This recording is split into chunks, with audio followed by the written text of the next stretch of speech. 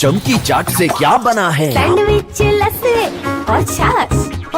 हर घूंट में चमकी चाट। अब बताओ स्वाद आया? आया। असली स्वाद सिर्फ चमकी चाट।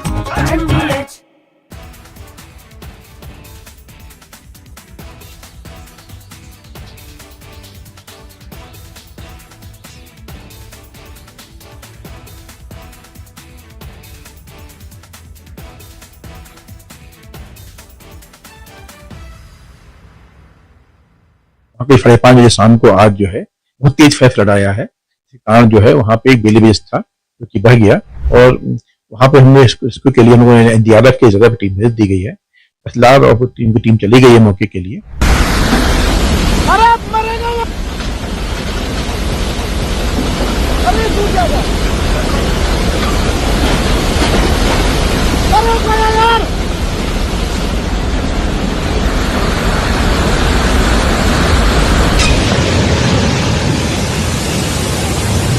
ये ब्रिज जाएगा, ब्रिज जाएगा।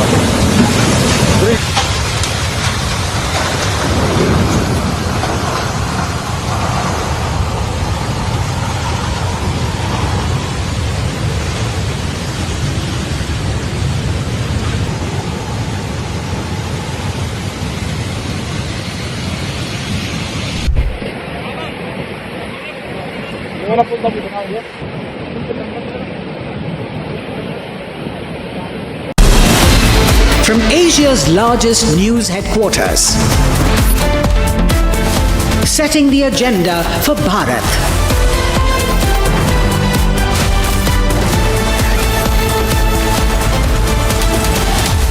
You're watching Republic.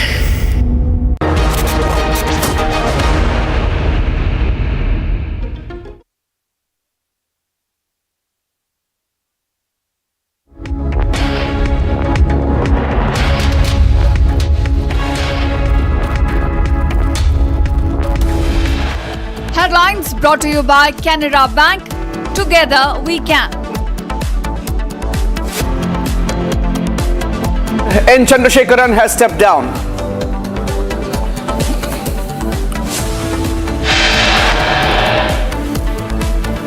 Air India continues to sink deeper. Details emerge of the pilot who was completely out of his senses on board on AI 2379.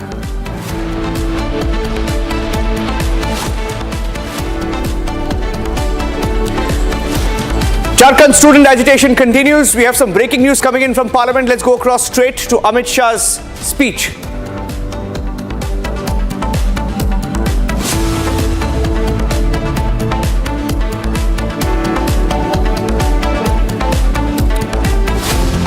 FCRA bill will go to JPC. All eyes on the debate in Parliament starting 3 p.m. today.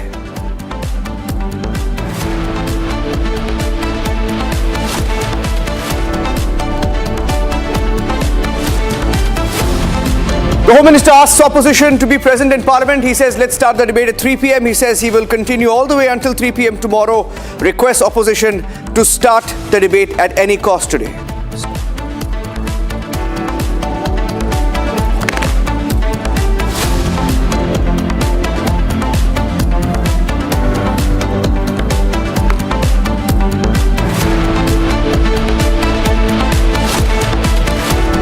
Cutting across straight to the Home Minister's statement, ladies and gentlemen. A few minutes back, we had Home Minister Amit Shah speak, request the opposition to just come to Parliament and debate. Here's the statement.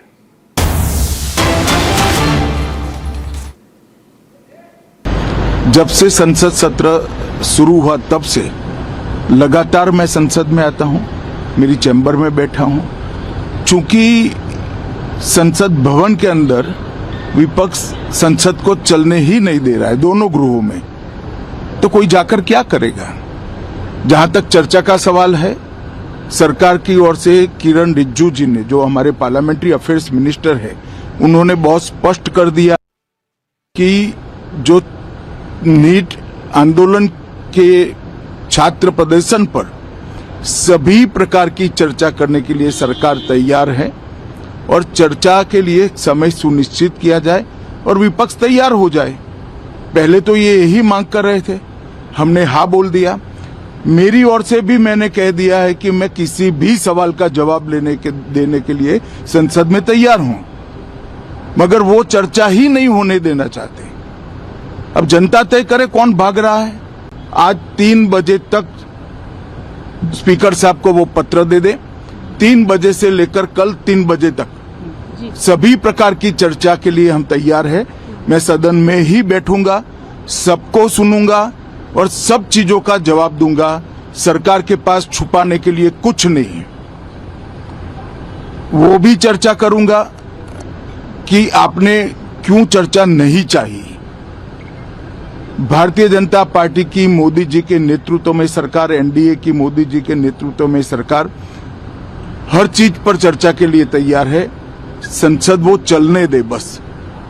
आज मैं चैनलों के माध्यम से इन विपक्ष को कहना चाहता हूं कि आप एक पत्र 2 बजे तक लिखकर दे दीजिए स्पीकर साहब को। 3 बजे से चर्चा चालू कर देंगे और कल 3 बजे मैं जवाब दे दूंगा सारी चीजों का। संसद में चर्चा करने के नियम बने हैं, तरीके बने हैं। अब मुझे कोई कहता है कि आप एक स्टेटमेंट दे दो, इतने गंभीर मसले पर इस तरह से चर्चा नहीं हो सकती है। शायद आपके पद्धति में होगा, मगर संसदीय पद्धति ये नहीं है। संसद में एट लेंथ चर्चा होती है। आज 3 बजे से देर रात तक, जब तक वो बैठे, और कल दोपहर 3 बजे तक हम तो क्वेश्चन आवर भी सस्पेंड करने के लिए तैयार है, अगर स्पीकर साहब अनुमति देते हैं तो। कल 3 बजे तक मैं चर्चा के लिए तैयार हूं। मैं खुद बैठूंगा, हर चीज लिखूंगा और हर चीज का जवाब दूंगा, जिससे देश की जनता के सामने सारी चीजें स्पष्ट हो जाए, दूध का दूध और पानी का पानी हो जाए। अब विपक्ष ने तय करना है कि उनको चर्चा करनी है या हंगामा करना है। जब से संसद सत्र शुरू हुआ तब से लगातार मैं संसद में आता हूं, मेरी चैम्बर में बैठा हूं।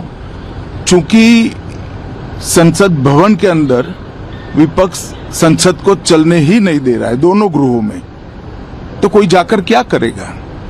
जहां तक चर्चा का सवाल है, सरकार की ओर से किरण रिजिजू जी ने, जो हमारे पार्लियामेंट्री अफेयर्स मिनिस्टर है, उन्होंने बहुत स्पष्ट कर दिया कि जो नीट आंदोलन के छात्र प्रदर्शन पर सभी प्रकार की चर्चा करने के लिए सरकार तैयार है और चर्चा के लिए समय सुनिश्चित किया जाए और विपक्ष तैयार हो जाए। पहले तो ये यही मांग कर रहे थे, हमने हाँ बोल दिया। मेरी ओर से भी मैंने कह दिया है कि मैं किसी भी सवाल का जवाब देने के लिए संसद में तैयार हूं, मगर वो चर्चा ही नहीं होने देना चाहते। अब जनता तय करे कौन भाग रहा है। आज 3 बजे तक स्पीकर साहब को वो पत्र दे दे, 3 बजे से लेकर कल 3 बजे तक सभी प्रकार की चर्चा के लिए हम तैयार हैं। मैं सदन में ही बैठूंगा, सबको सुनूंगा और सब चीजों का जवाब दूंगा। सरकार के पास छुपाने के लिए कुछ नहीं है। वो भी चर्चा करूंगा कि आपने क्यों चर्चा नहीं चाहिए। भारतीय जनता पार्टी की मोदी जी के नेतृत्व में सरकार, एनडीए की मोदी जी के नेतृत्व में सरकार हर चीज पर चर्चा के लिए तैयार है। संसद वो चलने दे बस। आज मैं चैनलों के माध्यम से इन विपक्ष को कहना चाहता हूं कि आप एक पत्र 2 बजे तक लिखकर दे दीजिए स्पीकर साहब को। 3 बजे से चर्चा चालू कर देंगे और कल 3 बजे मैं जवाब दे दूंगा सारी चीजों का। संसद में चर्चा करने के नियम बने हैं, तरीके बने हैं। अब मुझे कोई कहता है कि आप एक स्टेटमेंट दे दो, इतने गंभीर मसले पर इस तरह से चर्चा नहीं हो सकती है। शायद आपके पद्धति में होगा, मगर संसदीय पद्धति ये नहीं है। संसद में एट लेंथ चर्चा होती है। आज 3 बजे से देर रात तक, जब तक वो बैठे, और कल दोपहर 3 बजे तक हम तो क्वेश्चन आवर भी सस्पेंड करने के लिए तैयार है, अगर स्पीकर साहब अनुमति देते हैं तो। कल 3 बजे तक मैं चर्चा के लिए तैयार हूं। मैं खुद बैठूंगा, हर चीज लिखूंगा और हर चीज का जवाब दूंगा, जिससे देश की जनता के सामने सारी चीजें स्पष्ट हो जाए, दूध का दूध और पानी का पानी हो जाए। अब विपक्ष ने तय करना है कि उनको चर्चा करनी है या हंगामा करना है। So it's clear, ladies and gentlemen, he says, let the country know who is really running away from the debate. We've had no debate. The FCRA bill was stalled. It's now gone to the JPC. They asked for Amit Shah to speak in Parliament. Amit Shah says he's ready. Amit Shah says, let's start at 3 p.m. But the opposition is still in no mood to start debating in Parliament. Let me go across to Chandrakala to get a sense of the mood of the opposition, because it's clear, Chandrakala, that they've been attempting to stall any debate in both houses, right? Now, what's been the mood this morning? Because for the last 2 days, the government has been saying that Amit Shah will speak. He's ready to debate, but will they allow the debate starting 3 p.m.? Yes, absolutely. This discussion was to happen yesterday, and then once again the opposition has stalled the parliament. We are now looking at Union Home Minister Amit Shah himself speaking to media, clearing that they are ready to discuss at 3 p.m. today. Now we know that Lok Sabha has been adjourned till 2 p.m. Of course, now what he is saying that the opposition must not be running from this. He has again made it clear that he is ready to speak at 3 p.m. today for a discussion on all aspects related to the student protest, and he will be himself sitting in the house. He will listen to everyone and respond to each and every point. The government has, he has made it clear that the government has nothing to hide. He'll even discuss why they did not want the discussion to happen. He has given a detailed response to media where he's saying that he has mentioned about the language, the kind of language which was being heard in the parliament is very unfortunate. He has been coming to parliament regularly since the session began, and of course he was supposed to respond to each and every question pertaining to the student protest yesterday, but once again the opposition continued to create ruckus. The deadlock still continues in the parliament, and also the fact that the FCRA bill, we know that the opposition has been criticizing the FCRA bill. Of course, we know that the government of India has proposed to send the FCRA bill to the Joint Parliamentary Committee, but we know that Congress and TMC has opposed to this proposal, which is very clear that they are not ready to take up any kind of discussion. In fact, the fact that the NEET protest that has happened is they are not ready to face any kind of reality or the facts that the Union Home Minister Amit Shah is supposed to give in the Parliament. He has once again urged the opposition to debate, to discuss, and listen to each and every detail that he has to present in the parliament. But yes, I think the opposition is not ready for any kind of discussion. And in fact, we have seen the Union Parliamentary Affairs Minister Kiran Rijiju reiterating again and again that the government is ready to take up a discussion. But yet again, the opposition is adamant of the fact that. Thank you for that. Thank you for that. We'll wait for 3 p.m. Let's see if the opposition is ready to debate. So, ladies and gentlemen, all eyes on Parliament. Amit Shah has dared the opposition to begin the debate. The big headline this morning, outside of what's happening in the national capital, N. Chandrasekaran, the Tata Sons chairman, has stepped down. A big decision that came in this morning, and the impact of it is being felt in the markets this morning. We have the Republic Business team joining us live. Pranav, over to you and the Republic Business team to take us through this entire segment. Now it's going to hit Indian markets or impact Indian business. Well, absolutely, Niranjan. This is one of the biggest stories of the day. N. Chandrasekaran, who has been at the helm of Tata Sons for the past over a decade, has just put down his papers. And it's very important to read between the lines as to the letter that he has written. In the letter, he specifically mentions, let me just explain to our viewers how the process actually works. The Tata Trusts actually control the Tata Sons, which in turn controls the Tata Group companies. So the kind of control that Tata Sons exerts over the Tata Group companies is immense, and by virtue of that, it actually also has an impact on the benchmark indices and the Indian market. Now, N. Chandrasekaran actually was recommended for his continuation of his tenure by the Tata Trusts, but the nomination board, when it came to the board, the Tata Sons board, it actually, one of the members who we wish to not name right now, actually opposed the continuation of his tenure. Now, this is a first as far as Tata Sons is concerned, because the Tata Sons have a history of actually having a unanimity in their votes, and he has exactly cited this in his resignation letter. He has said that because there is no unanimous vote or there is no consensus, he has decided to step down. down. And he has also highlighted that there should be a successor selected and chosen very, very soon, because it's a large group that needs to have a leader at its helm. So we are waiting for what comes out of tomorrow's meeting, what comes out of the AGM that is slated to take place on August 18 is what everybody is now waiting for. Of course, as we speak, Tata Group stocks have already reacted. Massive drop in some stocks like the Tata Consultancy Services, which is down about 4%, and other stocks like Tata ELXSI, Tata Consumers, Trend are all down right now, and that's primarily because of N. Chandrasekaran's resignation. I think we're joined by one of our guests who will be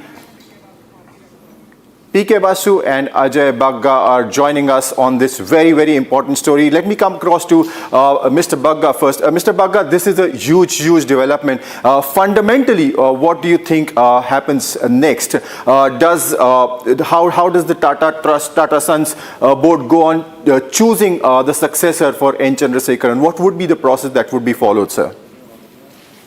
Yeah, see, there is normally a succession plan in place. Suppose, a chairman's plane crashes or accident happens or somebody dies of a health issue.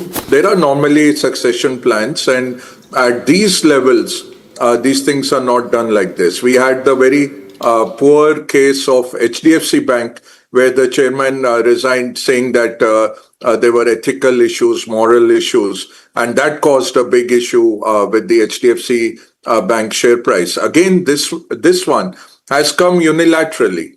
Ideally, a Tata Sons board meeting should have been held where, they should have formed a plan B that, okay, you want to go, that is fine. Your letter is being released to the media.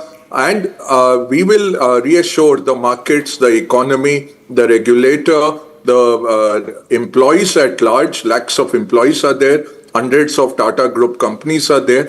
All that has been left in the lurch today with this unilateral letter. So this is not the way to do it. It is a PR disaster in that sense. I hope there will be a convening of an emergency board meeting and a successor. An interim successor would at least be announced. Good thing is Chandra is there in February, so there is a transition period. But you don't announce such things, and especially you don't make your letters public without giving the board a chance. I don't know if all that happened, but the result is our markets are down and the group shares are down. That is going to be just temporary. The fundamentals don't change. And definitely a professional manager is not in the league of a JRD or a Ratan Tata. So there will be other professional managers available. There is Noel Tata from the family available. So I'm sure there will be a succession plan, Pranav, and something will come by. Absolutely. In fact, as you rightly said, Mr. Bagga, it looks like a PR disaster at the moment. Mr. Basu, I want to come to you.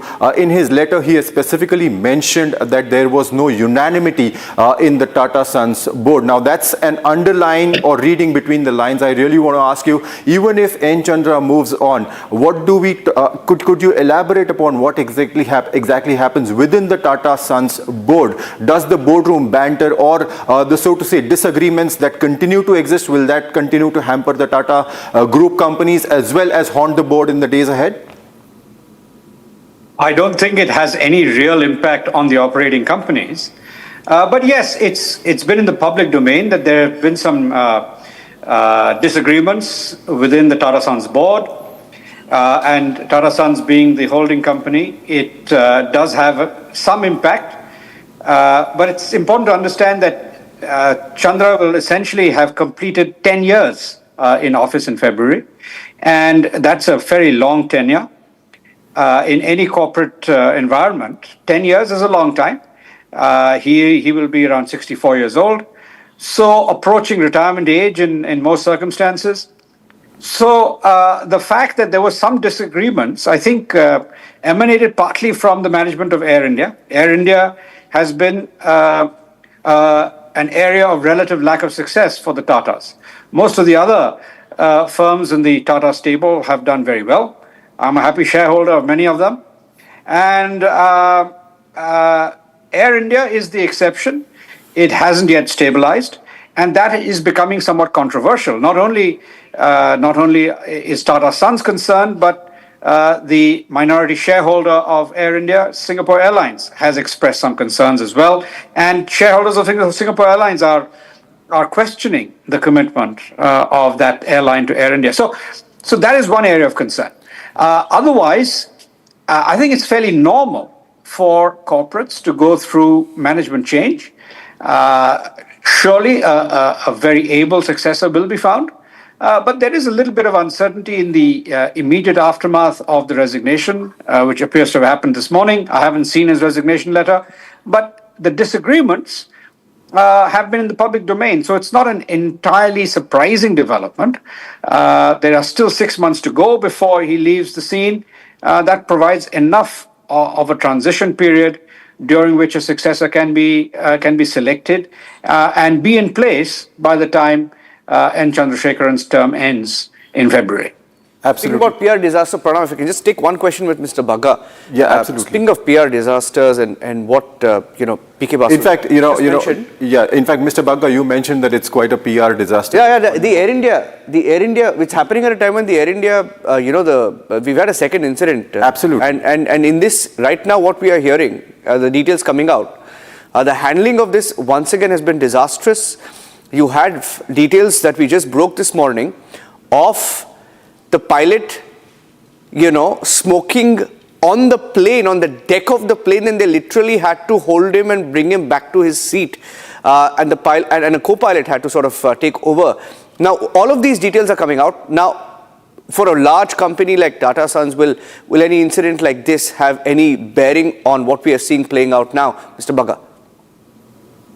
Well, you can't blame Chandra directly, Niranjan, but overall, yes, it raises a very big managerial issue. And if the leader wants to take responsibility for that, it's up to them. We have not seen that with the Ahmedabad crash. I think the handling was very poor, extremely poor. And again, this case of 13 passengers getting injured, and maybe the pilot was under the influence of some drugs. Now, it's also an issue of the regulator. These, airline issues, they get dragged along, and we know some of the regulators, how much influence they get by the airlines. So we don't really see, unlike in the US, where they would just ground a lot of things and cut down the flights, and punitive actions would be taken. Nothing gets done here. So hapless passengers, even last week I traveled on Air India. I wrote a big, feedback questionnaire to them about some extremely rude staff at Bombay airport while checking in. Nothing has come back. Nobody calls you. Nobody takes any action. And that is the horrible state of Air India. In fact, they brought Singapore Airlines quarterly profits into a loss. They are making so much losses that Singapore Airlines sat down, which is such a fine airline and very well run airline, owned by partly by the government of Singapore. Temasek and GIC are owning it, and they went into losses. So it is a horrible situation as far as Air India goes. And as passengers, because it's a duopoly, passengers have very little choice. That is the whole thing. Today we saw one emergency landing of the other private carrier happening in the morning. One engine failed. And this, Niranjan, they are talking that there were 13 warnings that the airplane was giving. There were hydraulic failures and whatnot coming through for over 70 minutes, which the pilots did nothing about. So this partial coming out of information, and the minister every time comes and says, oh, we really condemn it, airlines should shape up. You are the man who should make them shape up. What is your DGCA doing? Nobody takes any action, Niranjan. So it is in God's hands when you are flying with these airlines. I cannot resist but ask one more question to any one of you. Just throw it across to anyone who would want to just step in and answer. What happens to the Tata Sons IPO now? Because there has been so much buzz going around it. The RBI has already included Tata Sons in the list of upper layer NBFCs, and now we have one very important voice who has a say in that matter. We're seeing him go out. What happens to Tata Sons listing? Well, I think Tata Sons listing is probably going to be postponed. Obviously, when you don't have a leader in place, it's difficult to go ahead with a listing. The listing will eventually happen. There are obviously question marks over whether or not it should happen. There are disagreements between Noel Tata and Chandra and others. So those disagreements will need to be sorted out before there can be a listing. The important thing, though, is that the group as a whole, I think, is in good hands. There are professional managers running each of the entities, and I think it's quite telling that TCS is the one that has seen the biggest hit in terms of share price today, because that was the firm that Chandra himself ran very successfully for a long time. It was the cash cow of the Tata Group. I think he has, over his 9.5 year term, done quite a bit to improve profitability across the board. If you look at the demerger of Tata Commercial Vehicles, that was very successfully done.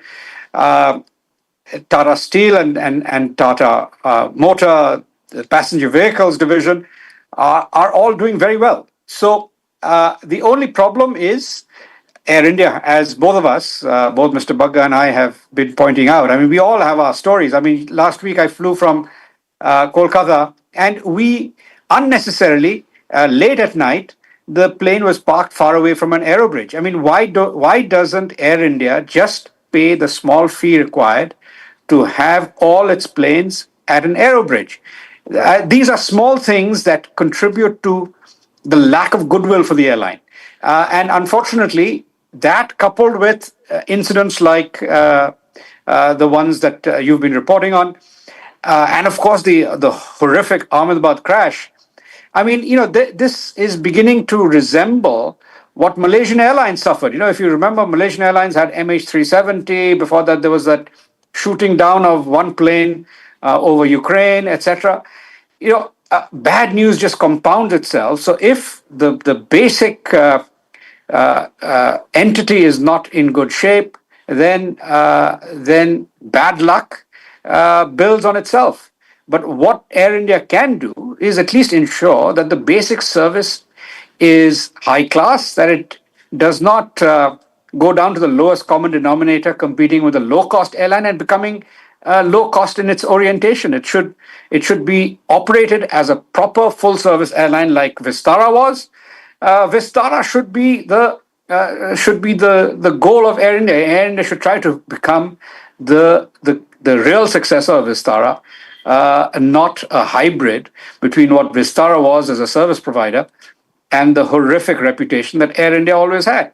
So that, I think, Air India is a big drag on the group, and including on the reputation of Chandra, who of course is ultimately responsible for all the group entities. Well, absolutely. Mr. Bagga, Mr. Vasu, thank you very much for joining us. That's a big story as far as the business world is concerned. Over to you, Niranjan. That's it from Republic Business for today morning. Thank you, gentlemen, for joining us. Taking a break, back with the big headlines and the breaking story from Parliament. We've had a development and we're expecting some fireworks starting 3 p.m. Stay tuned.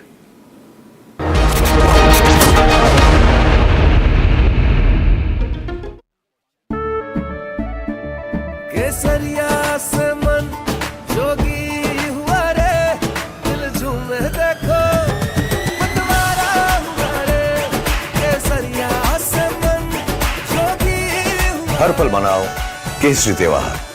विमल, बोलो जुबान केसरी।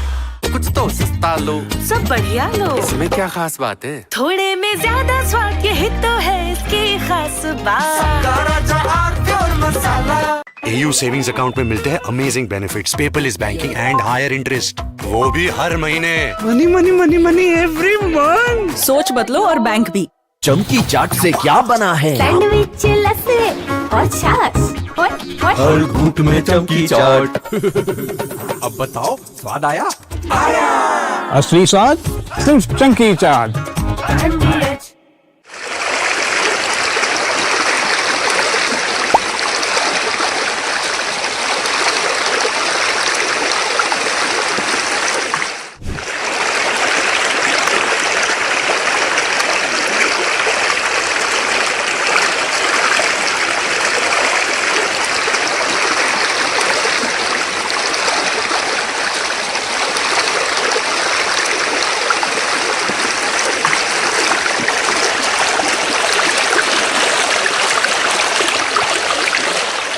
सारा असम का स्थिति बहुत खराब है। नाजिरा, शिवसागर, सरायदेव, मंगलदोई, जागीरोड, उसका बाद खुमताई में भी 4-5 दिन से वो धनसिरी जो रिवर है वो बढ़ गया है और इसीलिए बहुत गांव में पानी घुस के आदमी को रिलीफ कैंप में रहना पड़ा है। जो सरकार ने रिलीफ कैंप बनाया है उसमें लोग बैठा है और बहुत बुरी हाल हो गया है। Devastating flood which caused affected 1,66,000 people over Jorhat district in 304 villages. Casualty number is 9. Number of relief camps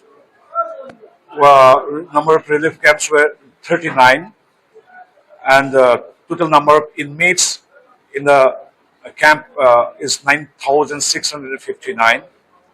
So more than 17,000 animals washed away, and the total affected numbers of animal 1,18,000. So the flood situation of Jorhat district of Upper Assam is now under control. The water level is receding with the constant support of central government.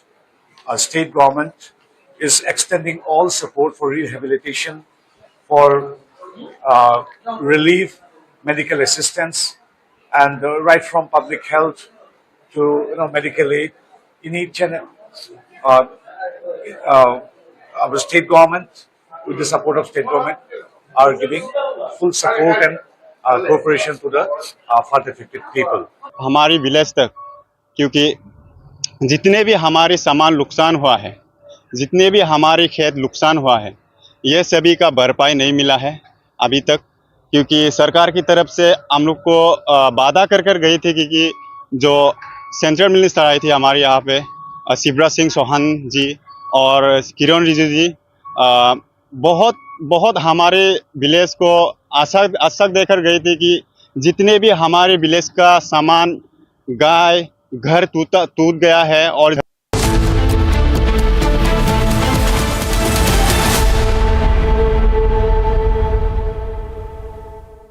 brought to you by Canara Bank. Together we can.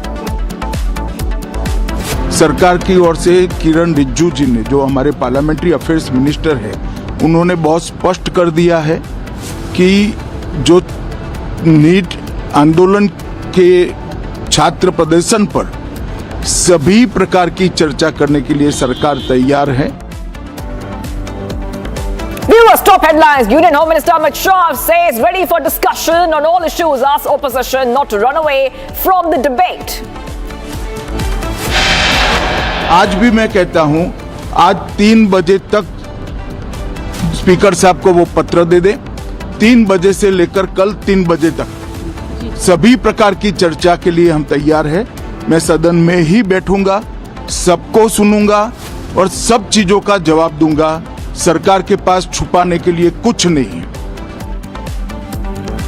Amit Shah says ready for discussion from 3 p.m. today to tomorrow 3 p.m. Says will sit inside the parliament and listen to each speaker.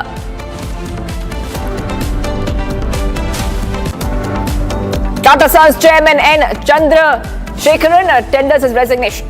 Will not seek re-appointment. Air India in massive trouble. Air India pilot behavior reports emerged that after 300 feet drop, sources say pilot acted under influence of substances.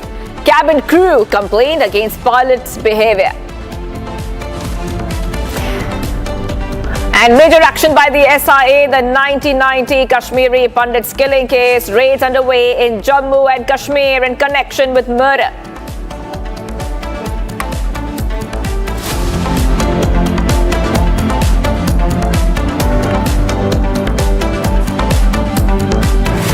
Viewers, a very good afternoon. We are live and breaking. I'm Shivangi Shukla getting you the latest. Big breaking news coming in. Kiran Rijiju has met Home Minister Amit Shah a short while back, viewers. And this is a huge update because As the monsoon session started again today, within minutes, both Lok Sabha and the Rajya Sabha were adjourned till 2 p.m.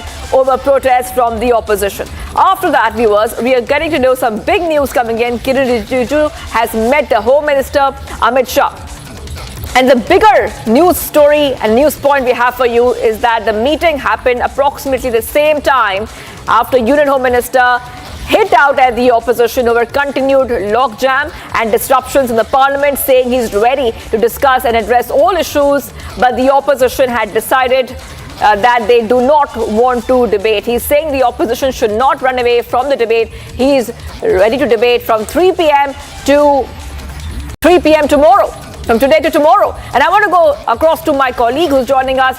Chandrakala is joining us. Chandrakala, I'm coming across to you right now. This is a huge big update coming in after Amit Shah in a first reaction said that he is ready for the debate with the opposition. That big reaction which came in, we understand that the Union Parliamentary Affairs Minister has met the Home Minister Amit Shah. What was the meeting all about, Chandrakala?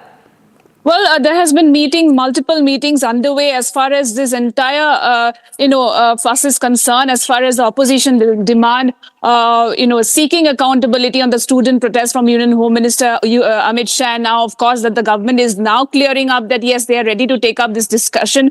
Now that, of course, we saw multiple meetings took place yesterday, and today, of course, the Union Home Minister and Kiran Rijiju has met. They have been discussing on this, strategizing as far as his response in the parliament is concerned. And also that we saw just a while back, Union Home Minister Amit Shah has spoken to the media and has made absolutely clear, urging the opposition to come in the parliament, listen to each and every point, and that the government is ready to clarify each and every point pertaining to the student protest. We have seen that the Union Home Minister has urged the opposition to not run away and listen to the facts and, and should be ready for any kind of debate or discussion. He has made it absolutely clear that, that the opposition must submit a letter to the speaker at 2 p.m. and after that, of course, he is ready to take up this discussion from 3 p.m. today till tomorrow. He will be sitting in the parliament himself and be discussing why the opposition is not ready for a discussion after they have been demanding for a discussion from the... That's right, Chandrakala. Chandrakala, I wanted to hold on for a second there. Chandrakala, I'm getting some more breaking news coming in because, like we were discussing a short while back, Union Home Minister has given his first reaction to the challenge that Rahul Gandhi had given Amit Shah. And he says he's ready to discuss all issues in Parliament, but accused the opposition of disrupting proceedings and preventing the House from functioning. His remarks come as the opposition demanded a statement from the government on the students' protest over the NEET examination. Let's play out that big statement, viewers. जब से संसद सत्र शुरू हुआ तब से लगातार मैं संसद में आता हूं, मेरी चैम्बर में बैठा हूं। चूंकि संसद भवन के अंदर विपक्ष संसद को चलने ही नहीं दे रहा है, दोनों गृहों में, तो कोई जाकर क्या करेगा? जहां तक चर्चा का सवाल है, सरकार की ओर से किरण रिजिजू जी ने, जो हमारे पार्लियामेंट्री अफेयर्स मिनिस्टर है, उन्होंने बहुत स्पष्ट कर दिया कि जो नीट आंदोलन के छात्र प्रदर्शन पर सभी प्रकार की चर्चा करने के लिए सरकार तैयार है और चर्चा के लिए समय सुनिश्चित किया जाए और विपक्ष तैयार हो जाए। पहले तो ये यही मांग कर रहे थे, हमने हाँ बोल दिया। मेरी ओर से भी मैंने कह दिया है कि मैं किसी भी सवाल का जवाब देने के लिए संसद में तैयार हूं, मगर वो चर्चा ही नहीं होने देना चाहते। अब जनता तय करे कौन भाग रहा है। आज 3 बजे तक स्पीकर साहब को वो पत्र दे दे, 3 बजे से लेकर कल 3 बजे तक सभी प्रकार की चर्चा के लिए हम तैयार हैं। मैं सदन में ही बैठूंगा, सबको सुनूंगा और सब चीजों का जवाब दूंगा। सरकार के पास छुपाने के लिए कुछ नहीं है। वो भी चर्चा करूंगा कि आपने क्यों चर्चा नहीं चाहिए। भारतीय जनता पार्टी की मोदी जी के नेतृत्व में सरकार, एनडीए की मोदी जी के नेतृत्व में सरकार हर चीज पर चर्चा के लिए तैयार है। संसद वो चलने दे बस। आज मैं चैनलों के माध्यम से इन विपक्ष को कहना चाहता हूं कि आप एक पत्र 2 बजे तक लिख कर दे दीजिए स्पीकर साहब को। 3 बजे से चर्चा चालू कर देंगे और कल 3 बजे मैं जवाब दे दूंगा सारी चीजों का। संसद में चर्चा करने के नियम बने हैं, तरीके बने हैं। अब मुझे कोई कहता है कि आप एक स्टेटमेंट दे दो, इतने गंभीर मसले पर इस तरह से चर्चा नहीं हो सकती है। शायद आपके पद्धति में होगा, मगर संसदीय पद्धति ये नहीं है। संसद में एट लेंथ चर्चा होती है। आज 3 बजे से देर रात तक, जब तक वो बैठे, और कल दोपहर 3 बजे तक हम तो क्वेश्चन आवर भी सस्पेंड करने के लिए तैयार है, अगर स्पीकर साहब अनुमति देते हैं तो। कल 3 बजे तक मैं चर्चा के लिए तैयार हूं। मैं खुद बैठूंगा, हर चीज लिखूंगा और हर चीज का जवाब दूंगा, जिससे देश की जनता के सामने सारी चीजें स्पष्ट हो जाए, दूध का दूध और पानी का पानी हो जाए। अब विपक्ष ने तय करना है कि उनको चर्चा करनी है या हंगामा करना है। जब से संसद सत्र शुरू हुआ तब से लगातार मैं संसद में आता हूं, मेरी चैम्बर में बैठा हूं। चूंकि संसद भवन के अंदर विपक्ष संसद को चलने ही नहीं दे रहा है, दोनों गृहों में, तो कोई जाकर क्या करेगा। जहां तक चर्चा का सवाल है, सरकार की ओर से किरण रिजिजू जी ने, जो हमारे पार्लियामेंट्री अफेयर्स मिनिस्टर है, उन्होंने बहुत स्पष्ट कर दिया कि जो नीट आंदोलन के छात्र प्रदर्शन पर सभी प्रकार की चर्चा करने के लिए सरकार तैयार है और चर्चा के लिए समय सुनिश्चित किया जाए और विपक्ष तैयार हो जाए। पहले तो ये यही मांग कर रहे थे, हमने हाँ बोल दिया। मेरी ओर से भी मैंने कह दिया है कि मैं किसी भी सवाल का जवाब देने के लिए संसद में तैयार हूं, मगर वो चर्चा ही नहीं होने देना चाहते। अब जनता तय करे कौन भाग रहा है। आज 3 बजे तक स्पीकर साहब को वो पत्र दे दे। 3 बजे से लेकर कल 3 बजे तक सभी प्रकार की चर्चा के लिए हम तैयार हैं। मैं सदन में ही बैठूंगा, सबको सुनूंगा और सब चीजों का जवाब दूंगा। सरकार के पास छुपाने के लिए कुछ नहीं है।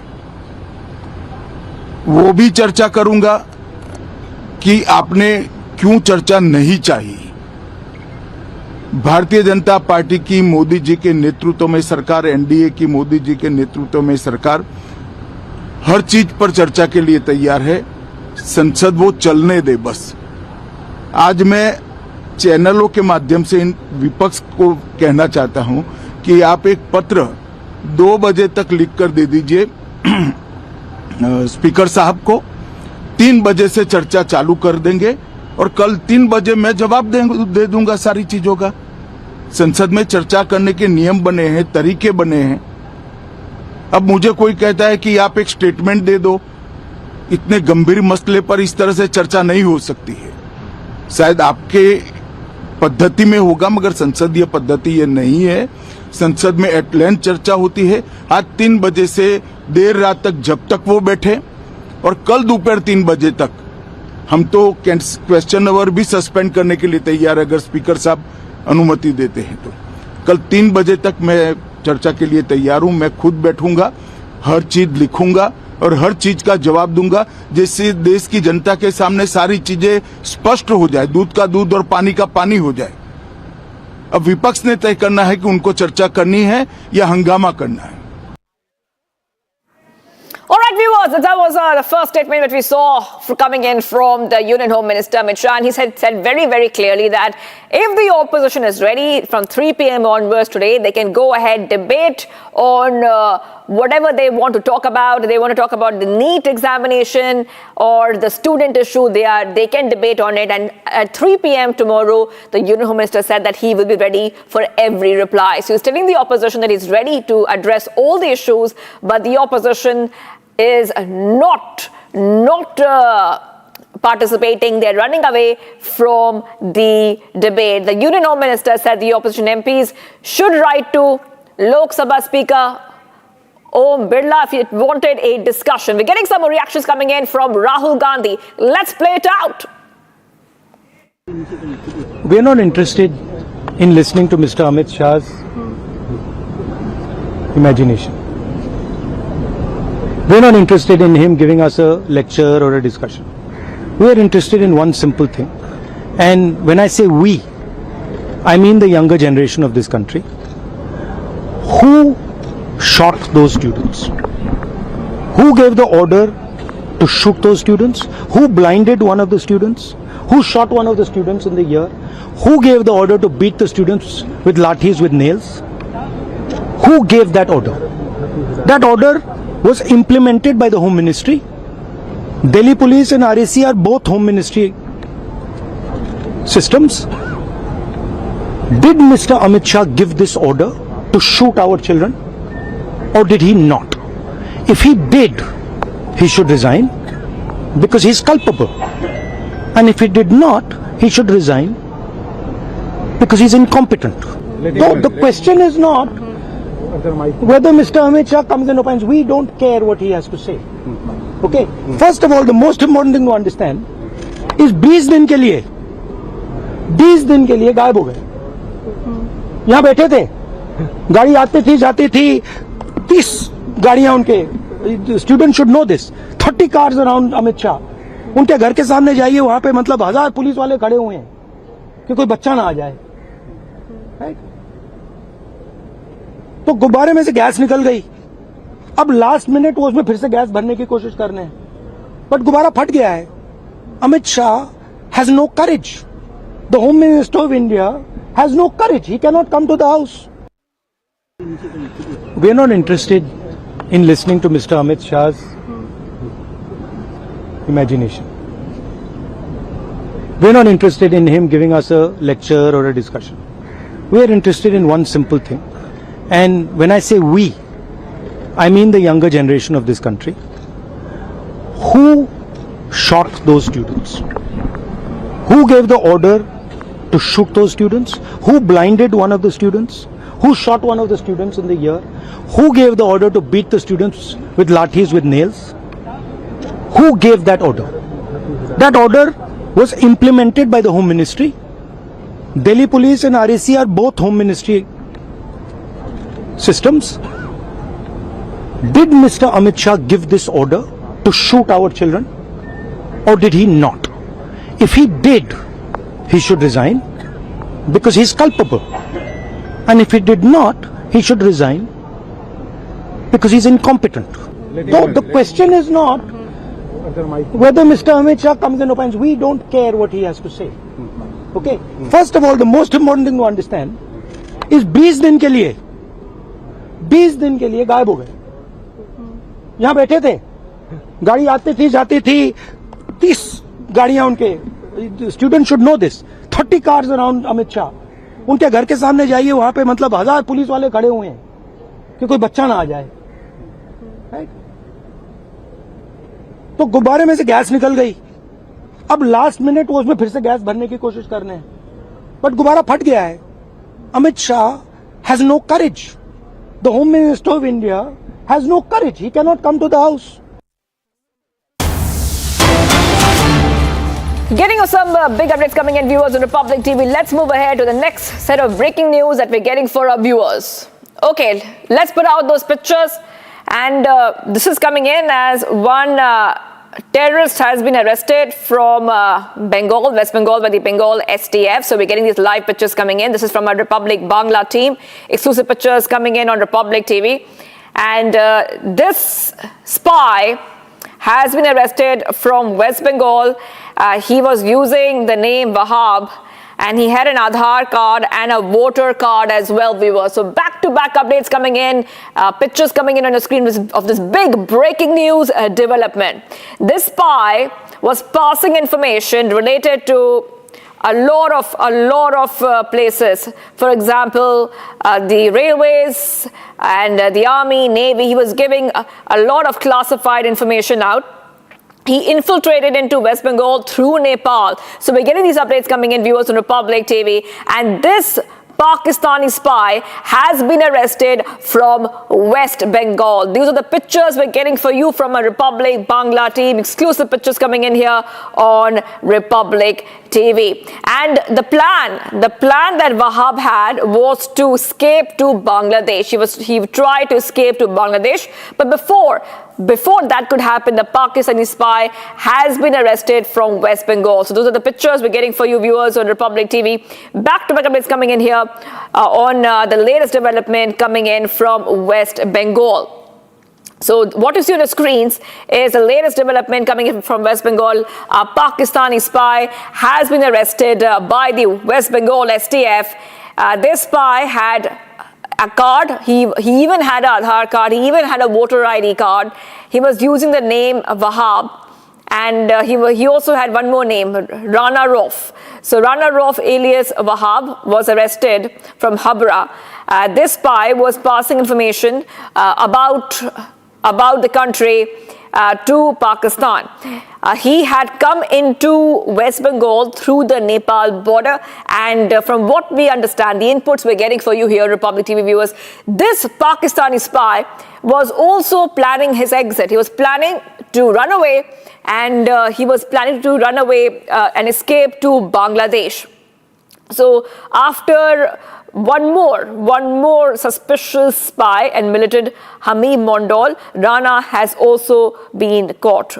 Rana alias Wahab has been caught from Habra, West Bengal. So we will keep getting our viewers all these updates coming in on Republic TV. And as we keep getting our viewers all the updates, let's tell you this is a big breaking news that we're getting for you from West Bengal, where one Pakistani spy has been arrested from Bengal, and like we told you that he also had with him, I repeat, he had with him a fake identity. So he was living in West Bengal and he was in disguise. He was using fake identity such as a fake Aadhaar card and a fake voter ID card to live here without of course being identified. But of course it looks like that he has been caught. Not just caught, he has been arrested by the West Bengal STF. So those are the pictures that we're getting for you. This spy was relaying information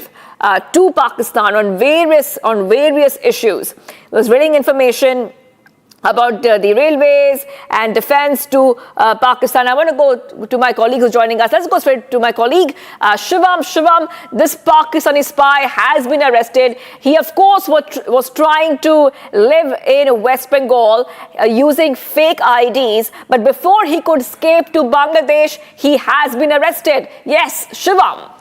Yeah, this is a significant development because this is the West Bengal's Special Task Force which has arrested this suspected Pakistani spy who has links with the ISI, that is the Inter-Services Intelligence, and he's accused of collecting sensitive information, especially related to the movement of army, the BSF, that is the Border Security Force, and also the movement of the railways also. So it's quite significant. Now, he has been identified as Rana Rauf, and he's a resident, as we are getting to know, of Faisalabad in Pakistan. Now, it is believed that he was directly recruited by the ISI. So this is a very big catch for our security agencies, and he had been operating in the country using fake documents, fake ID cards. That was also highlighted in one of the developments in this case. Now, Rauf was staying illegally previously in Nepal since 2012, and then he entered illegally in India, and he was now planning to move towards Bangladesh. So that's what we are getting to know. But he was apprehended. He was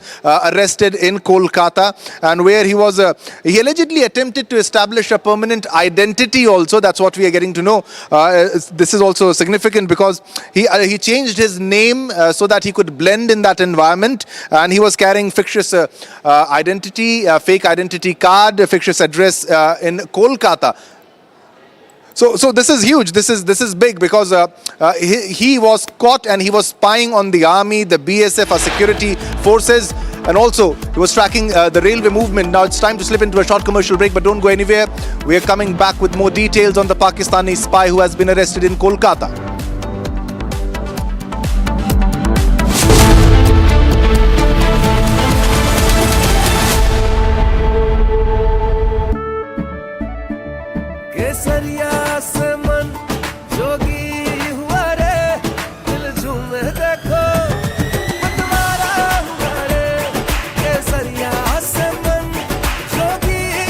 हर पल मनाओ केसरी त्योहार। विमल, बोलो जुबान केसरी। चमकी चाट से क्या बना है? सैंडविच, लस्सी और छाछ।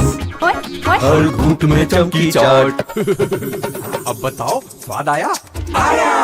असली स्वाद सिर्फ चंकी चाट।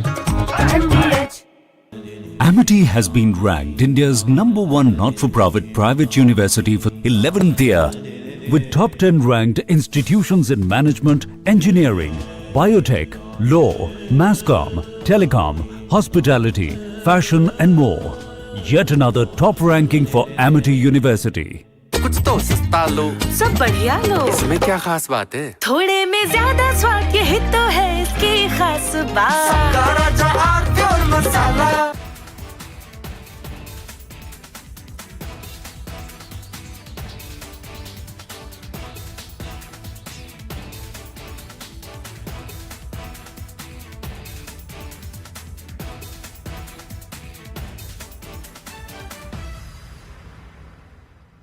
वहाँ पे 5:30 बजे शाम को आज जो है बहुत तेज फैसला आया है। इस कारण जो है वहाँ पे एक बेली था जो कि बह गया और वहाँ पे हमने इसको के लिए हम लोगों ने NDRF की जगह पे टीम भेज दी गई है।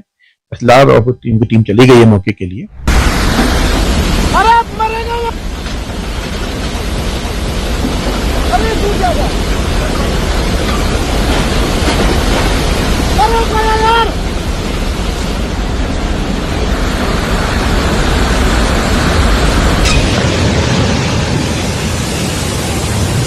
ये ब्रिज जाएगा, ब्रिज जाएगा।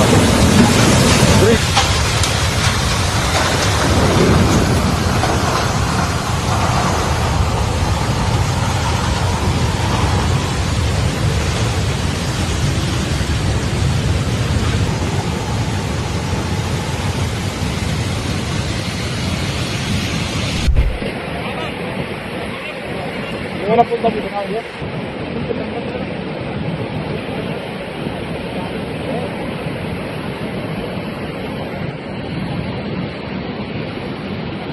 जिले के जोशीमठ तहसील में तमक नाला है पड़ता है, वहाँ पे 5:30 बजे शाम को आज जो है बहुत तेज फैसला आया है। इस कारण जो है वहाँ पे एक बेली था जो कि बह गया और BRO के अधिकारी और कर्मचारी वहाँ पे थे, आसपास ही थे, तो उसमें BRO की गाड़ी है, कैंपर था, वो ड्राइवर भी था, लापता हो गए हैं क्योंकि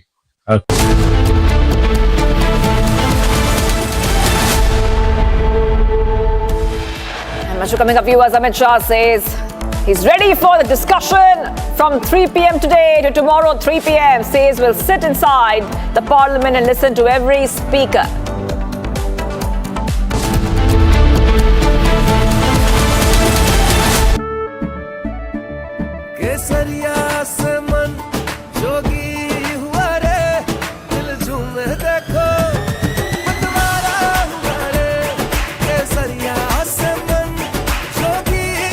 हर पल मनाओ केसरी त्योहार।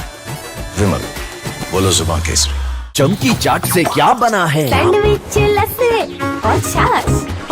हर घूंट में चमकी चाट।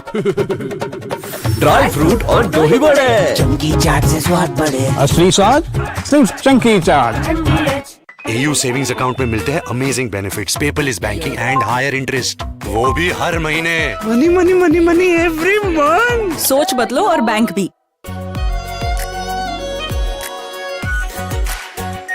Are pure shahi paneer masala, delicious, healthy everyday.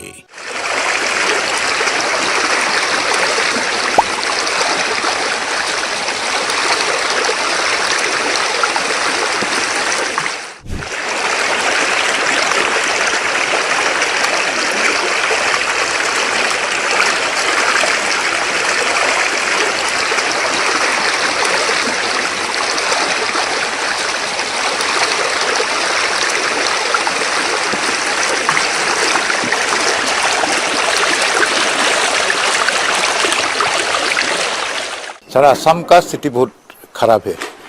Nazira, Shivsagar, Charaideo, Mangaldai, Jagiroad, उसका बाद खुमताई में भी 4-5 दिन से वो धनसिरी जो रिवर है वो बढ़ गया है और इसीलिए बहुत गांव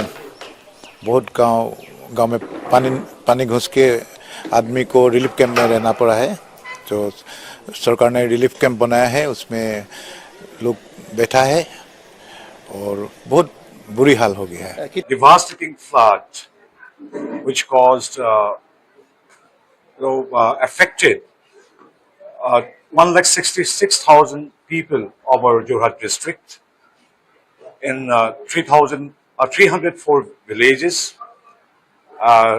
Casualty number is 9. Number of relief camps. From Asia's largest news headquarters, setting the agenda for Bharat.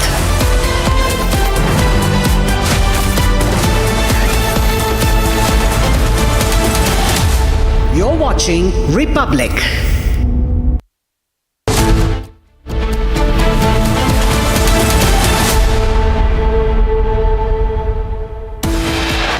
Headlines brought to you by Canara Bank. Together we can. सरकार की ओर से किरण रिजिजू जी ने, जो हमारे पार्लियामेंट्री अफेयर्स मिनिस्टर है, उन्होंने बहुत स्पष्ट कर दिया है कि जो नीट आंदोलन के छात्र प्रदर्शन पर सभी प्रकार की चर्चा करने के लिए सरकार तैयार है. Union Home Minister Amit Shah says ready for debate, discussion on all issues, asks opposition not to run away from the debate. आज भी मैं कहता हूं, आज 3 बजे तक स्पीकर साहब को वो पत्र दे दे. 3 बजे से लेकर कल 3 बजे तक सभी प्रकार की चर्चा के लिए हम तैयार हैं. मैं सदन में ही बैठूंगा, सबको सुनूंगा और सब चीजों का जवाब दूंगा. सरकार के पास छुपाने के लिए कुछ नहीं है. Amit Shah says ready for discussion from 3 p.m. today to tomorrow 3 p.m. That is for 24 hours. Says will sit inside Parliament, listen to each and every speaker. Tata Sons Chairman N. Chandrasekharan tenders his resignation. Says that will not seek reappointment. Air India in massive trouble. AI 2379 pilot behavior reports emerge after 300 feet drop. Sources say pilot acted under influence of psychoactive substances. Cabin crew complained against pilot behavior.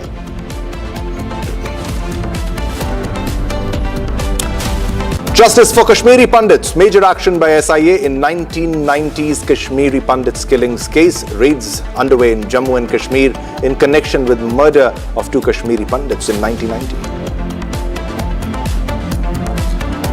And another Pakistani terrorist spy arrested from Bengal by Bengal STF. The terrorist spy had a fake Aadhaar card and voter card.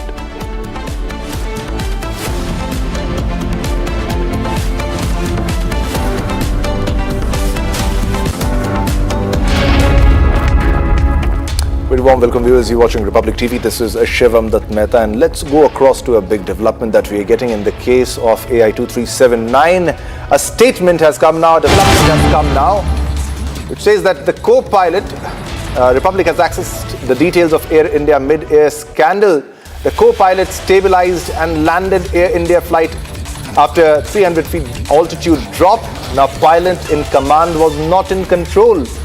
The pilot in command was allegedly not in control of himself during the Phuket-Delhi flight, with cabin crew raising concerns over his condition and behavior during the journey.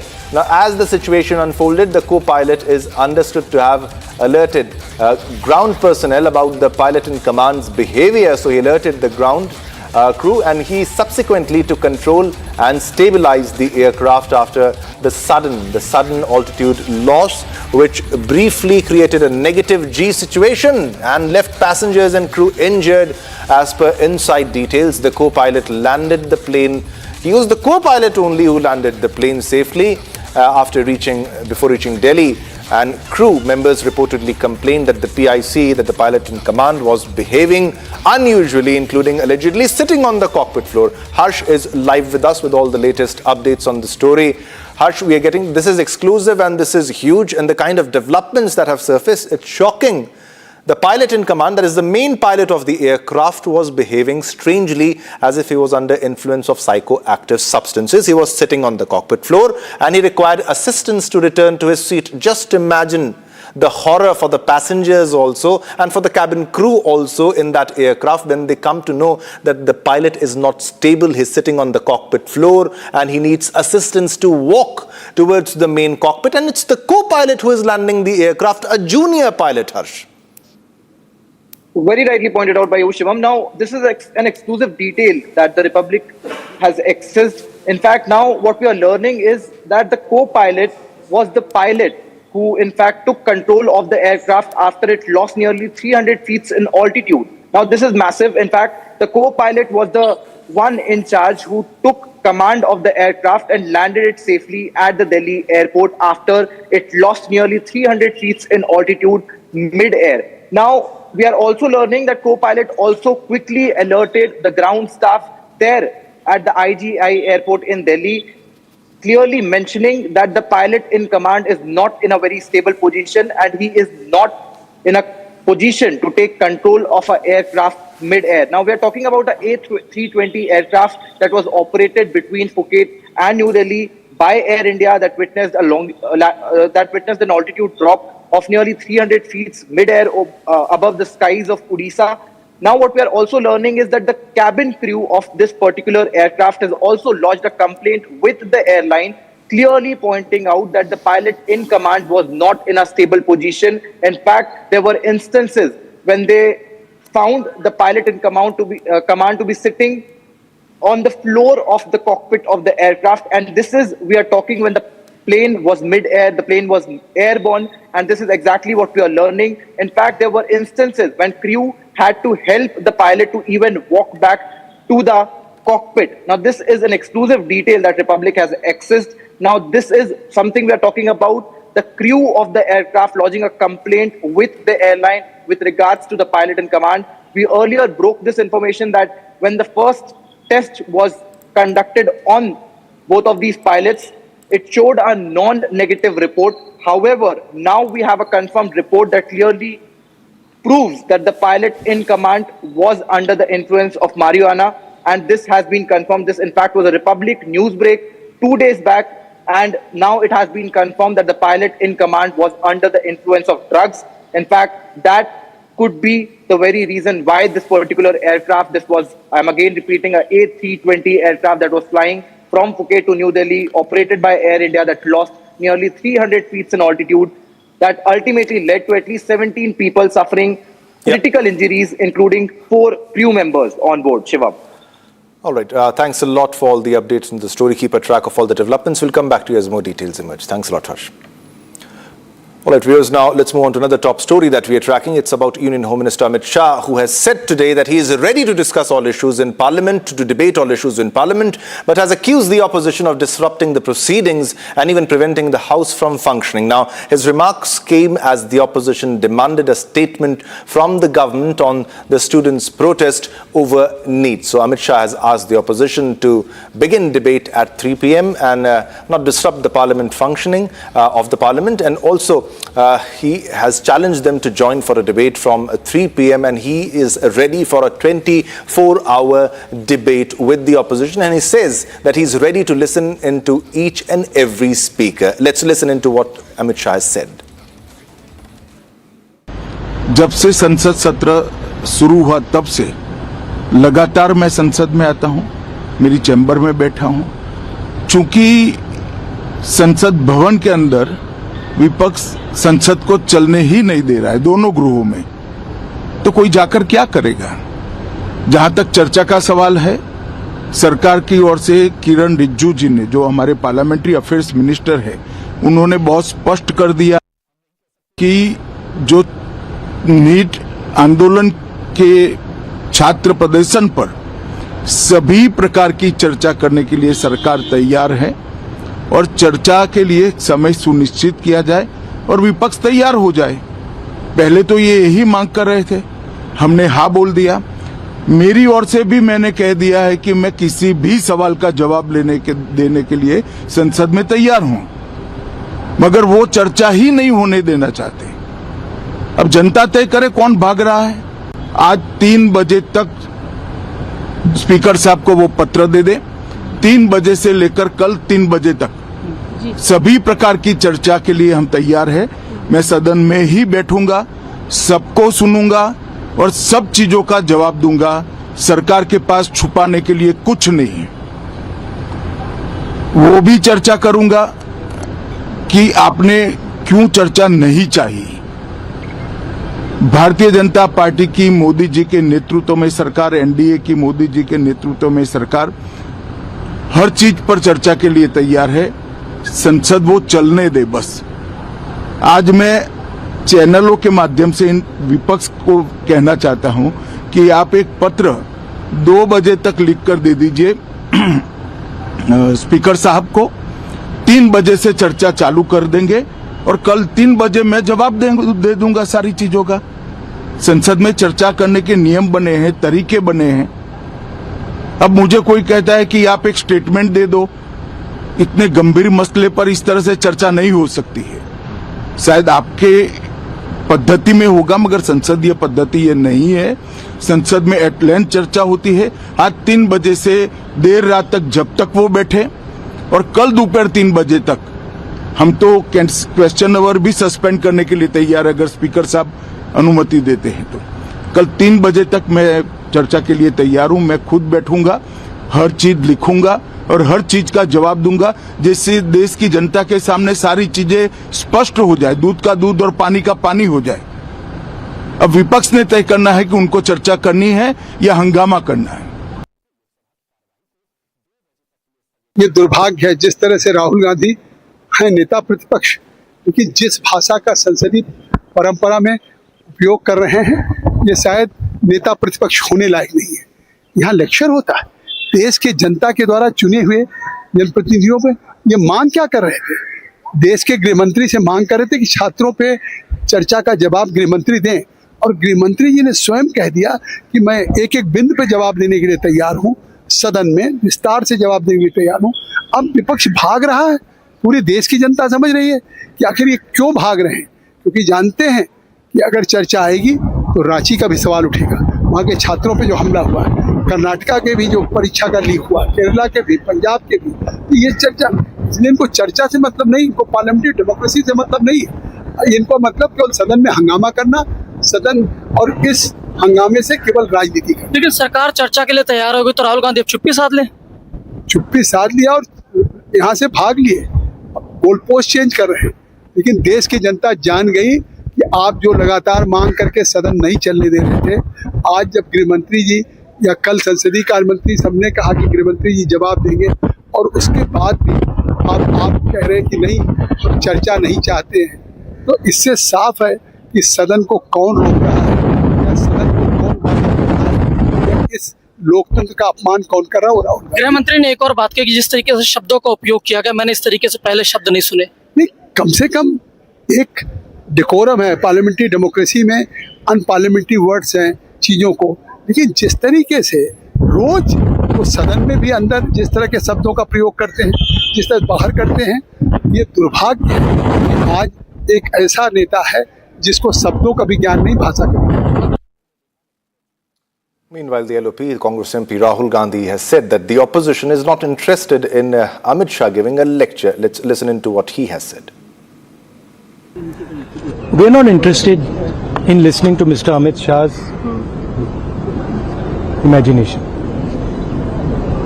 We're not interested in him giving us a lecture or a discussion. We're interested in one simple thing. And when I say we, I mean the younger generation of this country. Who shot those students? Who gave the order to shoot those students? Who blinded one of the students? Who shot one of the students in the ear? Who gave the order to beat the students with lathis, with nails? Who gave that order? That order was implemented by the Home Ministry. Delhi Police and RAC are both Home Ministry systems. Did Mr. Amit Shah give this order to shoot our children, or did he not? If he did, he should resign because he is culpable. And if he did not, he should resign because he's incompetent. So the question is not whether Mr. Amit Shah comes and opines. We don't care what he has to say. Okay? First of all, the most important thing to understand is 20 दिन के लिए गायब हो गए. यहाँ बैठे थे, गाड़ी आती थी जाती थी, 30 गाड़ियां उनके. Students should know this. 30 cars around Amit Shah. उनके घर के सामने जाइए, वहां पे मतलब 1000 पुलिस वाले खड़े हुए हैं कि कोई बच्चा ना आ जाए. Right? तो गुब्बारे में से गैस निकल गई. अब लास्ट मिनट वो उसमें फिर से गैस भरने की कोशिश कर रहे हैं, बट गुब्बारा फट गया है. Amit Shah has no courage. The Home Minister of India has no courage. He cannot come to the house. All right, let's go across to Chandrika, who has been tracking all the developments when it comes to the Parliament.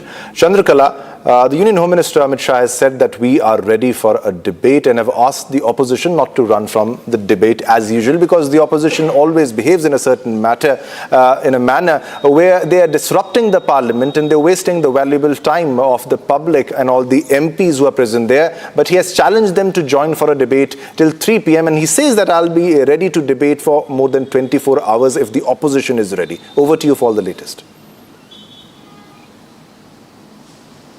Well, the fact is, repeated attempts has been made by the government, urging the opposition to come to the Parliament and listen to what the Union Home Minister Amit Shah has to say. Now, of course, we have seen the Union Home Minister Amit Shah has himself spoken to the media, clearing that the government is ready to take up this in the Parliament, respond to each and every question. The deadlock, which is all about. Of course, we know that the monsoon session is to be ending tomorrow, and but the deadlock still continues. There is no sign of thaw as far as this entire situation is concerned. Now that the Union Home Minister Amit Shah has made absolutely clear that he is ready to respond to each and every question, now that we have seen the kind of language coming in from the leader of opposition Rahul Gandhi, he has made this statement earlier saying that they are not ready, they are not here to listen to the fantasy statement coming in from the Home Minister, but he should be answerable as far as the police access to the student is concerned, and kind of the pellet guns used against the students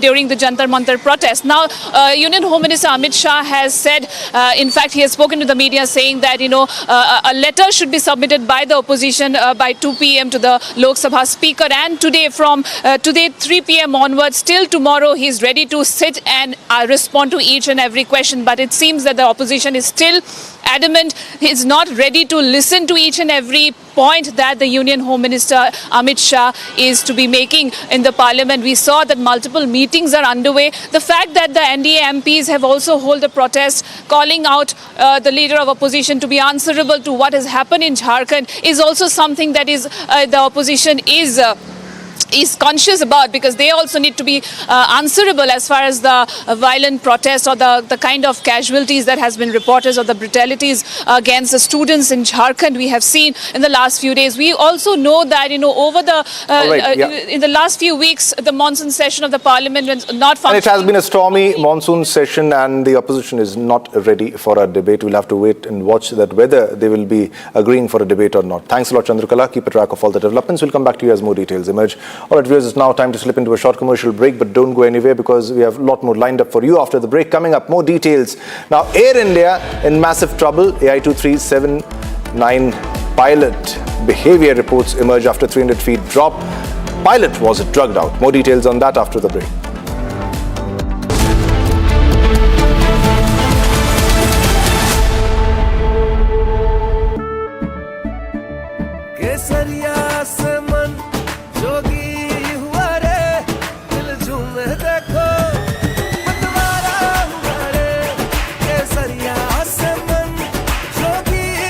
हर पल मनाओ केसरी त्योहार। विमल, बोलो जुबान केसरी। R pure सूजी pasta उबालो मिलाओ और खाओ 8 मिनट में तैयार। क्या टेस्ट है सबका राजा R pure masala. I wake up wearing someone else again. Don't let it slip.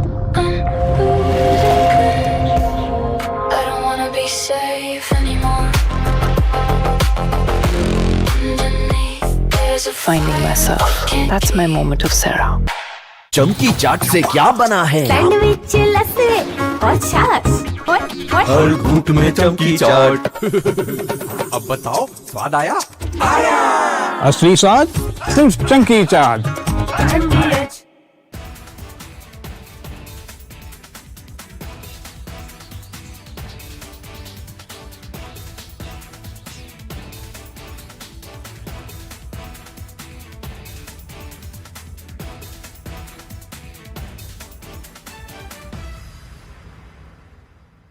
वहाँ पे 5:30 बजे शाम को आज जो है बहुत तेज फैसला आया है। कारण जो है वहाँ पे एक बेलीबेज था जो कि बह गया और वहाँ पे हमने इसको के लिए हम लोगों ने एनडीआरएफ की जगह पे टीम भेज दी गई है। फिलहाल और टीम चली गई है मौके के लिए।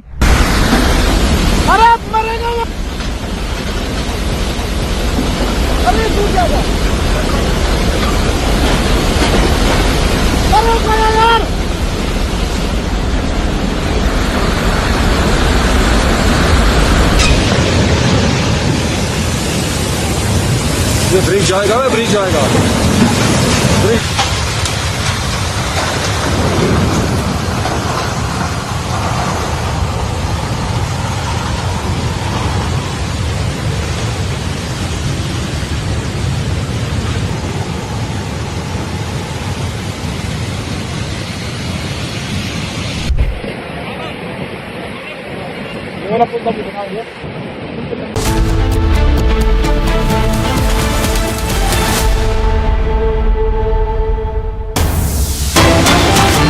Viewers, we're getting a big breaking news development right now. This is Indigo's statement after last night there was an engine failure in one of their aircrafts. Now Indigo statement over the left engine failure in Indigo flight 6E723, which was operating from Kolkata to Chennai on the night of August 11, 2026, which experienced a technical snag, they say, shortly before landing in Chennai, and following standard operating procedures, all relevant authorities were immediately informed. This is the statement of Indigo, and they went on to say that the pilots made a priority landing at the Chennai International Airport, and all customers, all passengers and crew safely disembarked the aircraft. The aircraft is currently undergoing necessary checks and maintenance and will resume operations after relevant clearances. And now they say that at Indigo, the safety of our consumers, of the customers and crew remains our top priority. The passenger safety remains a top priority.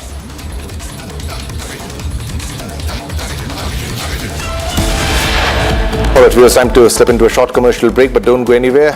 Big breaking news coming in after the break. Another Pakistan terrorist arrested from Bengal by Bengal STF. The terrorist had fake Aadhaar card, fake voter ID.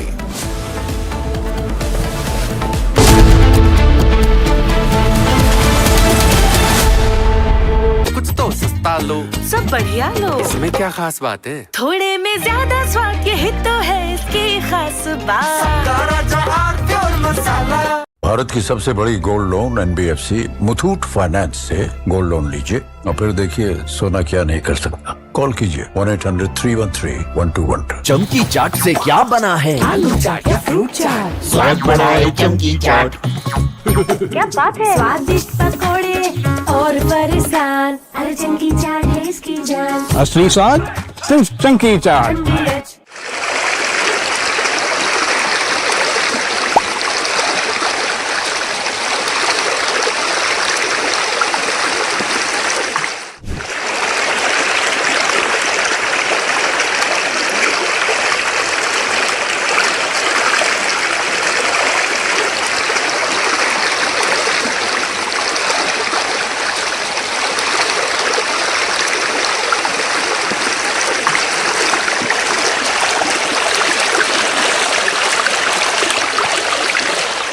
सारा असम का स्थिति बहुत खराब है। नाजिरा, शिवसागर, सरायदेव, मंगलदय, जागीरोड, उसका बाद खुमताई में भी 4-5 दिन से वो धनसिरी जो रिवर है वो बढ़ गया है और इसीलिए बहुत गांव में पानी घुस के आदमी को रिलीफ कैंप में रहना पड़ा है। जो सरकार ने रिलीफ कैंप बनाया है उसमें लोग बैठा है और बहुत बुरी हाल हो गया है। Devastating flood which caused affected 166,000 people of our Jorhat district in 304 villages. Casualty number is 9.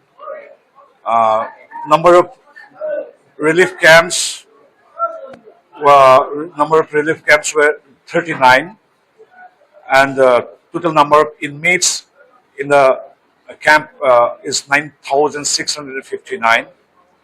So more than 17,000 animals washed away, and total affected numbers of animal 1,18,000.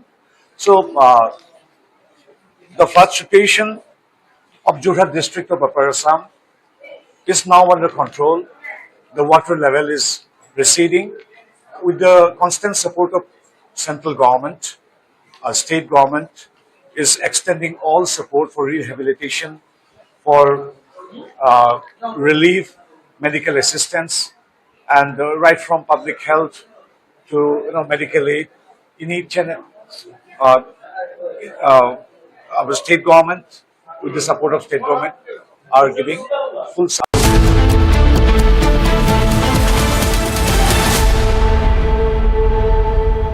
Welcome back, viewers. You're watching Republic TV. This is Shivam Dutt Mehta. Now let's go across to another big breaking news development that we're getting, and this is about a Pakistani spy who has been arrested, a terrorist who has been arrested by the Bengal STF in Kolkata in West Bengal. Now the spy had a fake Aadhaar card and a fake voter ID, and he was using the name Wahab. Now Rana Rauf alias Wahab was arrested from Habra.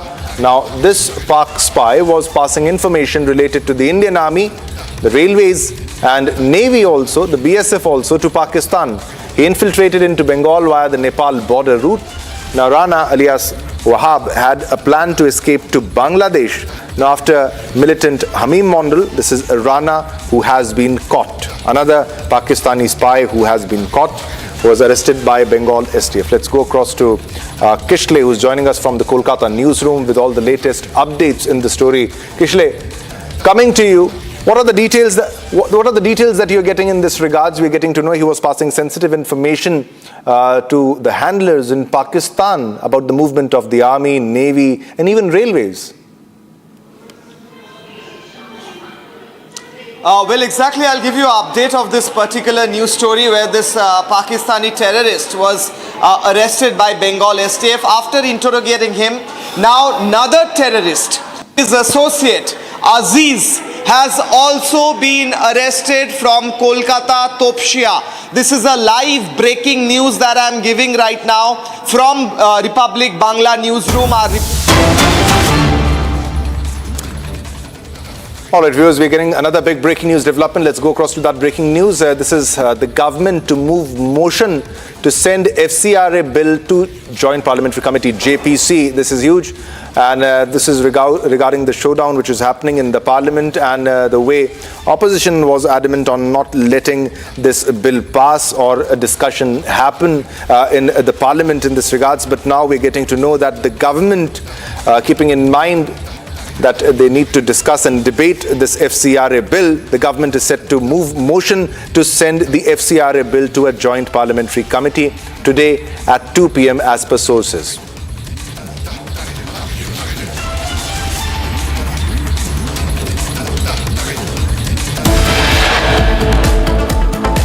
All right, it was time to slip into a short commercial break, but don't go anywhere. Coming up next, Union Home Minister Amit Shah says ready for debate on all issues, asks opposition not to run away from the debate.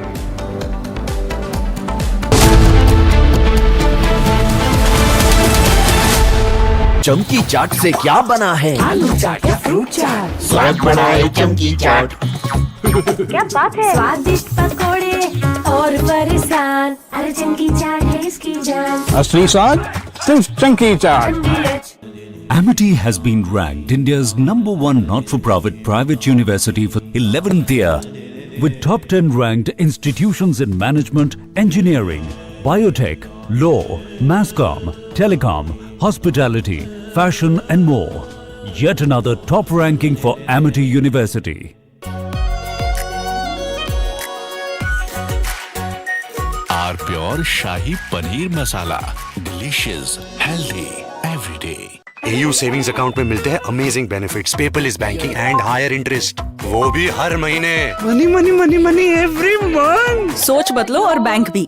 चमकी चाट से क्या बना है? Sandwich, लस्सी और छाछ। हर घूंट में चमकी चाट। ड्राई फ्रूट और दही बड़े। चमकी चाट से स्वाद बढ़े। असली स्वाद सिर्फ चंकी चाट।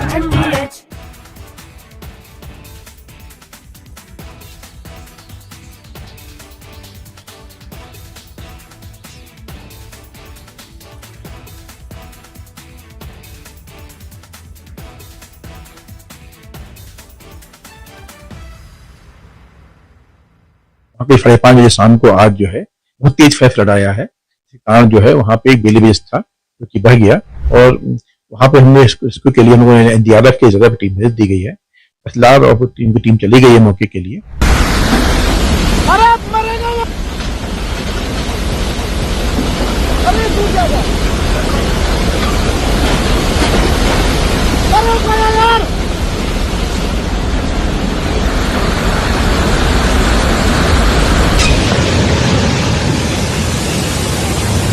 ये ब्रिज जाएगा।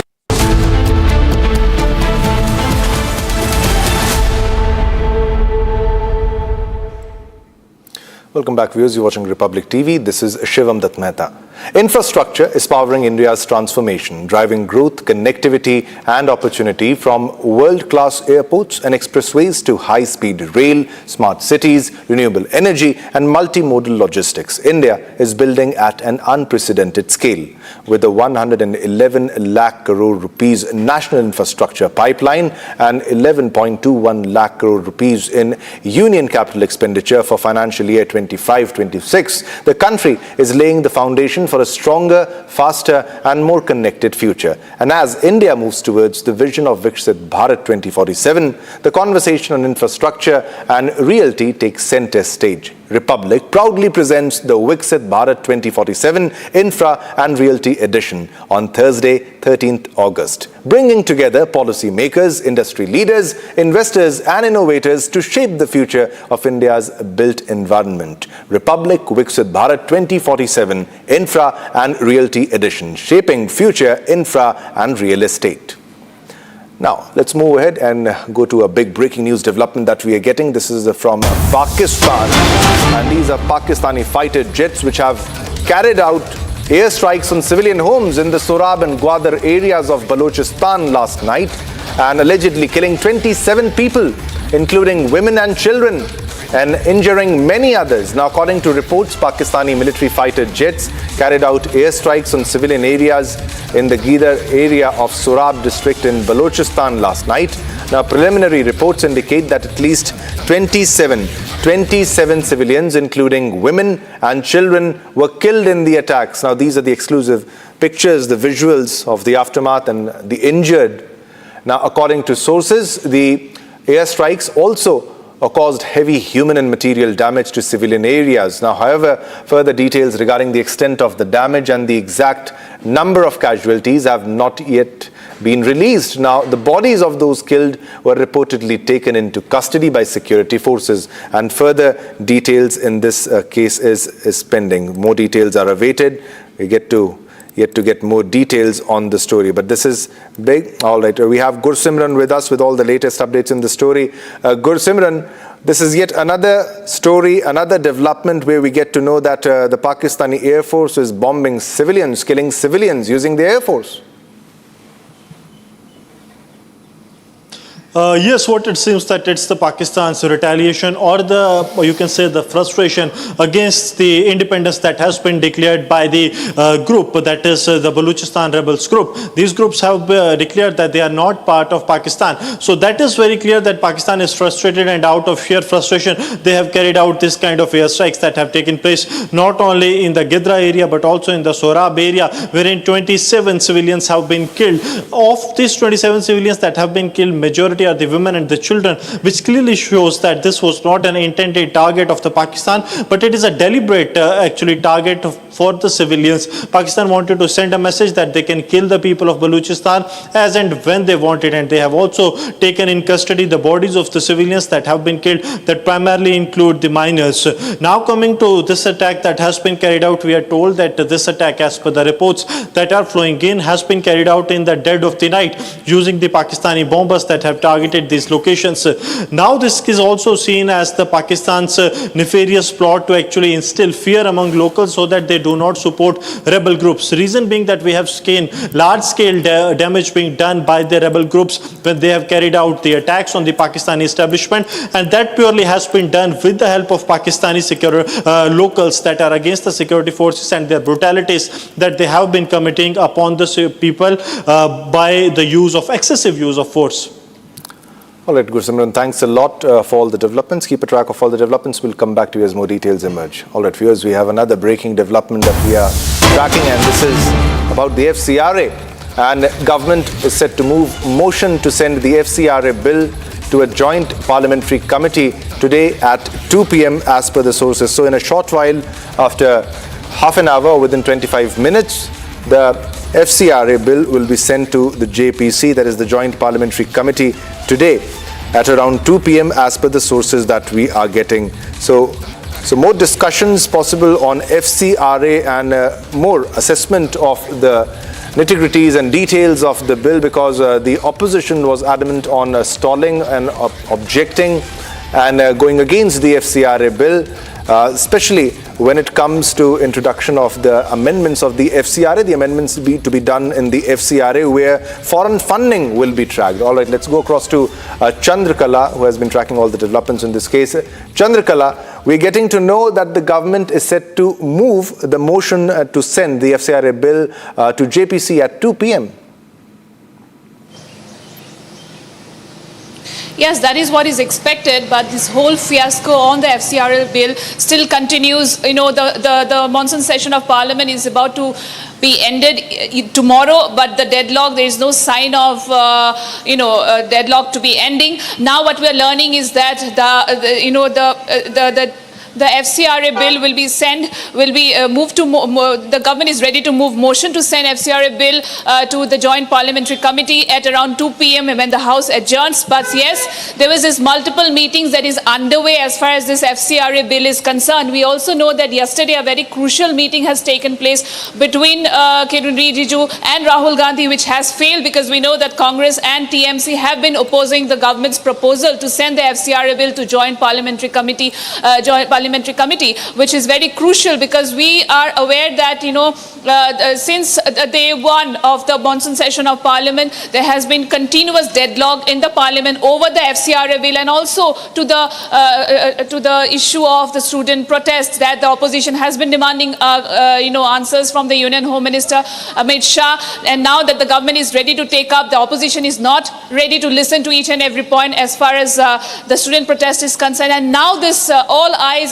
is on the FCRA bill, which is crucial at this moment because we know that we have also been exposing the entire nexus of the foreign funding that has been taking place. I think the Ministry of External Affairs has also cleared its stance. There have been constant criticism coming in from the US Republican lawmakers as far as the FCRA bill is concerned, because they think that this is a direct attack on the Christian minority groups. We are also aware that what is this FCRA bill is all about. It regulates the kind of funds and foreign funds that the NGO or the charitable trust or religious places receives and how it is being used. Now this particular FCRA bill, which is very crucial at this moment because this is very important given the usage of foreign funding in India is concerned. And now we have seen that opposition has argued as far as this law is concerned, this legislation is concerned, and now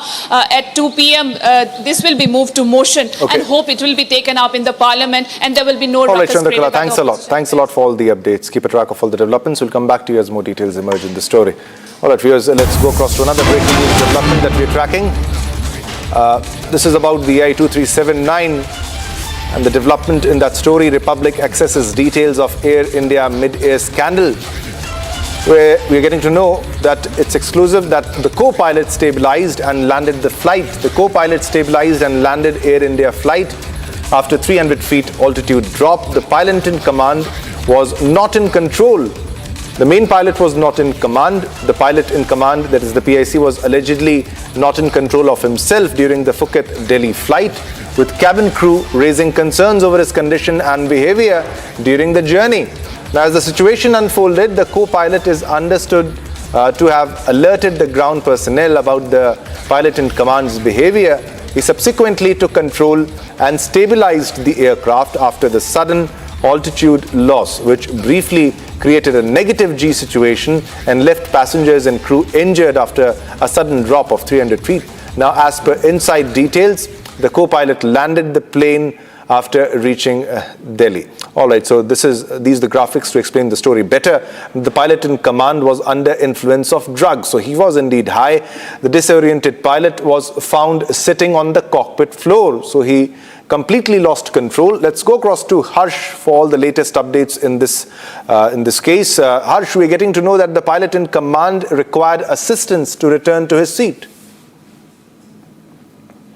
Right, Shivam, now very shocking details have emerged because it's now the cabin crew of the aircraft. We're talking about the Air India flight that was traveling all the way from Phuket to New Delhi. On the very day, we're talking about when the flight witnessed a massive altitude loss of nearly 300 feet mid-air. Now, what we are learning is that it was the co-pilot, not the pilot in command, who stabilized the plane after it lost altitude by nearly 300 feet, and subsequently he alerted the ground staff at the Delhi's IGI airport, clearly mentioning that the pilot in command is not in a position to take control of the aircraft, especially when it is mid-air and it is airborne. Now we are learning that he was the pilot that landed the airport safely at Delhi's IGI airport, where a psychoactive substance test was conducted on both of these pilots. However, at least one of these pilots' report showed a non-negative report, and that is exactly why a confirmatory test was conducted, and that is exactly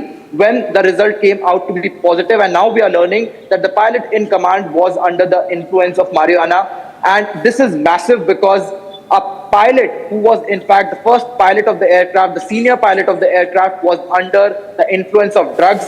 Now, the situation was so severe that the crew members, who have now in fact lodged a complaint with the airline, clearly citing that the pilot in command was not in the position to take control of the aircraft. They clearly have cited that there were instances when they found the pilot in command to be sitting on the floor of the cockpit. In fact, there were instances when the crew members had to help him to even go back to his seat. Now, this is a massive news break, because now this is coming from the crew members that were in fact on board of that aircraft that was traveling from Phuket to New Delhi on the very day, that lost nearly 300 feet in altitude. This is in fact an Airbus A320 that we are talking about. Now massive details have emerged. These are very shocking details, because we are learning that it was the co-pilot in fact who stabilized the plane and landed it safely at Delhi's IGI airport. Shiva. All right, thanks a lot. Thanks a lot for all the updates. Keep a track of all the developments. We'll come back to you as more details emerge. But this is shocking, the way details are surfacing that he was indeed high. All right, viewers, now it's time to slip into a short commercial break, but don't go anywhere. Coming up, more details of the showdown in the parliament, because Lok Sabha LOP Rahul Gandhi has said that the opposition is not interested in listening to Home Minister's lecture in parliament. That is, the opposition is not ready to debate.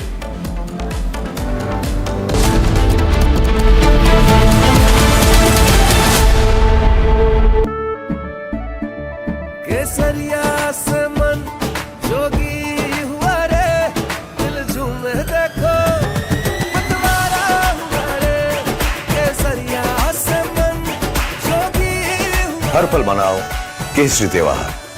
विमल, बोलो जुबान केसरी। चमकी चाट से क्या बना है? Sandwich, लस्सी और छाछ। हर घूंट में चमकी चाट। अब बताओ, स्वाद आया? आया। असली स्वाद सिर्फ चमकी चाट। रानी, इस घर में कुछ है जो टूटता नहीं। ये पिलर कभी नहीं टूटेगा। रुंगटा स्टील TMT से बना। रुंगटा नहीं तो घर स्ट्रॉन्ग नहीं, रुंगटा स्टील टीएम की बात एकदम सॉलिड।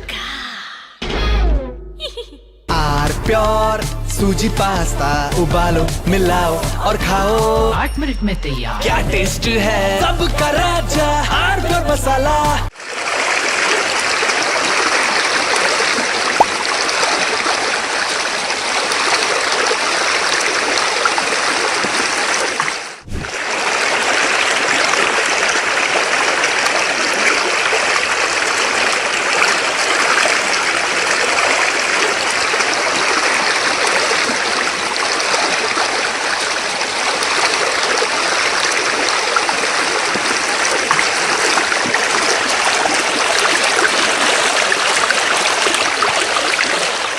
सारा असम का स्थिति बहुत खराब है।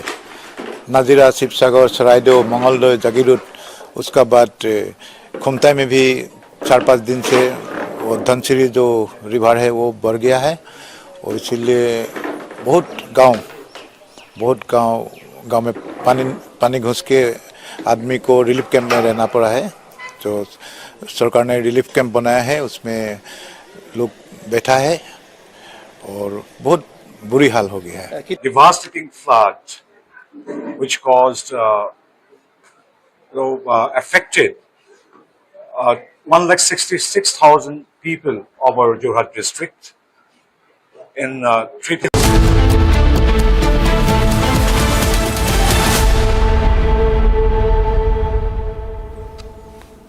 Welcome back, viewers. You're watching Republic TV. This is Shivam Dutt Mehta. Now let's move on to another top story that we are tracking. A major panic unfolded on board a Delhi to Pune SpiceJet flight after passengers allegedly faced breathing difficulties due to a technical issue just before takeoff. The passengers claim that when they raised the alarm, the cabin crew and pilot allegedly misbehaved with them and asked them to remain seated. One of the passengers even alleged that a SpiceJet manager brought in gunmen to silence them. The passengers have now demanded strict action, alleging serious negligence by the airline. Take a look.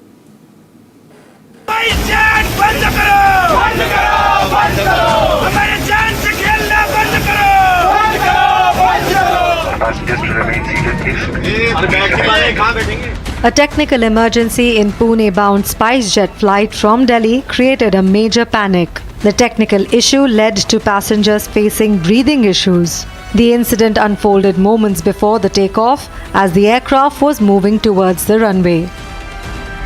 According to the passengers, the sudden technical snag caused the temperatures inside the aircraft to rise sharply, leaving many passengers gasping for air. What allegedly followed added to the passengers' distress. Passengers stated that instead of addressing their concern, the pilot and cabin crew allegedly misbehaved with them and asked them to remain seated. One of the passengers, Leshpal, while speaking to Republic, further made a serious allegation against SpiceJet and stated that the SpiceJet manager brought in gunmen to silence the passengers. हमें इनका technical issue कुछ मालूम नहीं रहता, ज्यादा technical चीजें मालूम भी नहीं है, लेकिन उनको हम रिक्वेस्ट कर रहे थे कि सबको परेशान हो रही है, कुछ तो हमें सॉल्यूशन दे दो। तो वो हमें चिल्ला रहे थे, हमें गुस्सा कर रहे थे कि आप ऐसे बात नहीं कर सकते हो, आप चुप बैठो, आवाज मत करो। वो ग्राउंड पे जब हम प्रोटेस्ट करने लगे, घोषणाएं देने लगे, तो उन्होंने सीआईएसएफ के 100-150 जवान बुलाए सर, गनमैन विद गन्स, हमें चुप करने के लिए। Soon after the incident, SpiceJet spokesperson reacted to it and said that an alternative aircraft was arranged for passengers and the flight subsequently operated to Pune. He further stated that he deeply regrets the inconvenience caused to the passengers. The passengers are now demanding accountability and strict action against SpiceJet for their negligent behavior. All right, viewers, now let's move on to another top story that we are tracking. This is Union Home Minister Amit Shah, who has said today that he is ready to discuss all the issues in the parliament, to debate all the issues in parliament, but has accused the opposition of disrupting the proceedings and preventing the House from functioning. Now, his remarks came as the opposition demanded a statement from the government on the students' protest over NEET. Let's listen into the statement of Amit Shah. जब से संसद सत्र शुरू हुआ तब से लगातार मैं संसद में आता हूं, मेरी चैम्बर में बैठा हूं। चूंकि संसद भवन के अंदर विपक्ष संसद को चलने ही नहीं दे रहा है, दोनों गृहों में, तो कोई जाकर क्या करेगा? जहां तक चर्चा का सवाल है, सरकार की ओर से किरण रिजिजू जी ने, जो हमारे पार्लियामेंट्री अफेयर्स मिनिस्टर है, उन्होंने बहुत स्पष्ट कर दिया कि जो नीट आंदोलन के छात्र प्रदर्शन पर सभी प्रकार की चर्चा करने के लिए सरकार तैयार है और चर्चा के लिए समय सुनिश्चित किया जाए और विपक्ष तैयार हो जाए। पहले तो ये यही मांग कर रहे थे, हमने हाँ बोल दिया। मेरी ओर से भी मैंने कह दिया है कि मैं किसी भी सवाल का जवाब देने के लिए संसद में तैयार हूं, मगर वो चर्चा ही नहीं होने देना चाहते। अब जनता तय करे कौन भाग रहा है। आज 3 बजे तक स्पीकर साहब को वो पत्र दे दे, 3 बजे से लेकर कल 3 बजे तक सभी प्रकार की चर्चा के लिए हम तैयार हैं। मैं सदन में ही बैठूंगा, सबको सुनूंगा और सब चीजों का जवाब दूंगा। सरकार के पास छुपाने के लिए कुछ नहीं है। वो भी चर्चा करूंगा कि आपने क्यों चर्चा नहीं चाहिए। भारतीय जनता पार्टी की मोदी जी के नेतृत्व में सरकार, एनडीए की मोदी जी के नेतृत्व में सरकार हर चीज पर चर्चा के लिए तैयार है। संसद वो चलने दे बस। आज मैं चैनलों के माध्यम से इन विपक्ष को कहना चाहता हूं कि आप एक पत्र 2 बजे तक लिख कर दे दीजिए स्पीकर साहब को। 3 बजे से चर्चा चालू कर देंगे और कल 3 बजे मैं जवाब दे दूंगा सारी चीजों का। संसद में चर्चा करने के नियम बने हैं, तरीके बने हैं। अब मुझे कोई कहता है कि आप एक स्टेटमेंट दे दो, इतने गंभीर मसले पर इस तरह से चर्चा नहीं हो सकती है। शायद आपके पद्धति में होगा, मगर संसदीय पद्धति ये नहीं है। संसद में एट लेंथ चर्चा होती है। आज 3 बजे से देर रात तक जब तक वो बैठे और कल दोपहर 3 बजे तक हम तो क्वेश्चन आवर भी सस्पेंड करने के लिए तैयार है, अगर स्पीकर साहब अनुमति देते हैं तो। कल 3 बजे तक मैं चर्चा के लिए तैयार हूं। मैं खुद बैठूंगा, हर चीज लिखूंगा और हर चीज का जवाब दूंगा, जिससे देश की जनता के सामने सारी चीजें स्पष्ट हो जाए, दूध का दूध और पानी का पानी हो जाए। अब विपक्ष ने तय करना है कि उनको चर्चा करनी है या हंगामा करना है। ये दुर्भाग्य है जिस तरह से राहुल गांधी है नेता प्रतिपक्ष, लेकिन जिस भाषा का संसदीय परंपरा में उपयोग कर रहे हैं, ये शायद नेता प्रतिपक्ष होने लायक नहीं है। यहाँ लेक्चर होता है। देश के जनता के द्वारा चुने हुए जनप्रतिनिधियों पे ये मांग क्या कर रहे थे? देश के गृह मंत्री से मांग कर रहे थे कि छात्रों पे चर्चा का जवाब गृह मंत्री दें, और गृह मंत्री जी ने स्वयं कह दिया कि मैं एक एक बिंदु पे जवाब देने के लिए तैयार हूँ, सदन में विस्तार से जवाब देने के लिए तैयार हूँ। अब विपक्ष भाग रहा है।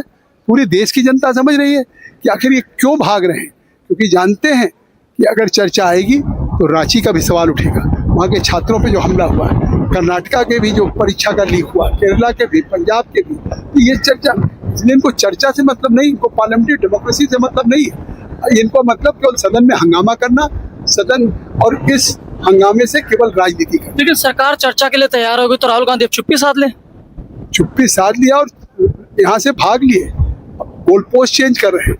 लेकिन देश की जनता जान गई कि आप जो लगातार मांग करके सदन नहीं चलने दे रहे थे, आज जब गृह मंत्री जी या कल संसदीय कार्य मंत्री सबने कहा कि गृह मंत्री जी जवाब देंगे, और उसके बाद भी आप कह रहे हैं कि नहीं, हम चर्चा नहीं चाहते हैं, तो इससे साफ है कि सदन को कौन रोक रहा है या सदन को कौन बाधित कर रहा है, या इस लोकतंत्र का अपमान कौन कर रहा है। गृह मंत्री ने एक और बात की कि जिस तरीके से शब्दों का उपयोग किया गया, मैंने इस तरीके से पहले शब्द नहीं सुने। नहीं, कम से कम एक डेकोरम है पार्लियामेंट्री डेमोक्रेसी में, अनपार्लियामेंट्री वर्ड्स हैं चीज़ों को, लेकिन जिस तरीके से रोज वो सदन में भी अंदर जिस तरह के शब्दों का प्रयोग करते हैं, जिस तरह बाहर करते हैं, ये दुर्भाग्य है कि आज एक ऐसा नेता है जिसको शब्दों का भी ज्ञान नहीं, भाषा का। All right, it's time to slip into a short commercial break, but don't go anywhere. Coming up next, Tata Sons chairman N. Chandrasekharan tenders his resignation, says that he will not seek reappointment.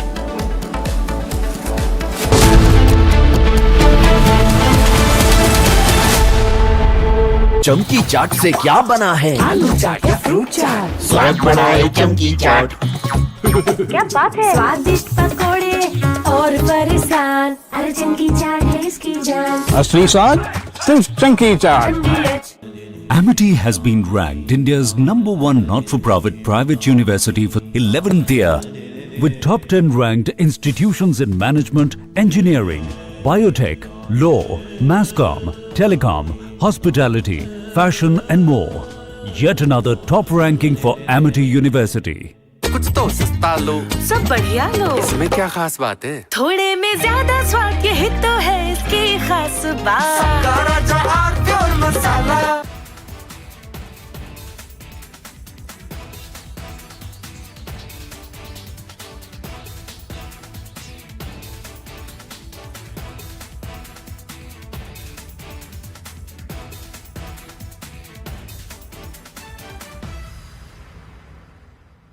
वहाँ पे 5:30 बजे शाम को आज जो है बहुत तेज फैसला आया है। इसी कारण जो है वहाँ पे एक बेलीबेज था जो कि बह गया और वहाँ पे हमने इसको के लिए हम लोगों ने NDRF की जगह पे टीम भेज दी गई है। फिलहाल और टीम की टीम चली गई है मौके के लिए।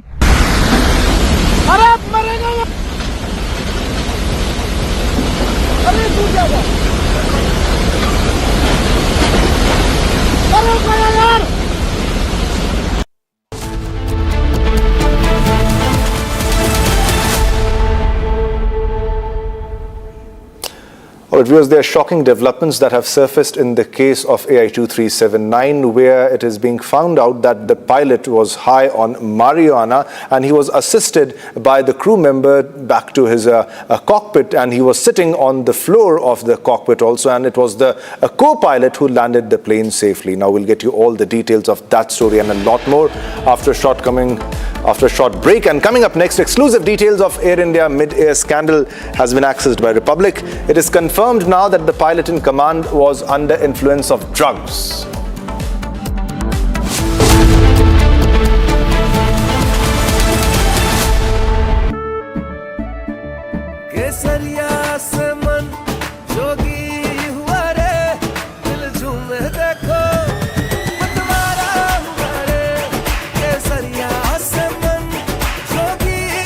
हर पल मनाओ केसरी त्योहार, विमल बोलो जुबान केसरी।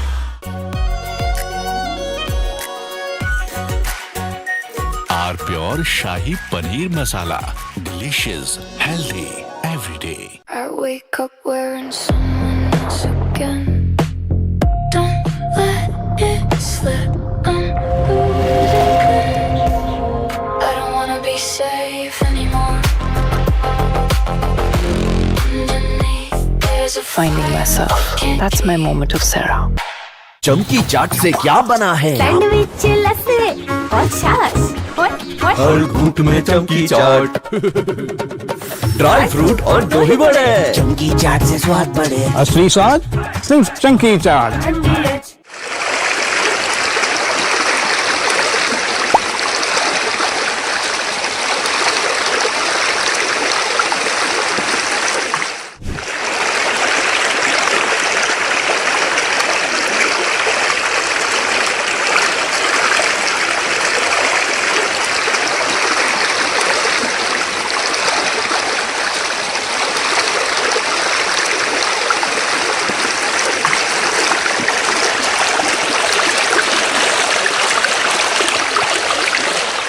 सारा असम का स्थिति बहुत खराब है। नाजिरा, शिवसागर, सरायदेव, मंगलदोय, जागीरोड, उसका बाद खुमताई में भी 4-5 दिन से वो धनसिरी जो रिवर है वो बढ़ गया है और इसीलिए बहुत गांव में पानी घुस के आदमी को रिलीफ कैंप में रहना पड़ा है। तो सरकार ने रिलीफ कैंप बनाया है, उसमें लोग बैठा है और बहुत बुरी हाल हो गया है। Devastating flood, which caused, affected 166,000 people of our Jorhat district in 304 villages. Casualty number is 9.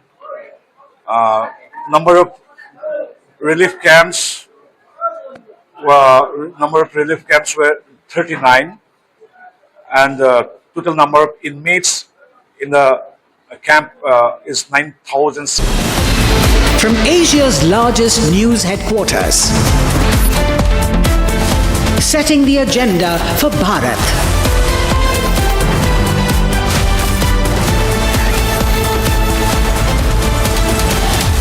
You're watching Republic.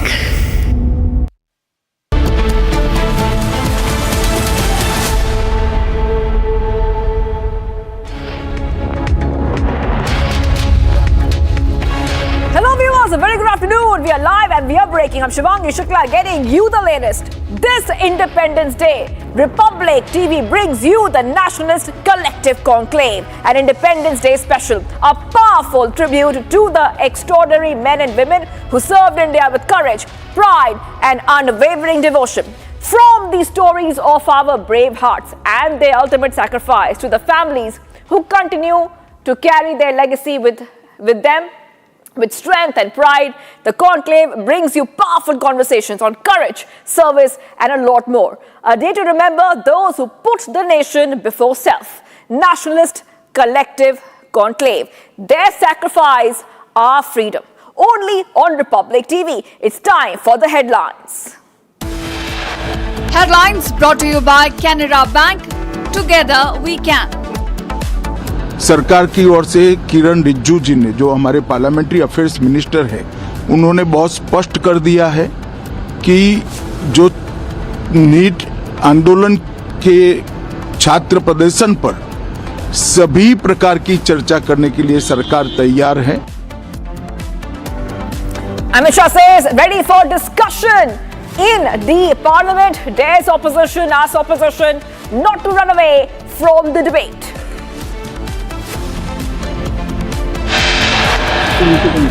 We're not interested in listening to Mr. Amit Shah's imagination. We're not interested in him giving us a lecture or a discussion. Lok Sabha LOP Rahul Gandhi says opposition not interested in listening to Home Minister's lecture in the parliament. Exclusive details of Air India mid-air scare access. It is confirmed now that the pilot in command was under the influence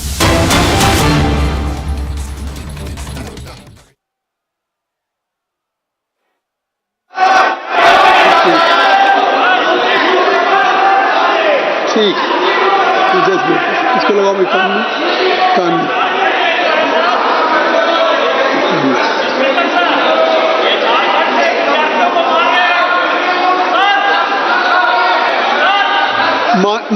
माननीय सदस्यगण, कई माननीय सदस्यों के द्वारा अभी स्थगन प्रस्ताव आ जाने दीजिए. आप बैठ जाएं. निशिकांत जी आप बैठ जाएं. आप लोग भी बैठ जाएं. मैं निशिकांत दुबे जी को भी कह रहा हूं बैठ जाएं. निशिकांत जी आप बैठ जाएं. सतीश जी बैठ जाएं. आप सब लोग, दर्शन जी बैठ जाएं. अब ये बैठ गए, आप भी बैठ जाइए. आप लोग भी बैठ जाइए. मैं पहले स्थगन प्रस्ताव की सूचनाएं ले रहा हूं जिसके बारे में अध्यक्ष जी ने अपना निर्णय दिया है. आप सभी लोग बैठ जाएं. मैं अध्यक्ष जी की द्वारा जो स्थगन प्रस्ताव पे निर्णय लिए गए मैं उसका उल्लेख करने जा रहा हूं. अखिलेश जी आप बैठ जाएं. माननीय कई सदस्य गणों ने विभिन्न विषयों पर स्थगन प्रस्ताव की सूचनाएं प्राप्त हुई हैं. माननीय अध्यक्ष जी ने स्थगन प्रस्ताव की किसी भी सूचना के लिए अनुमति प्रदान नहीं की है. आप बिल में मत आइए. अब पहले सभी पेपर को, जो कम से कम सभा पटल पे पेपर रखे जाने हैं, आप सहयोग करें. सभा पटल पर रखे जाने वाले paper. Shri Arjun Ram Meghwal ji, item number 2. Let us should allow. धन्यवाद सभापति जी. मैं लोकसभा की संशोधित कार्रवाई के क्रम संख्या 2 पर अंकित दस्तावेज, जो मेरे साथी डॉक्टर जितेंद्र सिंह जी के नाम से अंकित है, मैं आपकी अनुमति से सदन के पटल पर रखता हूं. धन्यवाद. आइटम नंबर 3, श्री पंकज चौधरी जी. क्यों सभापति, अभी पेपर रखे गए. आज की कार्यसूची में मेरे नाम के सामने मत संख्या 3 पर वर्णित कागजात आपकी अनुमति से सदन के पटल पर रखता हूं. आप सभी विद्वान सदस्य हैं, आप जानते हैं कि सबसे पहले सदन में कार्रवाई के समय माननीय मंत्रीगण द्वारा, माननीय सदस्यों के द्वारा जो पेपर है उसको ले किया जाता है, तो कृपया सहयोग करें आप। Item number 4 Shri B Somanna ji. Respected sir, with your kind permission, I rise to lay on the table of the House the paper mentioned against my name at serial number 4 in today's revised list of business. Thank you, sir. Item number 5 doctor P Chandrashekhar ji. Doctor P Chandrashekhar. Honorable Speaker, sir, with your kind permission, I rise to lay on the table of the House the papers mentioned against my name at serial number 5 in today's revised list of business. Thank you. Thank you. Item number 6 Shri Arjun Ram Meghwal ji. धन्यवाद सभापति जी। लोकसभा की संशोधित कार्य सूची के क्रम संख्या 6 पर अंकित दस्तावेज और डॉक्टर एल मुरुगन जी के नाम से संबंधित है, जो मिनिस्ट्री ऑफ इंफॉर्मेशन और ब्रॉडकास्टिंग से संबंधित दस्तावेज है, आपकी अनुमति से सदन के पटल पर रखता हूं। धन्यवाद। Thank you. Item number 7 Shri Satish Chandra Dubey ji. महोदय, आपकी अनुमति से मैं आज की संशोधित कार्य सूची में मेरे नाम के सामने क्रम संख्या 7 पर उल्लेखित कागजातों को सभा पटल पर रखता हूं। धन्यवाद। Item number 8 Shri Sukanta Majumdar ji. Sir, with your kind permission, I rise to lay on the table the papers mentioned against my name at item number 8 in today's revised list of business. Item number 9 महासचिव जी।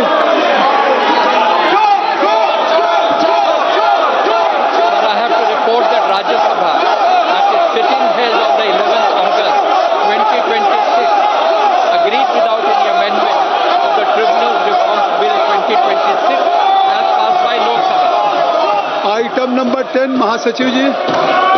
Item number 10 secretary general. Sir, I lay on the table the following under subsection 3 of section 4 of the Judges Inquiry Act 1968, read with rules 9 and 10 of the Judges Inquiry Rules 1969, 1.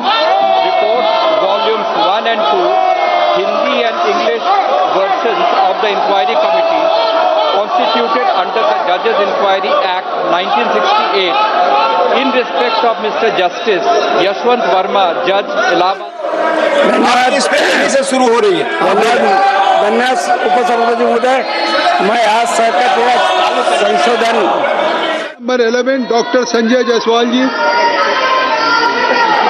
Speaker sir, ये झारखंड के बच्चों को लुटवा रहे sir, 1-1 crore सूची में इन लोगों ने पैसे लिए सर, जो धर्मेंद्र मुख्य आरोपी है, प्राक्कलन समिति मुख्य सचिव के यहाँ से 2026-27 का इस्तीफा लीजिए, ये 10वां राहुल गांधी का इस्तीफा लीजिए सर। हिंदी तथा अंग्रेजी संस्करण बच्चों से लेते हैं करता और हूँ। उसको नौकरी देते हैं। सभापति जी, पूरे झारखंड के बच्चों का इन्होंने भविष्य चौपट कर दिया पिछले 7 साल। Item number 12 Shri KC Venugopal ji. Shri Nivasu Reddy ji. Sir, I rise to present the Hindi and English versions of the 55th reports of the Public Accounts Committee 2026-27 as listed against my name in today's list of business, serial number 12, sir. Item number 13 Shri Harendra Singh Malik ji.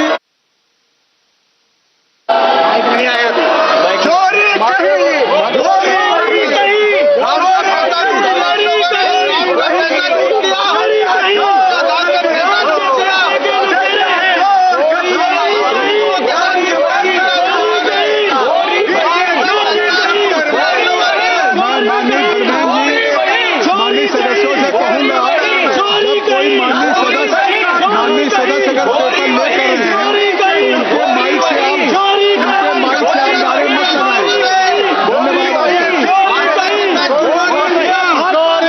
Item number 14 Shri Charanjit Singh ji Channi ji. Shri Charanjit Singh Channi ji. Sir, I rise to present a copy each of the 39th, 40th, 41st, 42nd, 43rd, 44th, 45th and 46th report of the Standing Committee on Agriculture, Animal Husbandry and Food Processing as listed against my name at serial number 14 in today's list of business. Thank you. Charanjit Singh ji Channi ji Sara rise to lay copy of the statements, Hindi and English version, showing further action taken by the government on the 23rd, 24th, 26th, 35th, 37th, 38th action report of the Standing Committee on Agriculture, Animal Husbandry and Food Processing 2025-26 as listed against my name at serial number 15 in today's list of business. Thank you. Item number 16 Shri Radha Mohan Singh ji महोदय, मैं आपकी कार्यसूची में मेरे नाम के सम्मुख यथा सूचीबद्ध रक्षा संबंधी स्थायी समिति के 11वें, 12वें, 13वें, 14वें, 15वें, 16वें, 17वें और 18वें प्रतिवेदन के अध्याय 1 और 5 में अंतर्विष्ट सिफारिशों पर सरकार द्वारा अंतिम की गई कार्रवाई संबंधी विवरण एक प्रति सभा पटल पर रखता हूँ। धन्यवाद। Item number 17 Shri Bhartruhari Mahtab ji Sir, I rise to present a copy of the following reports of the Standing Committee of Finance. 43rd report on action taken by the government on the subject review of working of insolvency and bankruptcy code and emerging issues of the Ministry of Corporate Affairs. 44th report on action taken by the government on demand for grants 26-27 pertaining to the Department of Financial Services. 45th report on action taken by the government on demand for grants 26-27 pertaining to the Department of Economic Affairs, Expenditure, Public Enterprise and Investment and Public Asset Management, Ministry of Finance. Thank you. Thank you. Item number 19 Shri Sunil Tatkare ji Shri Sunil Tatkare ji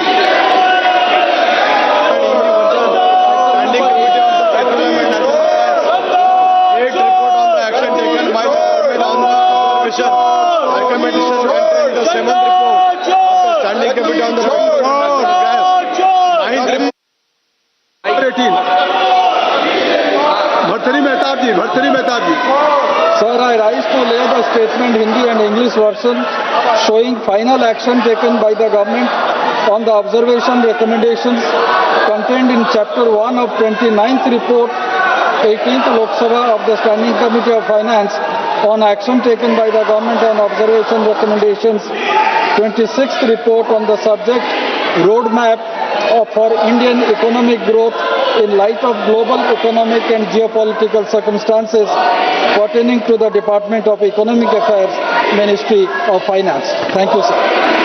item number 19 Shri Sunil Tatkare ji Present the following reports in English and Hindi of the Standing Committee on Petroleum and Natural Gas. Eighth report on the action taken by the government on the recommendation containing 7th report. Raman ji आप लोग mic में न करें, माननीय सदस्य paper लेकर रहे हैं। केवल सुनील तटकरे जी का जो पेपर होगा लेकर वही जाएगा रिकॉर्ड में। Examination of R&D activities of oil fields. Thank you, sir. धन्यवाद। आइटम नंबर 20 धर्मेंद्र जी, जहां भी कोई स्पीकर माननीय सदस्य बोल रहे हैं आप वहां जा करके उसके माइक का दुरुपयोग कर रहे हैं, ये अमर्यादित है, ये संसदीय परंपरा के विरुद्ध है।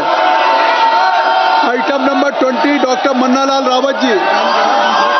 डॉक्टर मन्नालाल रावत जी।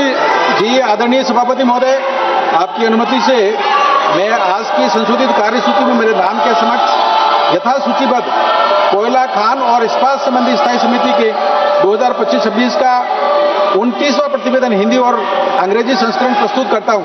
धन्यवाद sir. Item number 21 Shri PC Mohan ji. Shri PC Mohan जी।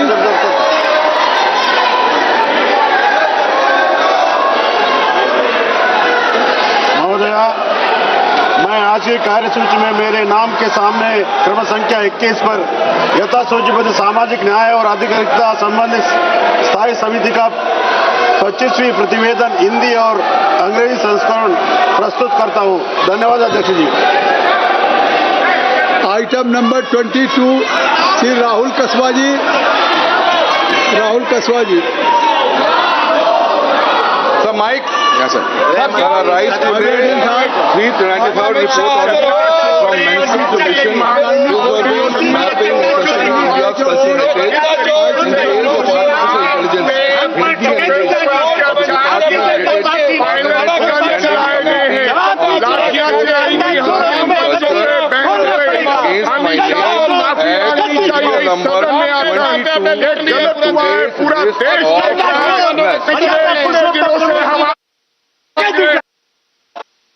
साहब, औजला साहब, ये क्या आप कर रहे हैं? Item number 23 Shri Pralhad Joshi ji.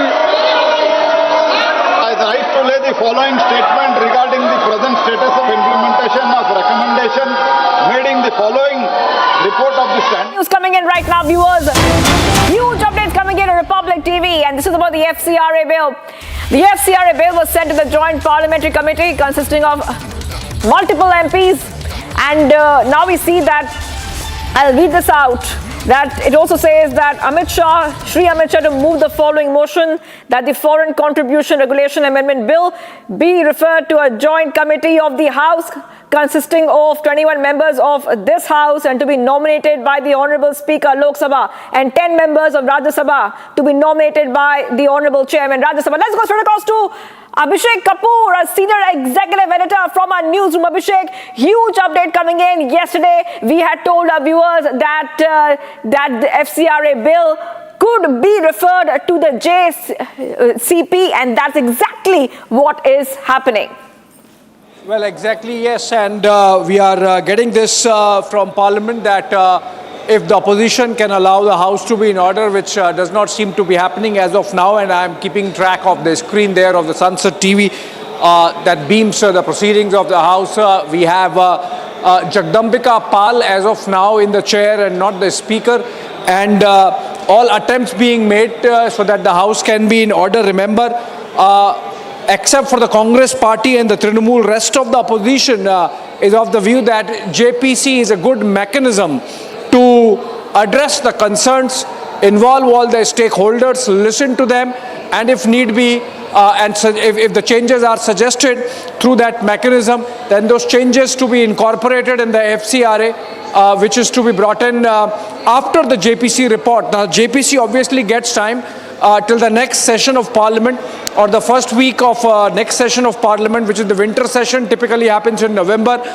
So the JPC, which consists of 21 MPs from the Lok Sabha nominated by the Speaker and 10 MPs from the Rajya Sabha nominated by the Rajya Sabha Chairman, and the 31 member body to deliberate, engage with the stakeholders. It can travel, it can summon, it has powers of a standing committee of Parliament, and it's guided by the subordinate legislation laws, and it can submit its report. It can seek extension if need be, but as of now it seems the government wants the JPC, which is going to be constituted, to submit its report by the first week of the winter session or the first sitting of the winter session of Parliament.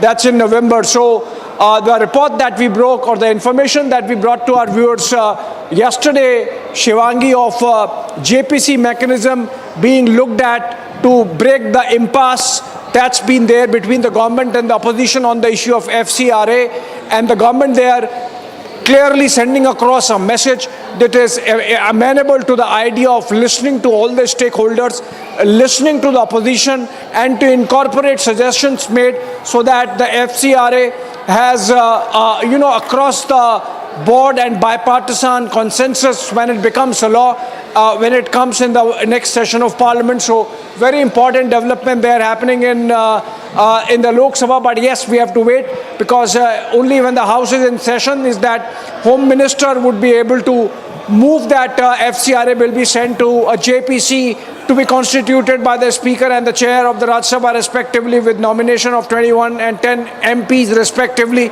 and then subsequently of course the body would deliberate on what changes need to. सभा जो 11 अगस्त 2026 को सभा में प्रस्तुत business advisory committee के 19वें प्रतिवेदन से सहमत है। जो सदस्य प्रस्ताव के पक्ष में हैं वो हाँ कहें,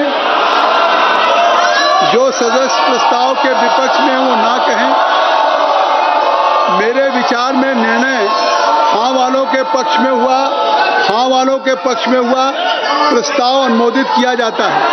ये बिजनेस एडवाइजरी कमेटी का जो विषय होता है उसमें सभी दलों के माननीय सदस्य होते हैं, और बिजनेस एडवाइजरी कमेटी में आपके सदस्य कैसी भी को जाए, और स्पीकर साहब सबकी राय से जो भी बिजनेस एजेंडे पे आता है वो आता है। नहीं, अगर आपके हैं item number 28A Shri Nityanand Rai जी।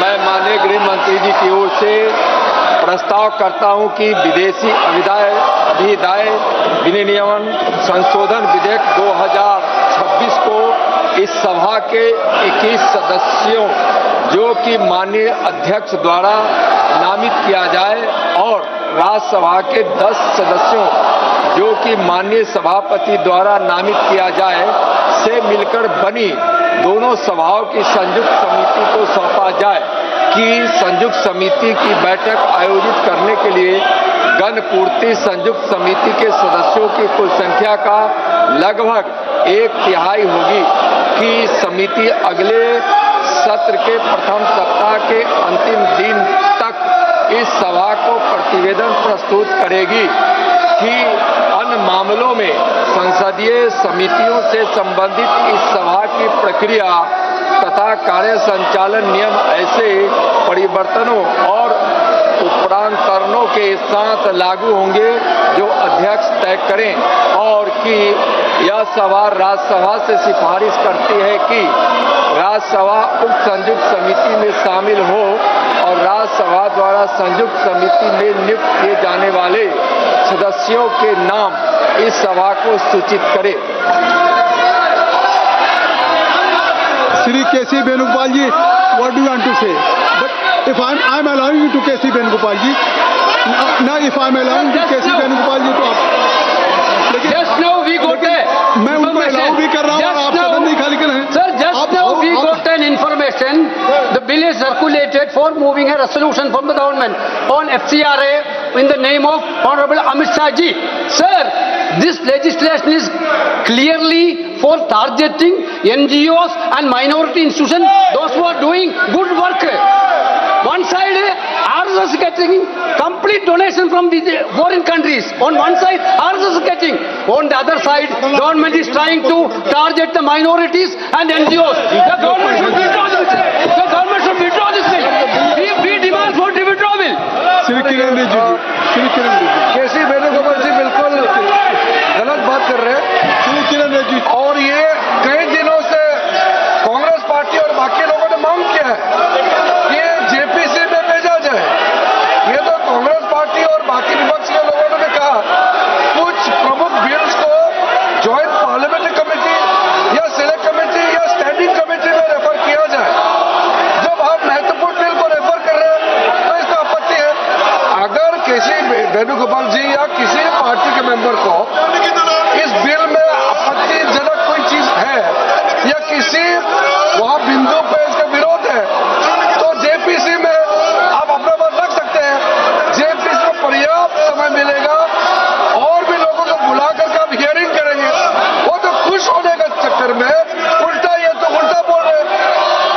ये तो मैं सोचा कि स्वागत करेंगे। जब जेपीसी भेजते हैं, जेपीसी में कोई मैटर भेजता है तो विपक्ष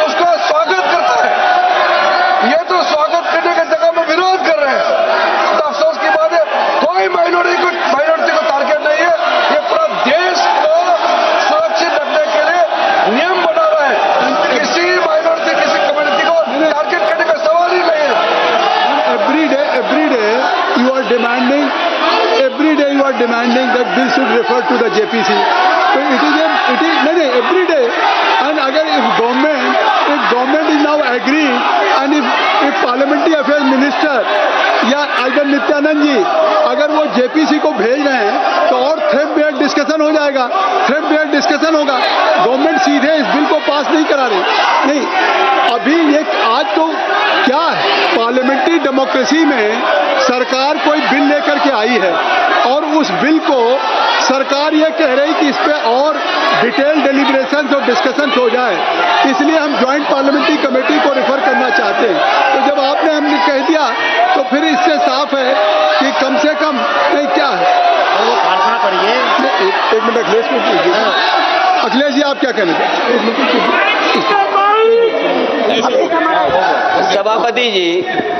सभापति जी बहुत लड़ने के बाद मुझे मौका मिल रहा है बोलने के लिए. तो समय आपको मुझे तो लग रहा था कि 3 बजे तो बहस शुरू हो जाएगी. नहीं, मैंने समय दिया. 3 बजे तो बाद 2 बजे भी कोई नहीं दिखाई दे रहा है. धन्यवाद दीजिए ना कि समय. सभापति महोदय, जो सरकार FCRA ला रही है इसके खिलाफ में हम पूरे विपक्ष के लोग हैं. और सभापति महोदय, इसीलिए सभापति महोदय, अगर माननीय मंत्री जी कह रहे हैं, नहीं माननीय मंत्री जी कह रहे हैं कि माइनॉरिटी के खिलाफ नहीं है. माननीय मंत्री जी बताएं, आज तक जो बिल लाए हैं बिना माइनॉरिटी के खिलाफ कौन सा बिल लेकर के आए आप? श्री टी आर बालू जी,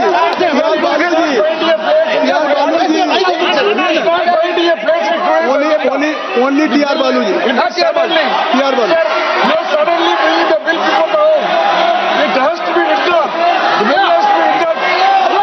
I think that's why government has referred to the JPC. किरण रिजिजू जी अब सुन लीजिए. मैं जिम्मेदारी का साथ कह रहा हूं. अगर मैं सबको अलाउ कर रहा हूं, आपको अलाउ किया, TR बालू साहब को, अखिलेश यादव जी को, तो अब फिर किरण रिजिजू जी को सुनिए. मैं जिम्मेदारी के साथ कहता हूं, अखिलेश जी को मैं चुनौती देता हूं. इस FCRA बिल का जो प्रावधान लाया है, इसमें एक भी प्रावधान ऐसा है आप दिखाइए जो कोई भी माइनॉरिटी का खिलाफ है. ये सर सरासर झूठ बात फैलाया जा रहा है देश में. किसी माइनॉरिटी को टारगेट करने का सवाल ही नहीं है. आप चाहते हैं कि विदेश का धन बिना कानून के ऐसा ही देश में ला करके मर्जी खर्चा करने का क्या? This country is not a banana republic. There should be rules and regulation as per the spirit of the constitution. There is not a single provision in the proposed FCRA targeting any minority institution. There is a campaign to mislead certain communities. I take full responsibility to ensure that not a single provision is against any minority community. This is for the well-being of the security of every community of India. And if any confusion, so you can discuss detailed deliberations in JPC. So already government is going to do. प्रश्न ये है कि श्री नित्यानंद राय जी द्वारा प्रस्तुत प्रस्ताव को स्वीकृत किया जाए. जो सदस्य प्रस्ताव के पक्ष में हैं वो हाँ कहें, जो सदस्य प्रस्ताव के विपक्ष में वो ना कहें. मेरे विचार में निर्णय हाँ वालों के पक्ष में हुआ है. हाँ वालों के पक्ष में हुआ है. प्रस्ताव स्वीकृत हुआ.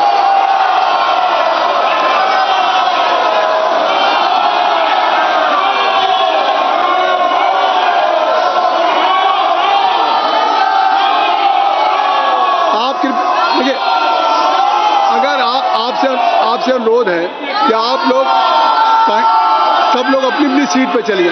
मैंने सभी को उस बिल पे जिस समय कर रहे थे मैंने सबको मौका दिया. KC वेणुगोपाल जी को दिया, अखिलेश यादव जी को दिया, TR बालू साहब को दिया, किरण रिजिजू जी को दिया.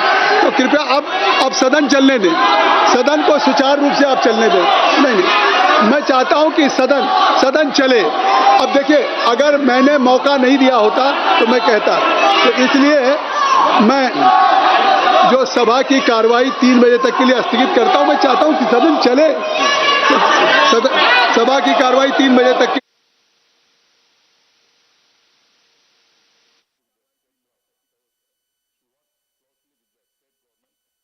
Breaking news coming in, viewers. Lok Sabha votes in favor for the JPC for the FCRA bill. This is huge coming in, and the Lok Sabha has been adjourned till 3 p.m. amid sloganeering.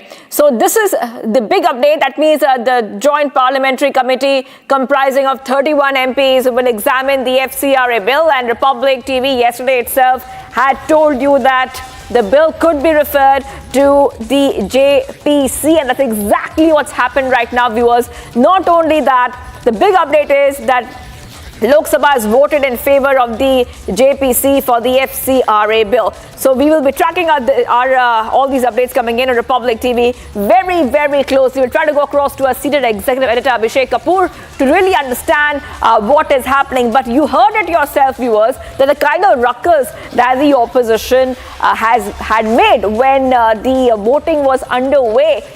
Now we see that the FCRA bill has been sent to the JPC amid the big ruckus which was being created by the opposition. The Congress and the SP had opposed the FCRA being sent to the JPC.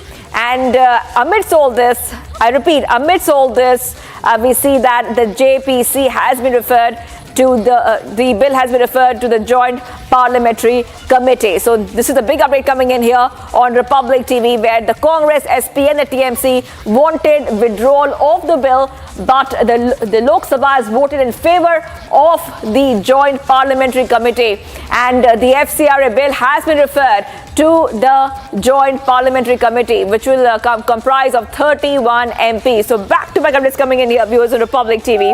And coming in the backdrop of the chaos and the ruckus which was created by the opposition on the FCRA. This is a huge update coming in on Republic TV, viewers, as we see a big movement there when we talk about the FCRA bill. The FCRA bill has created a lot of concerns from the opposition. However, the government has said that the FCRA bill is to protect the interest of our country. So huge updates coming in on Republic TV, and we will try to go across to a senior executive editor as well to really understand what this really means. I want to go straight across to Abhishek Kapoor, who is joining us. Abhishek, now we see that the MPs in the committee will examine the disputes. They will, of course, hear everything that the opposition has to say, and this is huge coming in, because we had broken a short while back that the report on the FCRA bill would be tabled perhaps in the next session of the Parliament. Well, Shivangi, you see, not as much as dispute, but there is a contestation. There is a differing set of opinions that exists between various political parties. The government has a certain position on FCRA. It's guided by, among other things, national security concerns. It's guided by, among other things, compliance with international law like the FATF guidelines. And so those need to be reflected in the FCRA law as it already exists on the statutes. This is an amendment bill. Now, the opposition, of course, has a different spin to it. It believes that there are certain provisions in the new amendment that are being brought in, which can make the government of the day target the minorities, specifically the Christian missionaries. They have themselves, as stakeholders, raised concerns. So the government has said, because we have come with a clean hand and all the concerns have been addressed, but still to go slow, to deliberate further. JPC is a mechanism which is part of parliamentary democracy, which is part of legislation, and hence legislative process, and hence this has been agreed to in the Business Advisory Committee meeting that took place yesterday. Of course, the Congress party has a different view. It says that this amendment law should not be brought in at all. But then remember, the mandate which is with the government is also integral to parliamentary democracy as we practice. So the government has all the right to accommodate the concerns, legitimate or otherwise, within the framework of this consultative mechanism that exists as part of the parliamentary process, which is JPC, a Joint Parliamentary Committee, which is going to have 21 members from the Lok Sabha and 10 from the Rajya Sabha. It only needs Lok Sabha's agreement insofar as constituting the JPC is concerned, which has happened. We saw Minister Nityanand Rai moving, MOS Home Nityanand Rai moving the motion, and it's passed. And so obviously now the JPC would be constituted, and FCRA obviously is going to come based on JPC report recommendations and its incorporation in the amendment bill in the winter session of Parliament. And also, Abhishek, we are also seeing that the FCRA bill is going the Waqf bill. When it was passed, it was also referred to at JPC first and then introduced in the Parliament once again, and then it was also passed. And it is also not just about the numbers anymore. We know that the NDA has a number to pass the bill, and what is your understanding of the bill being sent to the JPC? Because this has been one of the most looked after and very much contested bills in the monsoon session of the Parliament. Well, Amrita, so if you look at it, the Waqf amendment law went to the JPC but was passed. One nation, one election. The JPC is still deliberating and has sought an extension. So instead of this session, it's going to be coming in the winter session. As I said, JPC is a mechanism integral to the parliamentary system of legislation. So it's not, it sort of delays the legislation a bit, but then the government obviously is of the view that there is no hurry to bring this already existing statute with the amendments in the already existing law, because it's part of the statute anyway.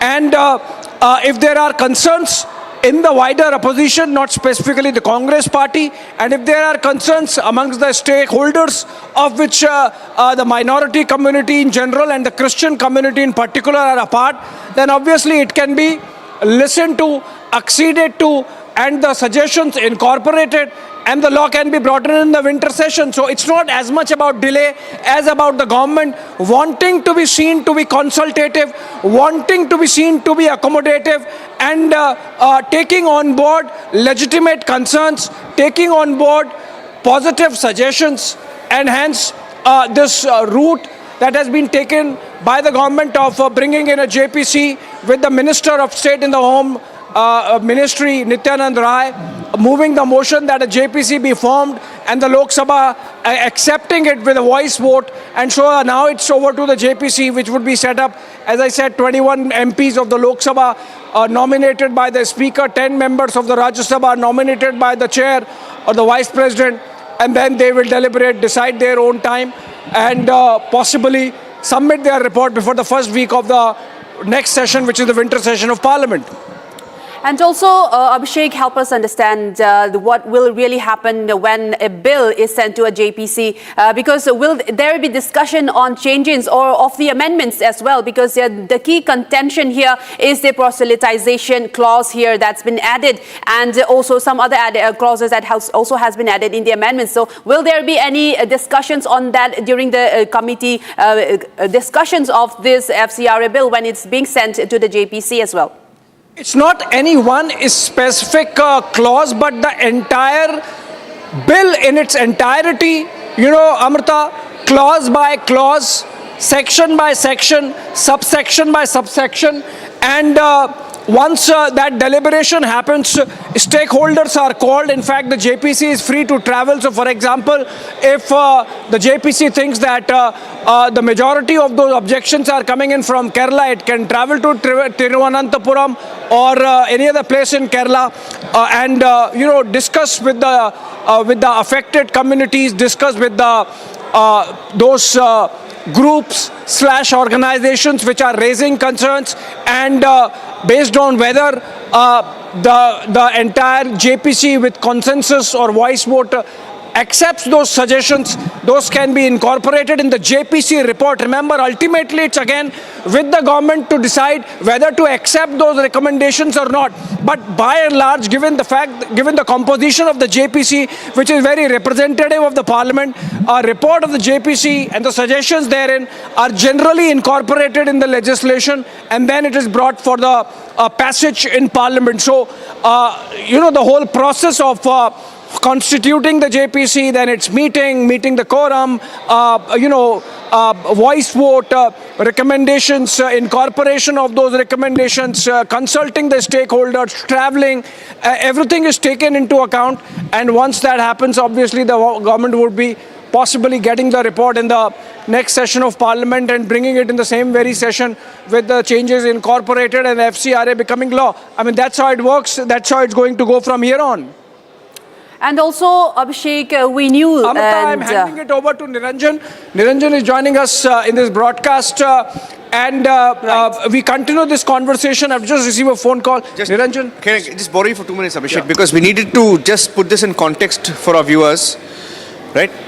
Needed to put it in context for our viewers. What happens to the FCRA bill when there are 31 MPs, 21 from the Lok Sabha, 10 from the Rajya Sabha?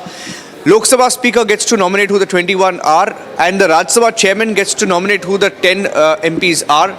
Now, of course, they will be chosen as per the strength of the Parliament, correct? Now, how does the choice happen? Just to give our viewers an understanding of what happens to the FCRA bill goes to JPC, how are the members chosen of this special panel, Abhishek? So far as the Lok Sabha members are concerned, Niranjan, the Speaker's prerogative to nominate them, and in the case of Rajya Sabha members, 10, that's the Chair's prerogative to nominate them. By and large, the process followed is that the JPC should be representative in terms of proportion of the parties in Parliament. So, for example, if the BJP has 30% of the seat share, then typically you would see out of 31 member JPC, roughly 30% members would be from the BJP. If the Congress has 20% members in the Lok Sabha, then you would see 20% of the members of the JPC from the Congress, coming in from the Congress. So that's how it goes. And similarly in the case of Rajya Sabha. So that's the way the composition is decided of a joint parliamentary committee. Now, finally, what are the chances of this bill being passed in the next session, which is the winter session? It's going to be ready by the first week of winter session. Will it be passed in the winter session? Well, as I understand it, Niranjan, the bill could have been passed even in this session of Parliament with a voice vote, given the majority that the government enjoys. But I think the government wants to send across a message that it is accommodative, that it is willing to listen to the stakeholders, and that it is willing to follow a broader consultative process, and that's why they have agreed to the opposition demand in the BAC, which is the Business Advisory Committee meeting that took place yesterday, to refer the bill to a JPC so that whatever concerns the opposition has, it can be incorporated in a JPC report and then of course reflected in the amendment bill. And then, of course, my understanding is it can be brought in the winter session of Parliament itself. This is last question. Is this a win-win situation for everyone? Because the opposition, or some parties wanted FCRA bill completely withdrawn. Congress, TMC, SP wanted it withdrawn completely. That did not happen. Some parties took the mid-path in the opposition, asking for it to go to the JPC. That has happened. For the government, is this a win-win? Because they can take sections of the opposition on board and yet pass it with a simple majority. Well, absolutely. So it's not about win-win. I think it's about signaling and sending across a message.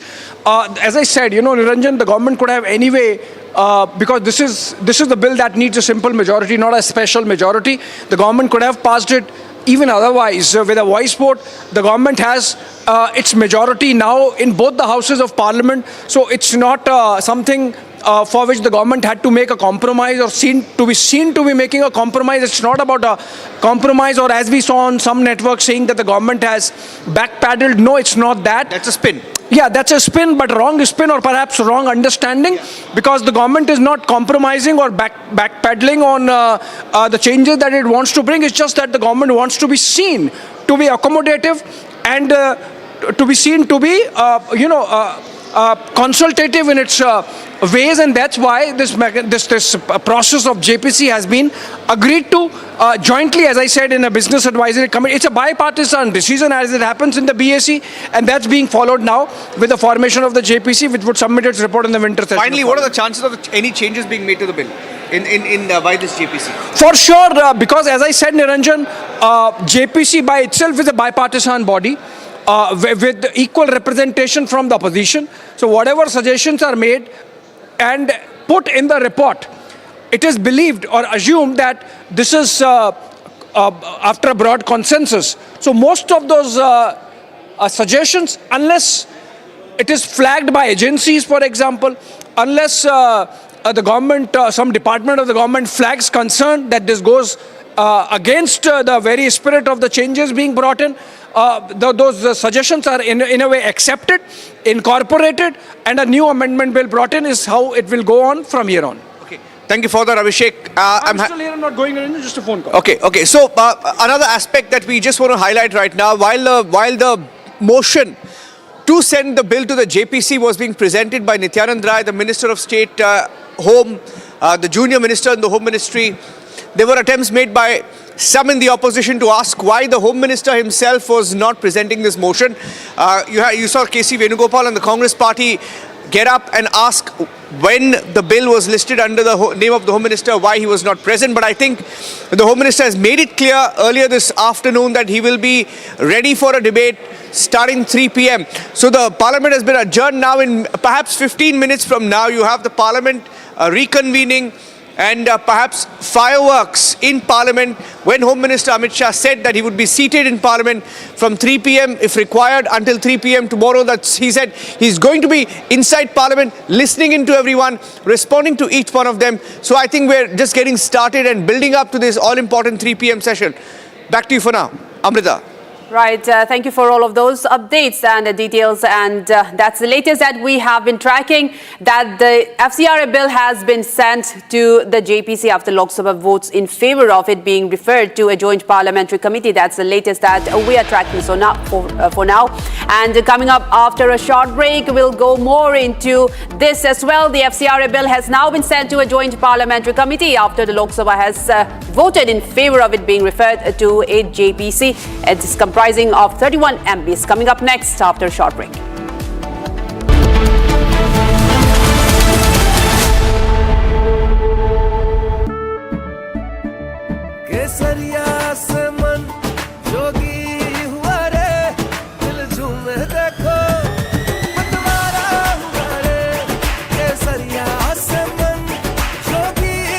हर पल मनाओ केसरी त्योहार। विमल, बोलो जुबान केसरी। चमकी चाट से क्या बना है? आलू चाट या फ्रूट चाट, स्वाद बढ़ाए चमकी चाट। क्या बात है? स्वादिष्ट पकोड़े और फरसान, अरे चमकी चाट है इसकी जान। असली स्वाद सिर्फ chunky chaat. AU current account के साथ मिलता है free UPI QR overdraft facility और एक ही ऐप से बैंक के सारे काम। AU सोच बदलो और बैंक भी। आर प्योर सूजी पास्ता उबालो, मिलाओ और खाओ। 8 मिनट में तैयार। क्या टेस्ट है सबका राजा, आर प्योर मसाला।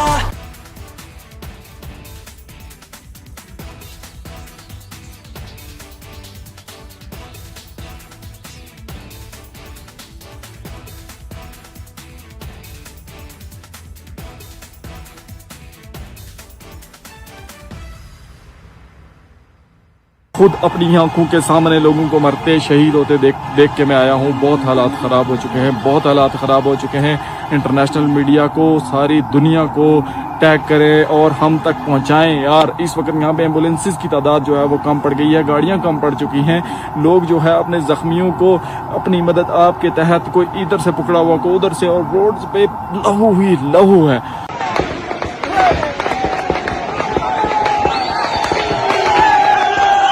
लगातार फायरिंग जारी है। ऐसा लग रहा है कि हम फलस्तीन में हैं कसम से। इन्होंने वो हालत बनाई हुई है।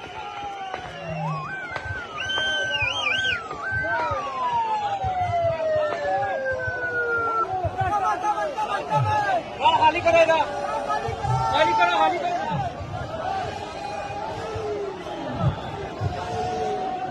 फोर्सेस की फायरिंग से जो है ना, इस वक्त बेशुमार नौजवान शहीद हो, जख्मी हो चुके हैं और बेशुमार लोग शहीद हो चुके हैं। देख सकते हैं ये पाकिस्तानी फोर्सेस की बर्बरियत और जो है ना पाकिस्तानी फोर्सेस की फायरिंग से जो है ना, ये देखें किस तरह नौजवानों को, किस तरह स्ट्रेट फायर मारे जा रहे हैं नौजवानों को।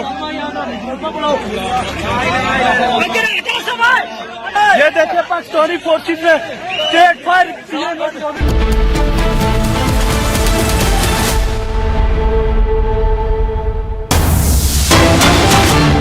some big breaking news coming in at the moment. Union Home Minister Amit Shah has written to Lok Sabha Speaker saying that he is ready for debate on the NEET exams. In fact, he has written and he has said to the Lok Sabha Speaker that the Union Home Minister seeks debate, and he also goes on to say that debate and dialogue are the only way in democracy, and Union Home Minister says that he is ready for discussion on the NEET. And in fact, the Parliament is the right place for debate to hold discussions on the NEET as well. And in fact, earlier he has also publicly stated that he is ready to debate and discuss on every question that the opposition has, and he will be listening to them and he will respond to each and every question, and that it will be starting very shortly as the Lok Sabha reconvenes at 3 p.m. today. And this in the latest, he has also written to Lok Sabha Speaker, and he once again reiterates the point that he is ready to debate and discuss on the NEET exams and the protests that happened in the past, in the initial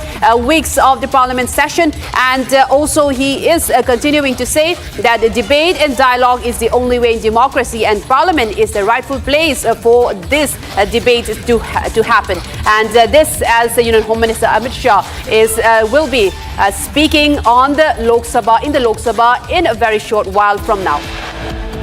Coming up after a very short break, Union Home Minister Amit Shah says that he is ready to debate and discuss on every question that the opposition has for him in the Parliament that reconvenes very short while from now. Coming up next.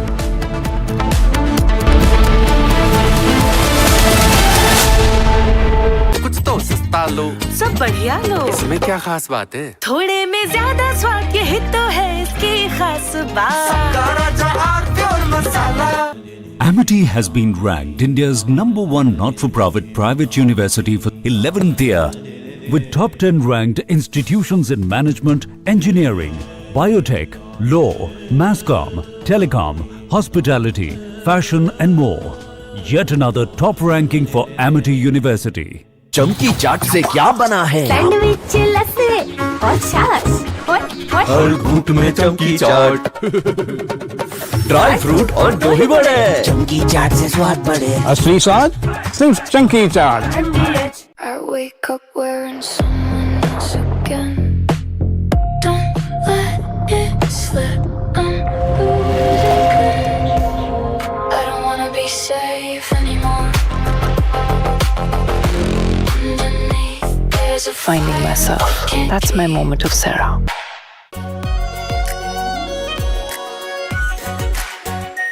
Our pure Shahi Paneer Masala. Delicious, healthy, every day. Umpteen number of times the Modi government also has taken resort to, whenever the bills have come where you need to take all stakeholders involved on board, and the government from the day one has said that insofar as FCRA is concerned, we can speak to anyone and everyone and convince them that this is not targeted at them. For example, the Home Minister himself has met not once, twice Christian delegations and told them that it is not targeted at them, and that even if you look at it, the contributions to church or churches in the country or missionaries just about 15 or 17%. And I have spoken to people in the agencies and they say that it's, our law also needs to be made compatible with, for example, the FATF. Yes. Likely, Niranjan, I can tell you that the bill might be brought in tomorrow. And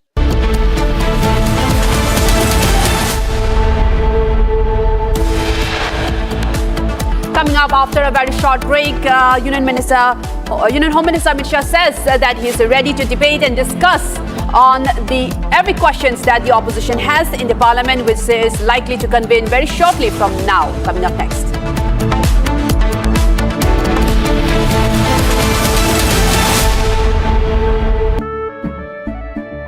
केसरिया से मन जोगी हुआ रे, दिल झूमे देखो मतवारा हुआ रे।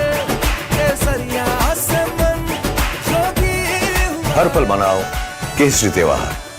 विमल, बोलो जुबान केसरी। चमकी चाट से क्या बना है? सैंडविच, लस्सी और छाछ। हर घूंट में चमकी चाट। अब बताओ, स्वाद आया? असली स्वाद सिर्फ चंकी चाट। यानी इस घर में कुछ है जो टूटता नहीं, ये पिलर कभी नहीं टूटेगा। रुंगटा स्टील TMT से बना। रुंगटा नहीं तो घर स्ट्रॉन्ग नहीं। रुंगटा स्टील TMT बार एकदम सॉलिड। आर प्योर सूजी पास्ता उबालो मिलाओ और खाओ 8 मिनट में तैयार। क्या टेस्ट है सबका राजा आर प्योर मसाला।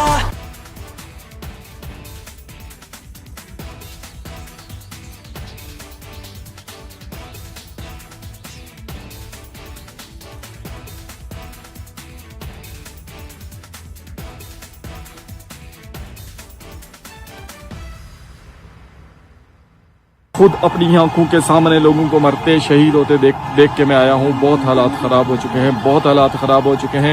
इंटरनेशनल मीडिया को, सारी दुनिया को टैग करें और हम तक पहुँचाएं। यार इस वक्त यहाँ पे एम्बुलेंसेस की तादाद जो है वो कम पड़ गई है, गाड़ियाँ कम पड़ चुकी हैं। लोग जो है अपने ज़ख्मियों को अपनी मदद आपके तहत कोई इधर से पकड़ा हुआ को उधर से, और रोड पे लहू ही लहू है।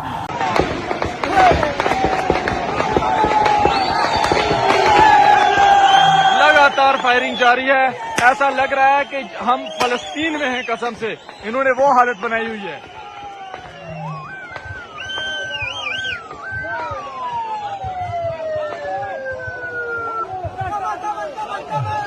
खाली करेगा, खाली करो, खाली करो।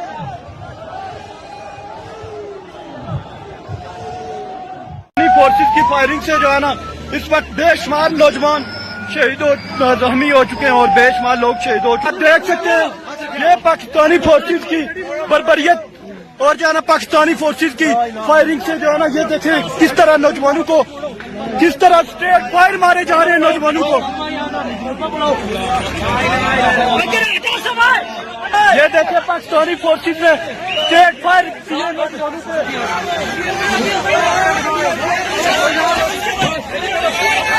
ये देखें लोग, छोड़ो। हमारे बहुत सारे भाई जख्मी हो चुके हैं। अल्लाह की जात हमारे भाइयों की हिफाजत करे, अल्लाह की जात हमारे भाइयों की हिफाजत करे।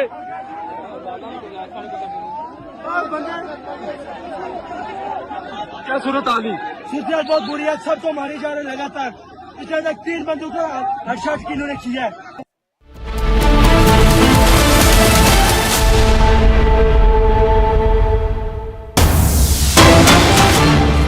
A big breaking news coming in at the moment. Republic has accessed the Justice Yashwant Verma probe report. This is the 126-page report of Justice Yashwant Verma cash scandal. In fact, Republic has accessed the whole report of this cash scandal.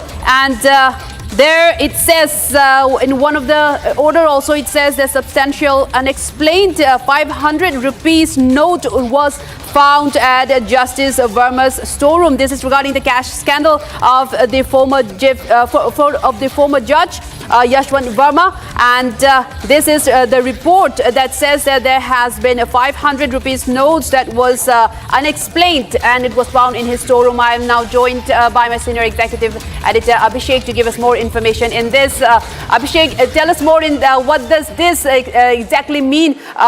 This is regarding the cash scandal that was stored in the storeroom of Justice Yashwant Verma, and a major scandal. In fact, tell us more on that, Abhishek. Well, you see, this is a report that's been submitted to Parliament just a while back. 126 pages in Part A of the report and 64 pages in Part B or Volume 2 of the report, which is essentially about annexures. A total of 186 pages, 188 pages. And 190 pages actually, and then you have the conclusions part of the report. I'm just going through that as of now, Amrita, and it says substantial unexplained rupees 500 notes found at Justice Verma's storeroom or residence. We have pages. We have some key consolidated findings in the report, and I can read it for the benefit of viewers. And it says that Article 1 is proved, which is that substantial unexplained rupees 500 denomination currency notes were found in the storeroom situated within the official residential premises at 30 Tughlaq Crescent, New Delhi. The judge failed to furnish a satisfactory explanation regarding the presence, source or ownership thereof. Now that's a very significant conclusion drawn by the committee, which is that A, the currency was found, the money was found, and B, that the judge failed to explain why they were there or satisfactorily explain regarding the presence, why they were there, from where they had come, what was the source, who owned them.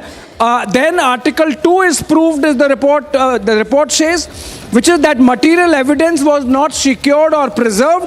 The evidentiary condition of the storeroom was disturbed before lawful sealing and inspection, and the later non-availability of the currency notes remains unexplained, which means the committee goes on to conclude that there was destruction of evidence, that there was tinkering with the scene of crime, that between the original videos of the moment of finding of the burnt cash stash and then subsequent missing of the remaining currency notes, the judge couldn't explain why or how this has happened.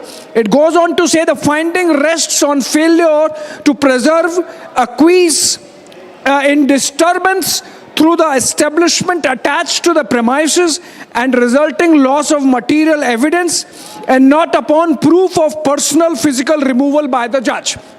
Now what this means is that there has been complete failure to preserve the scene of crime. Not only that, there has been active interference amounting to destruction of evidence, and not upon proof of personal physical removal by the judge. So they say that maybe the judge himself did not remove the evidence from there, but somebody did, but the judge failed to secure the scene of crime.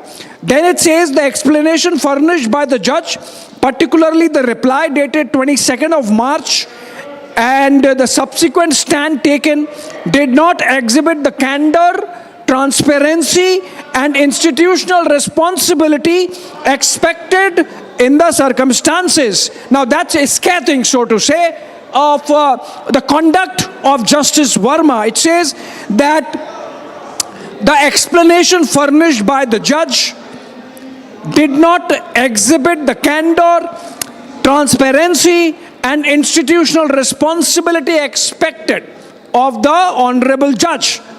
It remained evasive and unsatisfactory when tested against the evidence of independent official witnesses and corroborative material.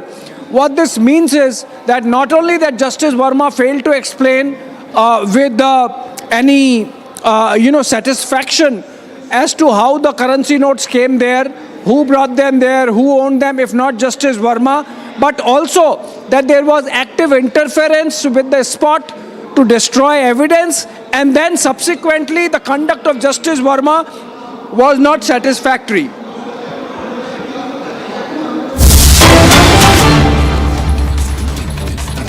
कोई पारित हो गया, आप रुकिए नहीं देखिए, ये तो आपकी भावनाएं रखी गई पार्लियामेंट्री प्रैक्टिस में। औजला साहब नहीं, what do mean? If government has itself move या refer to any bill to the joint parliamentary committee, ये आपके लिए स्कोर है, आपके लिए स्कोर है, और आप कह रहे हैं इसके लिए नहीं है। आइटम नंबर 30 खान और खनिज विकास और विनियमन संशोधन विधेयक 2026 के लिए माननीय मंत्री जी। Honorable Chairperson sir, I raise to move that the Mines and Mineral Development and Regulation Amendment Bill 2026 to further amend the Mines and Minerals Development and Regulation Act 1957 be taken into consideration. प्रश्न ये है कि विधेयक पर विचार किया जाए, जो सदस्य इसके पक्ष में वो हाँ कहें, जो सदस्य विरोध में वो ना कहें। मेरे विचार में निर्णय हाँ वालों के पक्ष में हुआ, हाँ वालों के पक्ष में हुआ। अब विधेयक पर विचार करने हेतु प्रस्ताव को स्वीकृत किया गया। अब सभा विधेयक पर खंडवार विचार करेगी।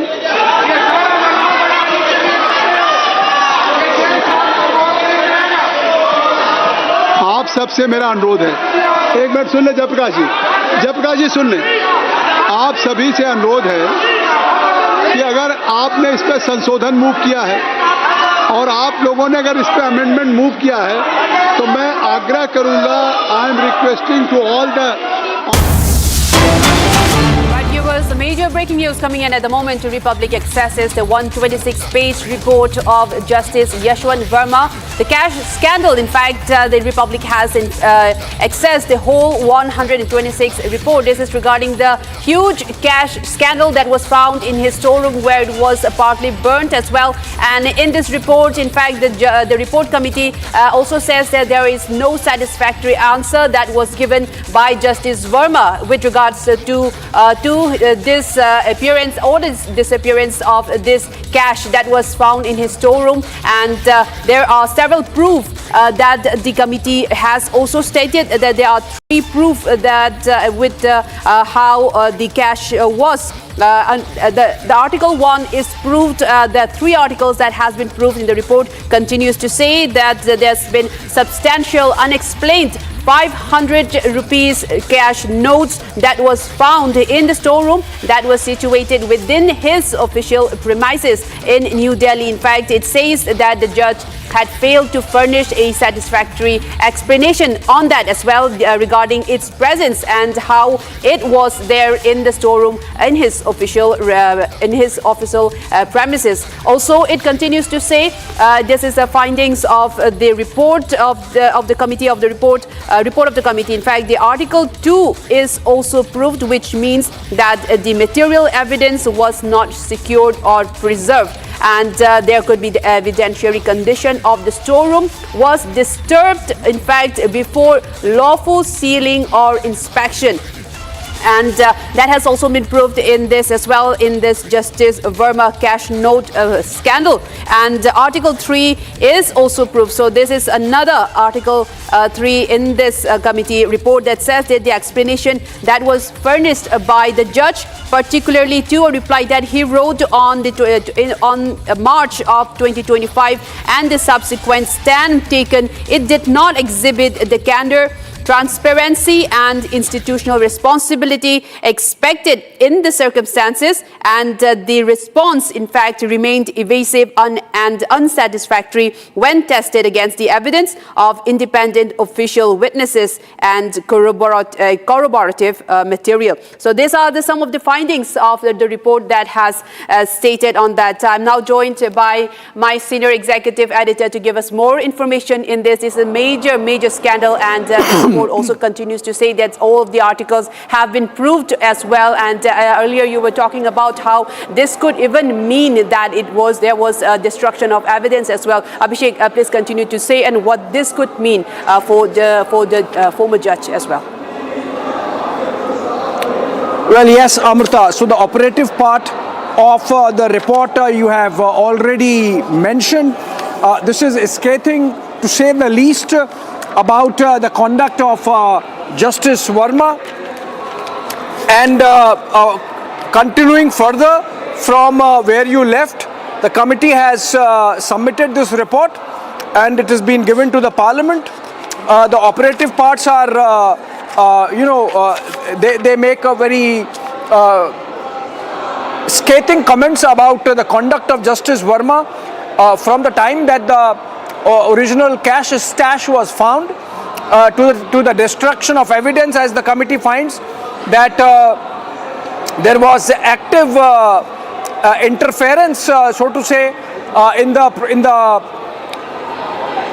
at the spot, which amounted to destruction of evidence, and the finding rests on failure to preserve acquiescence in disturbance, which means it says that Justice Verma himself might not have been physically present, but he allowed the active interference to happen, and then subsequently his conduct did not exhibit candor, transparency and institutional responsibility that is expected of him in the given circumstances. The committee finds that the explanation furnished by the judge was evasive, incomplete, and misleading.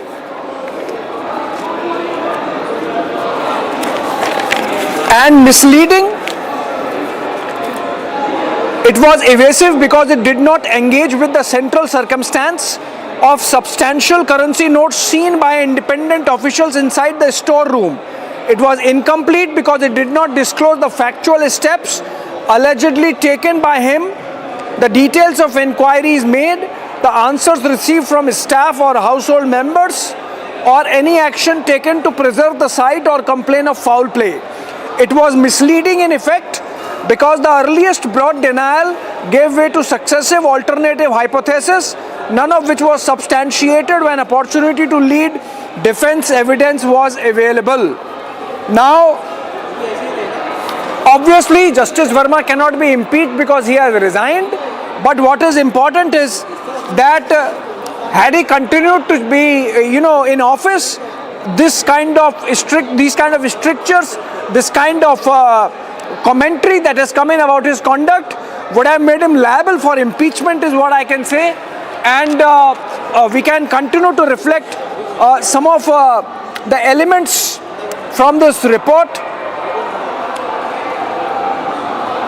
The committee is conscious that the judge was not required to prove his innocence, but where positive factual pleas were raised by him, namely conspiracy, planting, staff involvement, foul play, fake currency notes, or removal by public officials, the committee could not be expected to accept such pleas without material. The presenting side had led its evidence, 9 witnesses had been examined, documents and electronic material had been marked, cross-examination had been fully availed of. The matter had therefore reached the stage of defense evidence, yet no list of defense witnesses or affidavits in lieu of examination in chief were filed. What this basically means is Justice Verma adopted shoot and scoot philosophy in his defense. He said that this is politically motivated. He said that these notes have been planned, this currency has been planned or planted, that somebody else has removed it, not him, and that there is foul play. But when he was asked to present evidence in support of what he said, he couldn't provide anything, and against which the government side had 9 witnesses, officials, and the testimonies held their ground, which means that Justice Verma tried to mislead, evade, and even take subterfuge of lies. But when he was confronted with facts, he withdrew from the proceedings. That's what the committee says. This is really scathing. This is going to be a sad commentary on higher levels of judiciary. The judiciary might say this is just one-off and one person, and for one black sheep you cannot paint the entire judiciary in a bad light. But obviously, it is up to now Justice Verma to really, he was provided an opportunity, he chose to withdraw, and in that scenario, we have to believe the conclusions of this committee, which has had 3 justices as its members. Presiding officer Justice Arvind Kumar, he is the judge of the Supreme Court of India. Then Mr. Justice Shri Chandrasekhar, he is Chief Justice of the Bombay High Court, and Mr. B.V. Acharya, he is a senior advocate of the Karnataka High Court, as both of them as members. And this is submitted to the Parliament, and this is essentially a damning report insofar as Justice Verma's conduct subsequent to the cash stash found from his residence, or finding of the cash stash from his home is concerned. Amrita. As you mentioned earlier, was introduced in the Parliament today, and this is coming after a committee was formed on that as well. Right. We have a guest joining us right now on the phone line. We have Kapil Shankla, he's the advocate of the Supreme Court. Joining us on the phone line, I'd like to take more details and information on that and your comments in this also, sir. This is regarding the Justice Verma cash scandal where a fire broke out and there was several cash notes that was found in his official premises and it was burnt, partially burnt. And this is a report. And in this particularly, it says that there is no satisfactory response that was given regarding that notes, those notes that was found in this in his official premises. What do you make of this report that has been accessed at this point? Thank you. You see, Justice Verma was the former judge of the Allahabad High Court, and then he was sent to the Delhi High Court. And as was rightly mentioned, there was a huge amount of cash that was found stashed, and many of those were burnt, which were discovered from his house in the outhouse. His defense was that it wasn't him, it's a conspiracy, somebody else must have planted it, etc., etc. Now, under the Judges Inquiry Act, if I'm not mistaken, the committee was constituted, which had to present the inquiry report before the Lok Sabha. And the panel was constituted by the Supreme Court Justice Arvind Kumar, a judge of the Bombay High Court, Justice Chandrasekhar, and a senior advocate, Mr. Acharya. Now, the report is very clear. The report is very clear that the defense of conspiracy falls. There is no meeting of mind. Nothing has been shown as to when, under what context, and why the conspiracy took place. Who were the co-conspirators? And also, it is important to understand that this inquiry, under the Judges Inquiry Act, has been based on oral as well as documentary evidence, which were all recorded during the proceedings. And Justice Verma was also given an opportunity to meet the evidences that were put against him.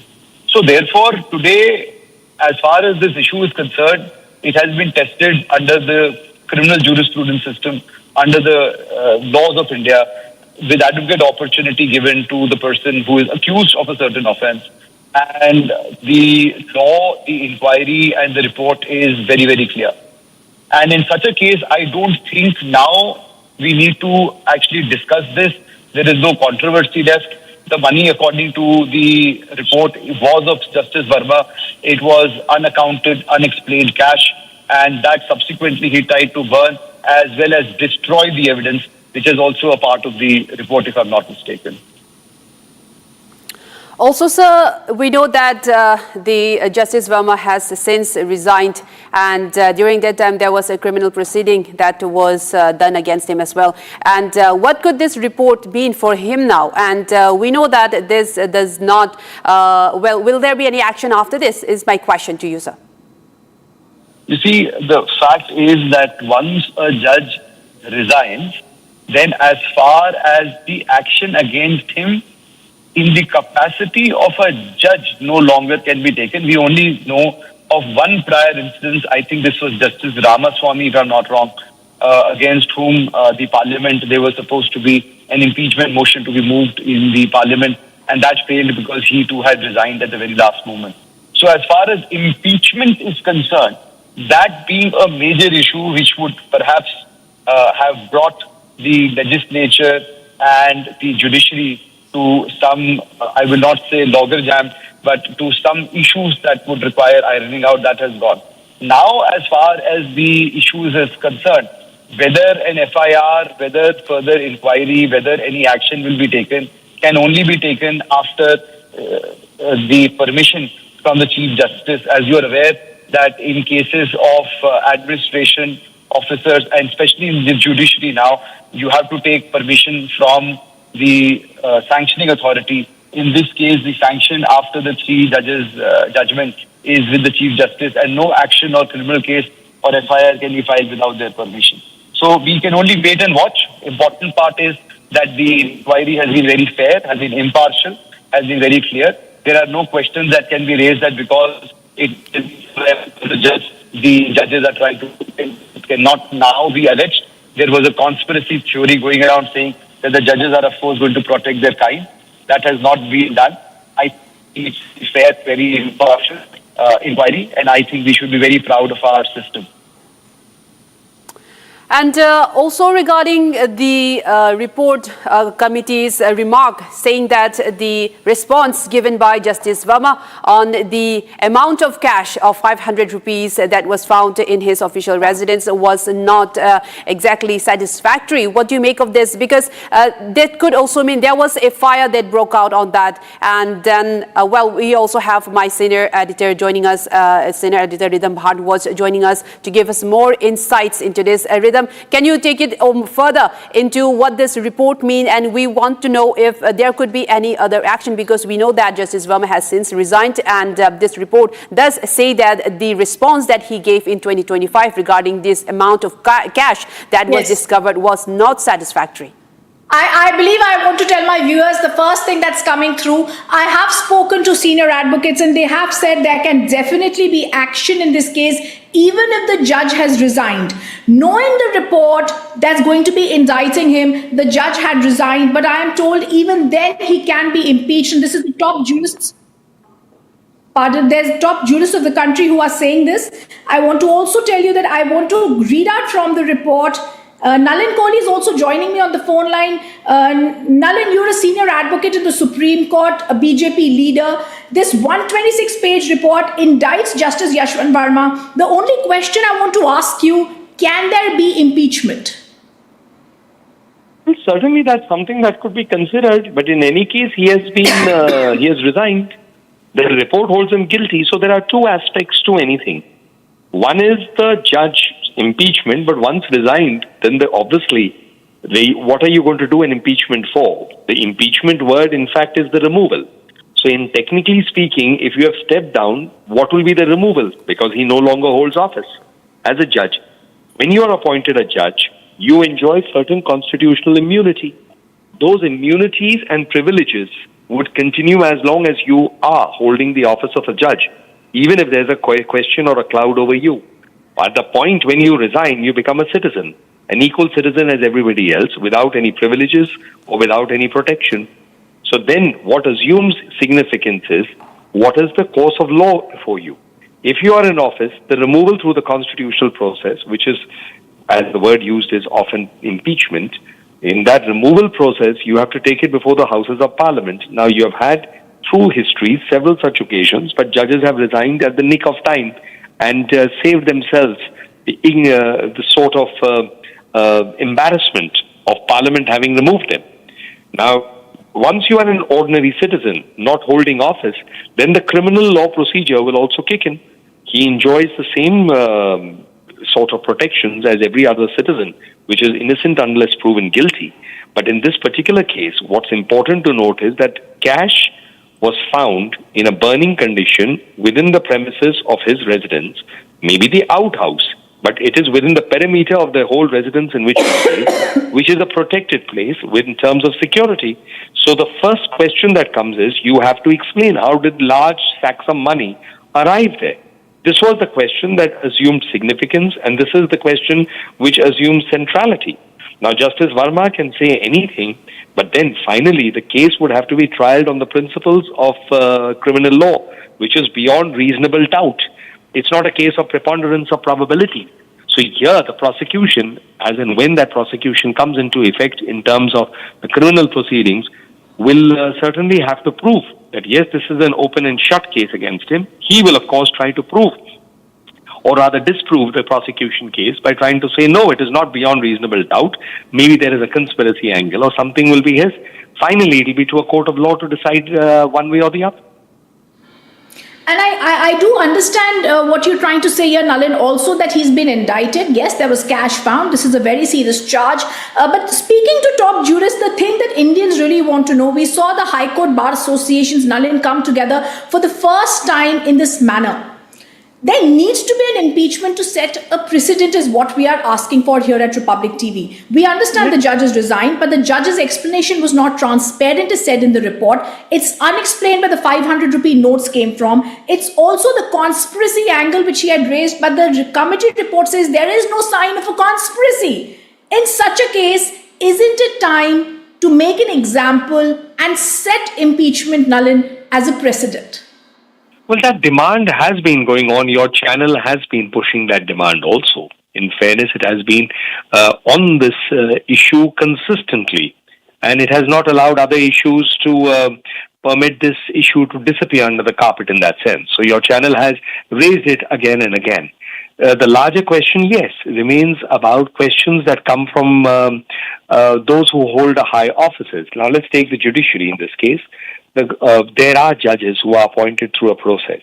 There are judges who work from morning to evening on their fixed salary and, of course, the perks that come with it, but essentially in terms of their fixed salary. And they do, their bit in trying to let the process of law and justice continue. Now, for such persons, it becomes very, very disheartening if you're honestly doing your job and trying to serve the cause of justice to see one of your fellow brethren found in a situation which is inexplicable and, comes to a point that raises questions on the entire judiciary. Now, Yes. The second question is, in these kind of positions, they say the test is of Caesar's wife, but you just don't have to also be, you needn't do only justice, but you need to also show that justice is being done and you have to be above the law. So, your own character, your own values, your own motives, everything will come into play, and your conduct. In this case, Justice Verma, who, while he was sitting on the bench, has delivered several very good judgments, was considered a very bright judge. This came as a bad cloud, and he had no cogent reason. And when you have no cogent reason to something which is as huge as this is not a minor thing. This is about, sacks of money, catching fire, and it came into public notice. In fairness, the committee of the High Court, which was headed by the Chief Justice of the High Court, Justice Upadhyaya, it went to then Chief Justice Khanna. They followed what was the procedure laid down in the Veerasamy judgment. So they followed what is the procedure. The second point that came up is, what will Parliament do? In between of all of this, Justice Verma has resigned. So, it raises a question, but the larger issue with regard to propriety, with regard to the message that the judiciary has taken a strong note of it, these are issues that I'm sure will be in continuing debate. All right, Nalin Kohli there, Senior Advocate in the Supreme Court. I thank you for giving us an excellent understanding of what has happened here. I also now want to go across to the Bar Court High Association that had actually gone against him. First, I'm going to go across, viewers, to Anil Tiwari, the former president of the Allahabad High Court Bar Association.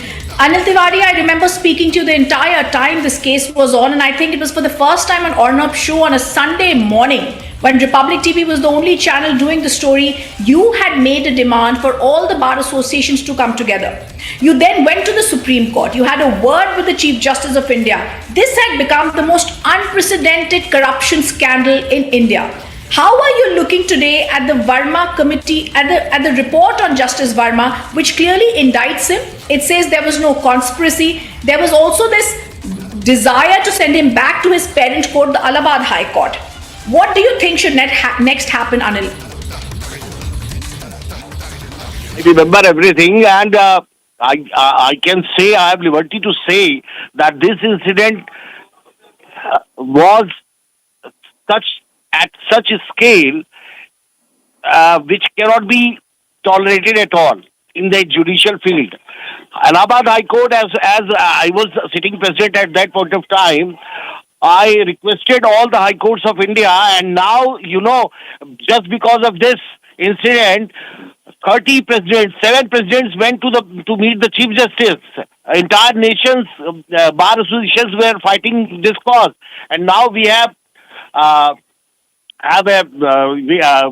good news that this inquiry report has been tabled before the Parliament, and मुझे लगता है आगे काफी कुछ होना है इसमें, because आप देखें जब भी प्रीवियस हिस्ट्री है, जब भी जज अपने को ट्रबल में पाते हैं तो वो रिजाइन कर देते हैं. तो जस्टिस वर्मा ने वही किया, वही खेल खेला अगेन.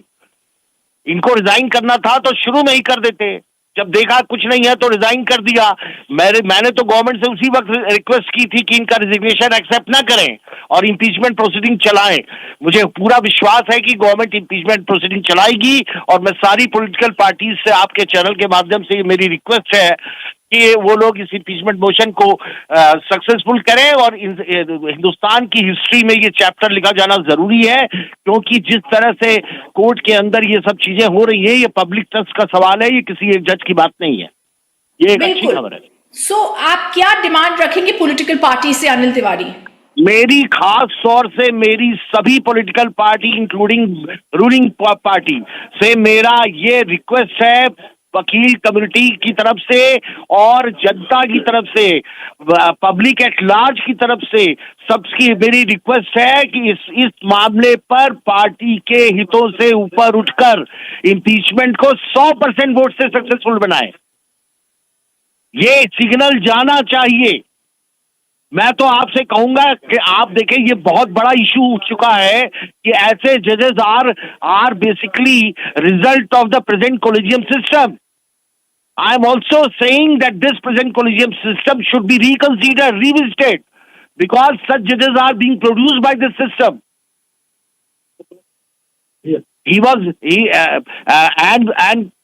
जो भी इससे पहले कि आप देखें 7 बार 8 बार मिस्टर छागला जब बॉम्बे हाईकोर्ट में प्रॉब्लम हुई, उन्होंने छेड़ा तो उस समय भी जज साहब ने रिजाइन कर दिया।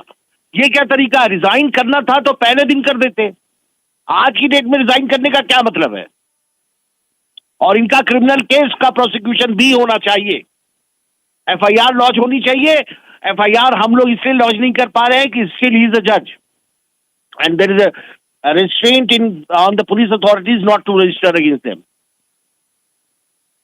बिल्कुल, जो 3 चीजें कही हैं बिल्कुल सही हैं मिस्टर अनिल तिवारी, और यही मैं अपने दर्शकों को बताना चाहूंगी। The first thing that you've said is there's a demand coming in from the lawyers. This case should be a precedent and there should be an impeachment proceeding in this case. The second demand that you've set forward is very clear. There needs to be a scanner once again in the collegium system. And the third point you are making is there should be an FIR lodged. And this is something we also want to ask, why has not happened yet? There are so many people, Anil Tiwari, we've spoken to criminal lawyers of the country, top senior legals. In fact, on my show, I also had Dr. Abhishek Manu Singhvi, one of the country's biggest lawyers. I also had Mr. Mukul Rohatgi, whom I spoke to on this case. He also said there should have been an FIR. Why was it not there? We also were told by Dr. Singhvi that there should have been a proper investigation.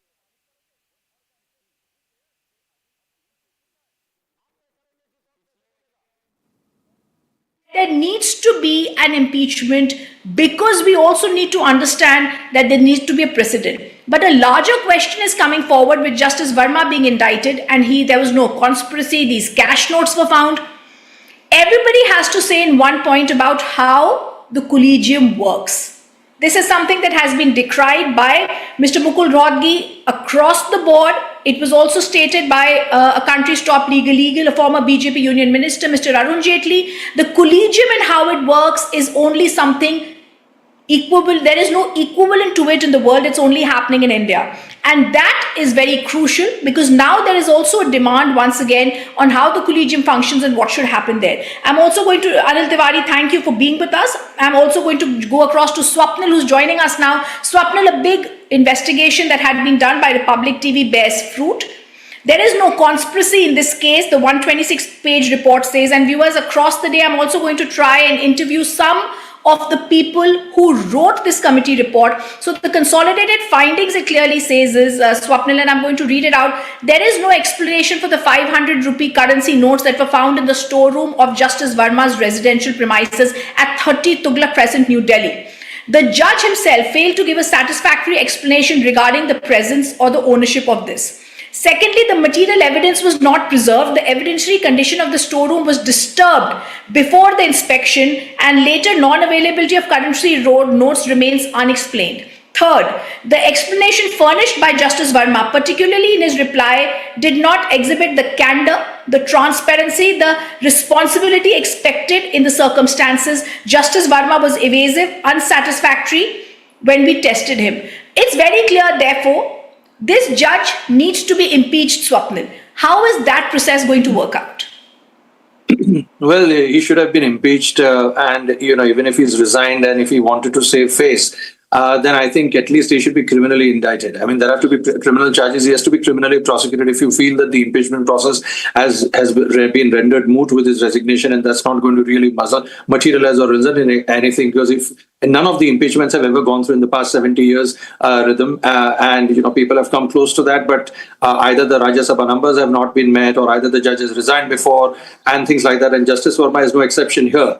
So the point is that all said and done, I think he has to be criminally prosecuted because you need to set an example. You can't just be let off with the fact that, okay, fine, we find 40, 50 crores in his house, in his backyard. And then he decided to save face and say that in the larger interest of the judiciary and the perception that judiciary is a noble institution, I am resigning herewith because, the allegations have been laid against me. So this report, to whatever extent is a good report in the sense that it tells me everything about it as to what happened and what transpired, and it will be a good academic exercise to read it. But for me, as a professional lawyer, it is of no relevance much, because unless and until the judge in question has been absolutely criminally prosecuted.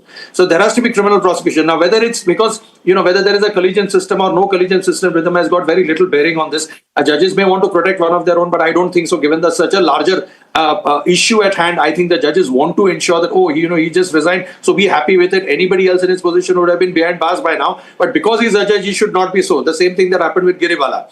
So the thing is that it's all very easy for us to go back and say that this system of appointment is wrong, because overall the appointment system has worked overall. I don't want to get into that debate right now, Rhythm, because the points of our conversation today is that whether or not he needs to be criminally prosecuted, he needs to be. The question of any impeachment process doesn't arise now because that process has been gone through, it's been rendered moot. There could be several arguments to that effect. He could again succeed in saying that now I've resigned. Why do you want to impeach me? The impeachment process only for the purposes of my resignation, as far as the Constitution is concerned. Under Article 124, and I don't know which one is the article now for the High Court impeachment. So these are all Rhythm, very, very constitutionally watertight compartments, and we don't want to give any leeway now. The fact that he's resigned, great. We are never ever going to appear before him because he's not going to be there. That's fine. But now he needs to be criminally prosecuted. And what is the process for that? Do we have to take the consent of the Chief Justice for that? Fine. If that is the need be, then let's approach that. Let's do the process. Because if your high court bars are across the country are recommending that he should be impeached, I would use the word criminally prosecuted as opposed to impeached, because I think that there still will be a play on words, and we don't want any further embarrassment to the judiciary saying that, because of these words, because of this constitutional scheme, and the way, there could be several lawyers who could approach on his behalf and say that, in constitutionally this is impermissible, that is not allowed, this is not allowed. We don't want to get into legal semantics. The common man at the end of the day wants to know that, okay, 50 crores were found. What has happened to this person in whose house 50 crores were found? And more so, he was a judge. And that too of a high court, of a prominent high court. And all high courts are prominent. More so Delhi, Bombay, Madras, Calcutta, because those are the four premier high courts of the country. But, the fact is that he was a judge. People had faith in him. Completely the trust has been eviscerated. It has been destroyed.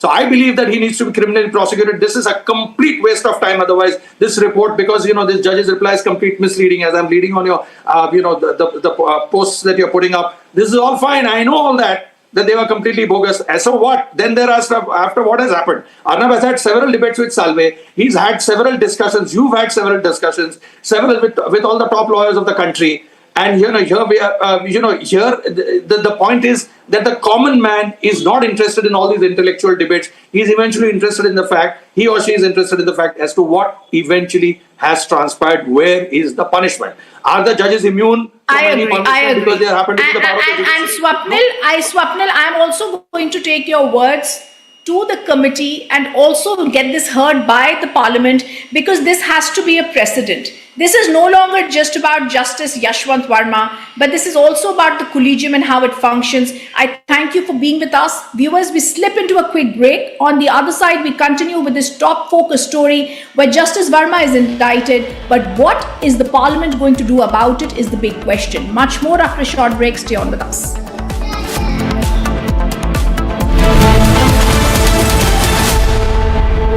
सस्ता लो, सब बढ़िया लो। इसमें क्या खास बात है? थोड़े में ज्यादा स्वाद, यही तो है इसकी खास बात। AU करंट अकाउंट के साथ मिलता है free UPI QR overdraft facility और एक ही ऐप से बैंक के सारे काम। AU सोच बदलो और बैंक भी। चमकी चाट से क्या बना है? सैंडविच, लस्सी और छाछ और हर घूंट में चमकी चाट। ड्राई फ्रूट और दही बड़े, चमकी चाट से स्वाद बढ़े। असली स्वाद सिर्फ चमकी चाट। Umpteen number of times the Modi government also has taken resort to, whenever the bills have come where you need to take all stakeholders involved on board. And the government from the day one has said that insofar as FCRA is concerned, we can speak to everyone and anyone and everyone and convince them that this is not targeted at them. For example, the Home Minister himself has met not once, twice Christian delegations and told them that it is not targeted at them, and that even if you look at it, the contributions to church or churches in the country or missionaries just about 15 or 17%. And I've spoken to people in the agencies and they say that it's, you know, our law also needs to be made compatible with, for example, the FATF. Yes. Likely, Niranjan, I can tell you that the bill might be brought in tomorrow and then referred to the JPC. Okay, now this is turning out to be the tricky one, because we just had some more information that, for example, the Sharad Pawar faction of the NCP wants the bill to go to the JPC, not withdraw or against, but they're saying, okay, send it to the JPC. But they also need the support of Sharad Pawar's party for delimitation. Not sure about this session, but at least in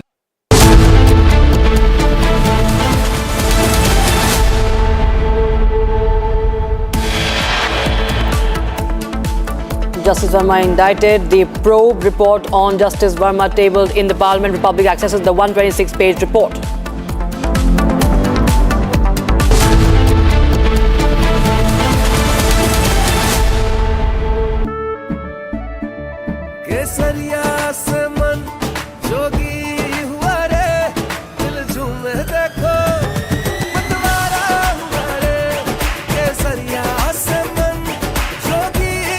हर पल मनाओ केसरी त्योहार।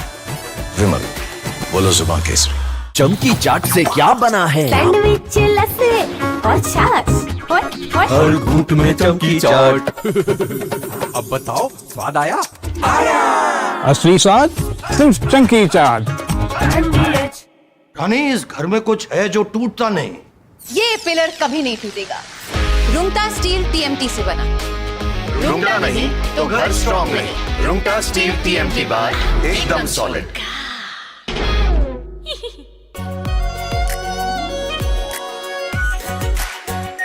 Are pure shahi paneer masala, delicious, healthy everyday.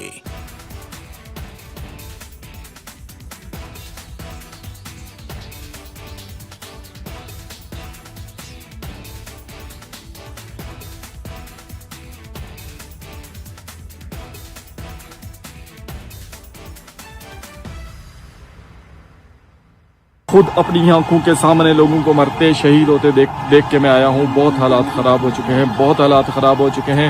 International media को, सारी दुनिया को tag करें और हम तक पहुँचाएं। यार, इस वक्त यहाँ पे एम्बुलेंसेस की तादाद जो है वो कम पड़ गई है, गाड़ियाँ कम पड़ चुकी हैं। लोग जो है अपने ज़ख्मियों को अपनी मदद आपके तहत, कोई इधर से पकड़ा हुआ को उधर से, और रोड पे लहू ही लहू है।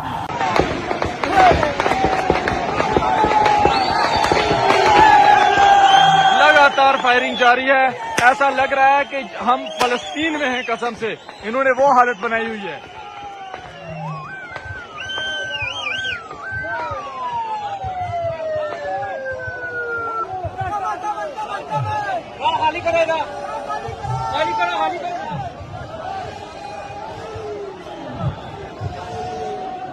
फोर्सेस की फायरिंग से जो है ना, इस वक्त बेशुमार नौजवान शहीद जख्मी हो चुके हैं और बेशुमार लोग शहीद हो चुके हैं। देख सकते हैं ये पाकिस्तानी फोर्सेस की बर्बरियत और जो है ना पाकिस्तानी फोर्सेस की फायरिंग से जो है ना, ये देखें किस तरह नौजवानों को, किस तरह स्ट्रेट फायर मारे जा रहे हैं नौजवानों को।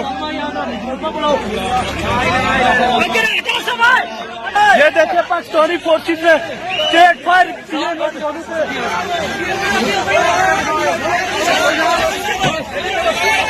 ये देखें लोग, छोड़ो। हमारे बहुत सारे भाई जख्मी हो चुके हैं। अल्लाह की जात हमारे भाइयों की हिफाजत करे, अल्लाह की जात हमारे भाइयों की हिफाजत करे।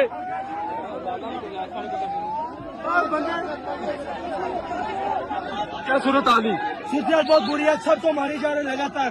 पिछले तक 3 बंदूकों हेडशॉट की इन्होंने की है, कुत्ती के बच्चों ने 15 से 20 लोग और बहुत सारे बंदूकों ने इनको जख्मी किया है।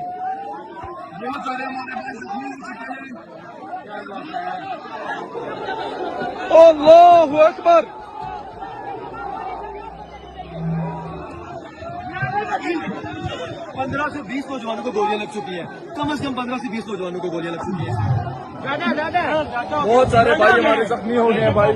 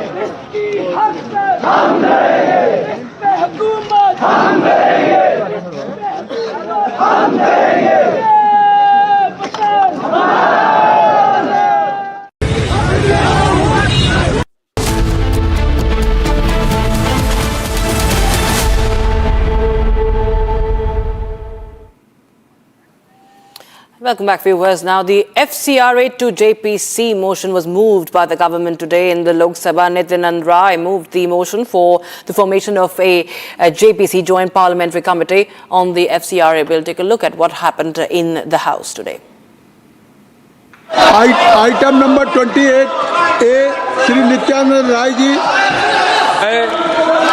मैं माननीय गृह मंत्री जी की ओर से प्रस्ताव करता हूं कि विदेशी अभिदाय विनियमन संशोधन विधेयक 2026 को इस सभा के 21 सदस्यों जो कि माननीय अध्यक्ष द्वारा नामित किया जाए और राज्यसभा के 10 सदस्यों जो कि माननीय सभापति द्वारा नामित किया जाए से मिलकर बनी दोनों सभाओं की संयुक्त समिति को सौंपा जाए कि संयुक्त समिति की बैठक आयोजित करने के लिए गणपूर्ति संयुक्त समिति के सदस्यों की कुल संख्या का लगभग 1/3 होगी कि समिति अगले सत्र के प्रथम सप्ताह के अंतिम दिन तक इस सभा को प्रतिवेदन प्रस्तुत करेगी कि अन्य मामलों में संसदीय समितियों से संबंधित इस सभा की प्रक्रिया तथा कार्य संचालन नियम ऐसे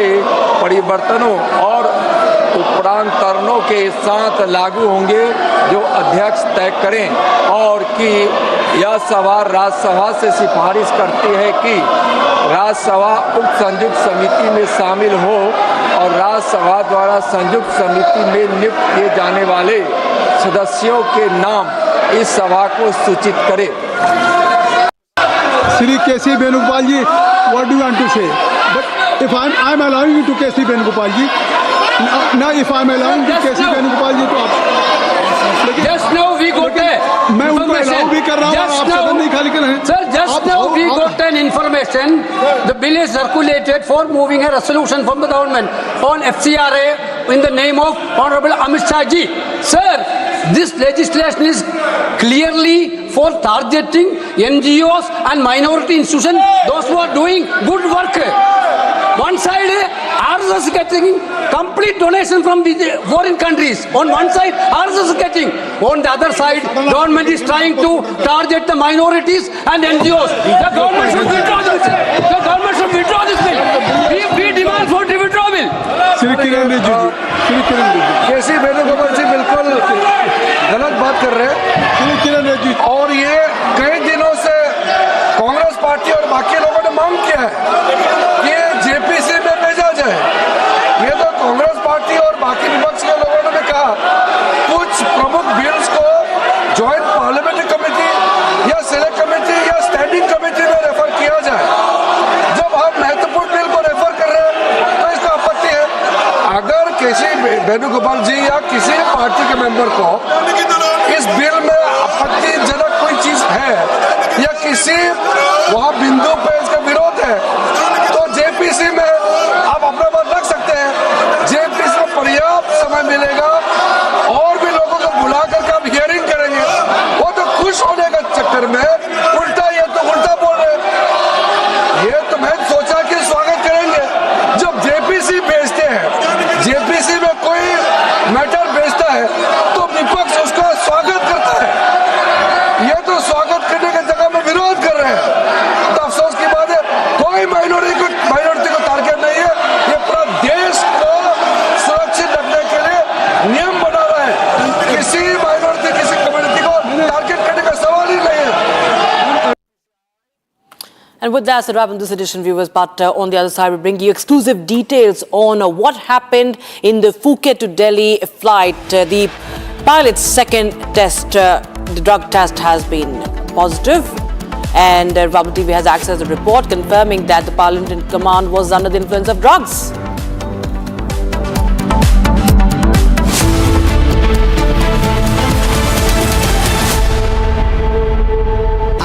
प्योर सूजी पास्ता उबालो, मिलाओ और खाओ, 8 मिनट में तैयार। क्या टेस्ट है सबका राजा, R pure masala. Amity has been ranked India's #1 not-for-profit private university for 11th year, with top 10 ranked institutions in management, engineering, biotech, law, masscom, telecom, hospitality, fashion and more. Yet another top ranking for Amity University. चमकी चाट से क्या बना है? आलू चाट या fruit चाट, स्वाद बनाए चमकी चाट। क्या बात है? स्वादिष्ट पकोड़े और परेशान, अरे चमकी चाट है इसकी जान। असली स्वाद सिर्फ chunky chaat.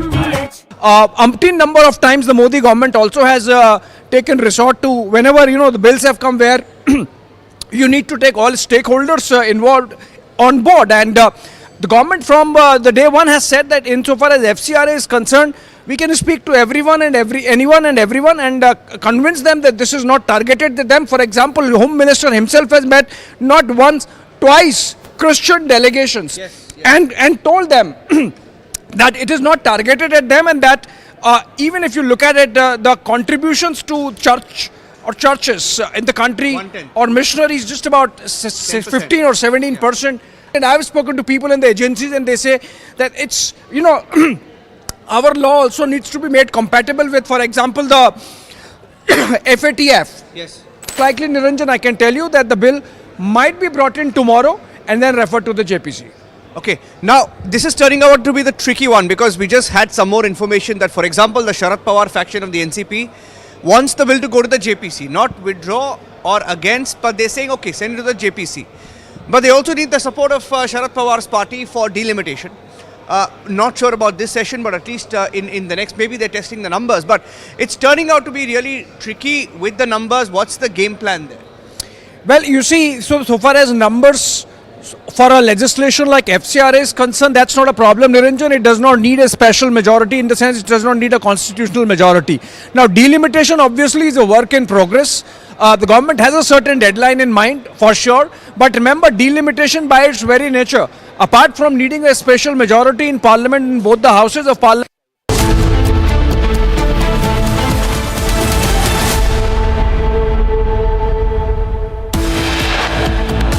Time for a very short break, viewers, but we get you the latest on the report on Justice Verma that has been tabled in Parliament. We get you the details on that.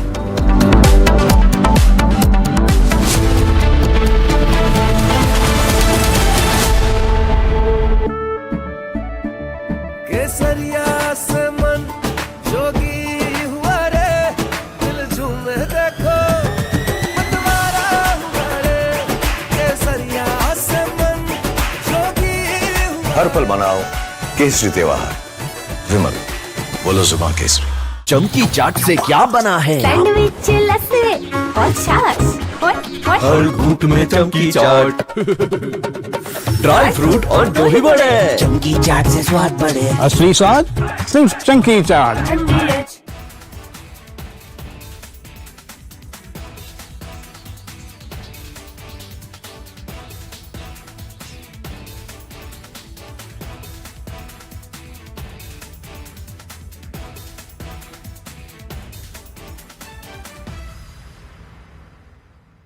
कुछ तो सस्ता लो, सब बढ़िया लो। इसमें क्या खास बात है? थोड़े में ज्यादा स्वाद, यही तो है इसकी खास बात। राजा आर प्योर मसाला। खुद अपनी आंखों के सामने लोगों को मरते शहीद होते देख के मैं आया हूँ। बहुत हालात ख़राब हो चुके हैं, बहुत हालात ख़राब हो चुके हैं। इंटरनेशनल मीडिया को, सारी दुनिया को टैग करें और हम तक पहुंचाएं। यार इस वक्त यहाँ पे एम्बुलेंसेस की तादाद जो है वो कम पड़ गई है, गाड़ियाँ कम पड़ चुकी हैं। लोग जो है अपने जख्मियों को अपनी मदद आपके तहत, कोई इधर से पकड़ा हुआ को उधर से, और रोड्स पे लहू ही लहू है।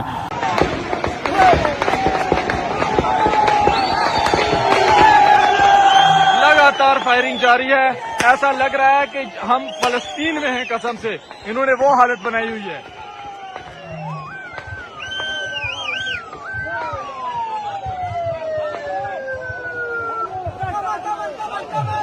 खाली करेगा, खाली करो, खाली करो।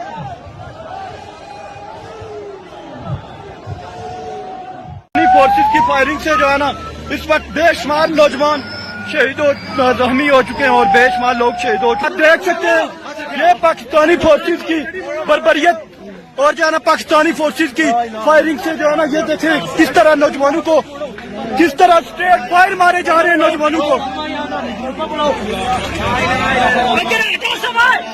ये देखिए पाकिस्तानी फोर्सेस ने स्ट्रेट फायर किए नौजवानों पे।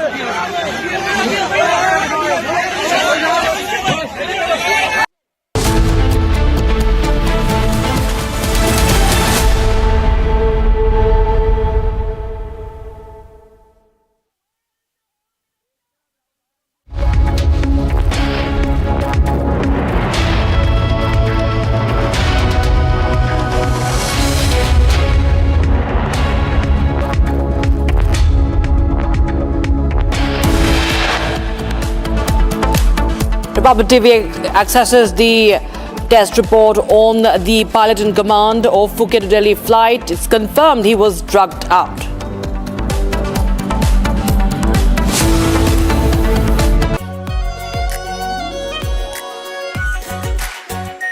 Are pure shahi paneer masala, delicious, healthy every day.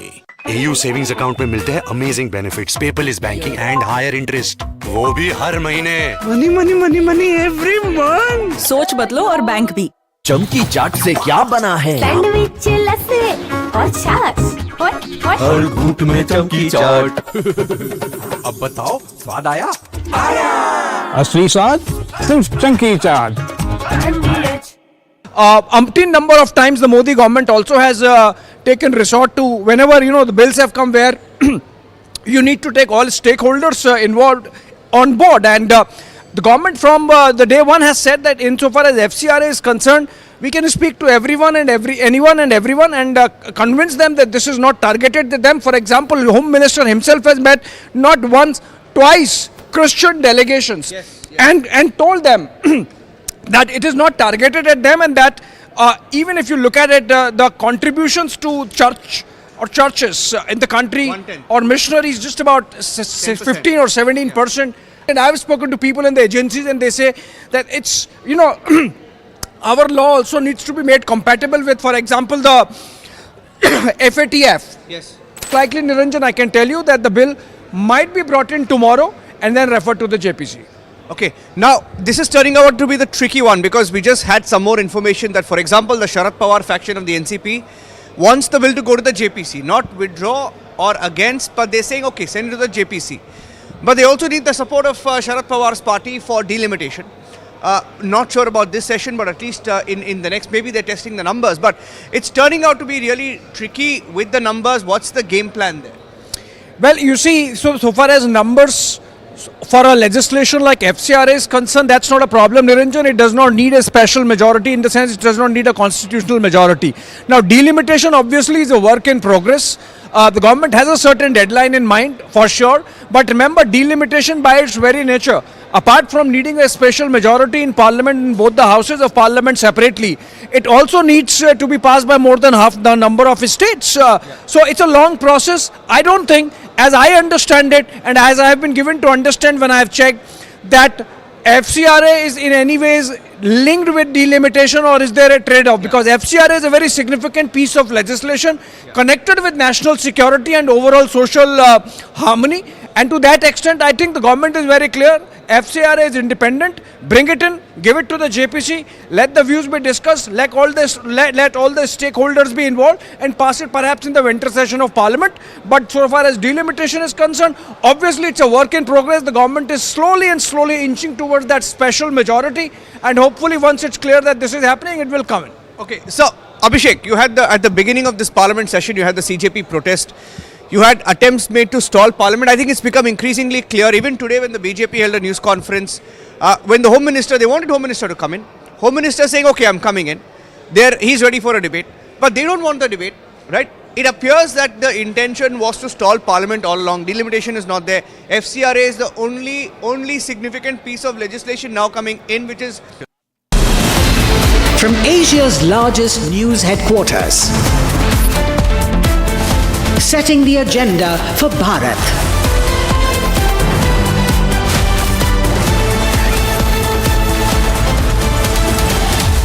You're watching Republic.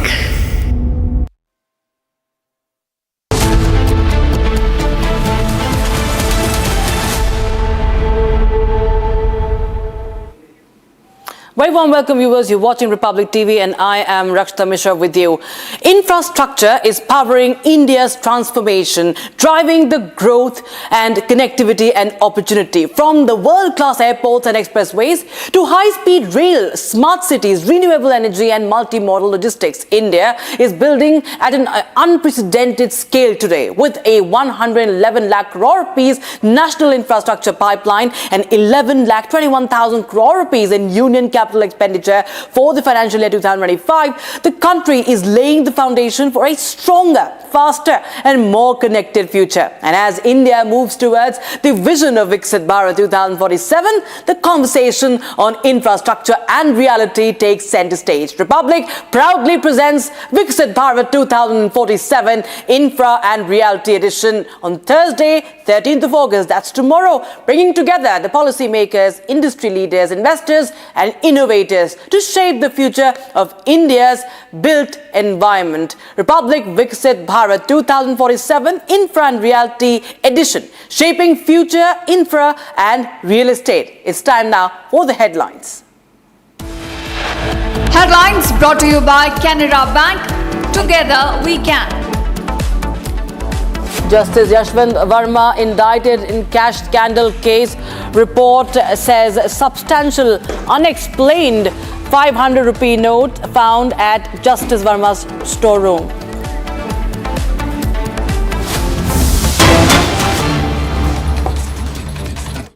Question करेंगे, जवाब देंगे और अपोजिशन जवाब सुनना नहीं चाहते और भाग रहे हैं। ऐसा परिस्थिति आप कल्पना कर सकते हैं? लोकतंत्र के लिए ठीक नहीं है। विपक्ष भी बहुत जिम्मेदार होते हैं, सरकार का जिम्मेदारी है और विपक्ष का भी जिम्मेदारी होते हैं। और जब नीट एग्जाम को लेकर के जो पेपर लीक हुए, छात्रों ने आंदोलन किया, कई गतिविधि हुए हैं, विपक्ष ने मांग किया कि इसका डिस्कशन होना चाहिए, होम मिनिस्टर का जवाब चाहिए। हम बार बार कह रहे हैं कि हम चर्चा चाहते हैं, वो मान नहीं रहा है। मजबूरन गृह मंत्री जी फिर एक पत्र लिखना पड़ा।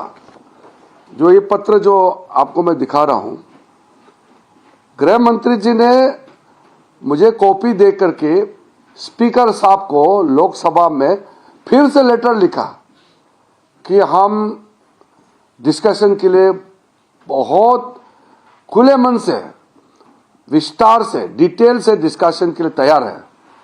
ऑपोजिशन पार्टी के लीडर को मनाइए। ये आपने कभी सुना है? सरकार खुद हाथ जोड़ करके स्पीकर को कह रहे हैं कि ऑपोजिशन पार्टी को डिस्कशन के लिए मनवाइए। मैं तो बहुत व्याकुल हो गया हूं डिस्कशन के लिए। हम तुरंत डिस्कशन चाहते हैं। आज भी हमने बार बार ऑपोजिशन पार्टी को कहा कि आप अभी डिस्कशन शुरू कीजिए, होम मिनिस्टर अभी यहां बैठे हैं, अभी डिस्कशन कीजिए। हिम्मत है ही नहीं। तो ये देश के लिए ठीक नहीं है। मैं as a parliamentary affairs minister भी बहुत दुखी हूं, लेकिन as a MP, as a member of parliament, मैं भी तो एमपी हूं, तो दुख होना तो एक नेचुरल सी बात है कि जब पार्लियामेंट नहीं चलेगी तो सबको खराब लगेगा। और मैं ये कहना चाहता हूं कि ये जो पूरा मानसून सत्र में जो हंगामा कर रहे हैं कांग्रेस पार्टी और ये कुछ दल,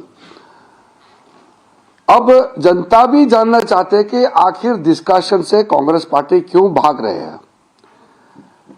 और डिस्कशन और डिबेट लोकतंत्र का मूल, ये हमारा स्पिरिट होता है, इसी का माध्यम से देश के सामने में डिटेल बात जाता है। तो मैं फिर से कहना चाहता हूं कि मैं तो बहुत बूढ़ा नहीं हुआ हूं, लेकिन 30 साल का मेरा एक्सपीरियंस है और इस 3 दशक का पार्लियामेंट्री एक्सपीरियंस के साथ मैं कह रहा हूं कि ऐसा अपोजिशन पार्टी, ऐसा विपक्ष मैंने अपने जिंदगी में नहीं देखा और कल्पना भी नहीं कर सकता है कि डिस्कशन से भागने वाला अपोजिशन पार्टी पार्लियामेंट कैसे चलेगा। फिर पार्लियामेंट में डिस्कस नहीं करेगा, पार्लियामेंट मंत्री जवाब नहीं दे सकते हैं, पार्लियामेंट में सरकार अपना बात नहीं रख सकता है, वो सुनना ही नहीं चाहते हैं। मतलब तकिया पकड़ के नाराबाजी करना एक नॉर्मल कर दिया है। अब तो कांग्रेस पार्टी के एमपी सोचते हैं कि उसका काम ही सिर्फ नारा लगाना, तकिया पकड़ना, गाली देना, यही काम रह गया, इसको नॉर्मल बना दिया है। पार्लियामेंट के अंदर में डिबेट डिस्कशन तो भूल गए हैं ये लोग।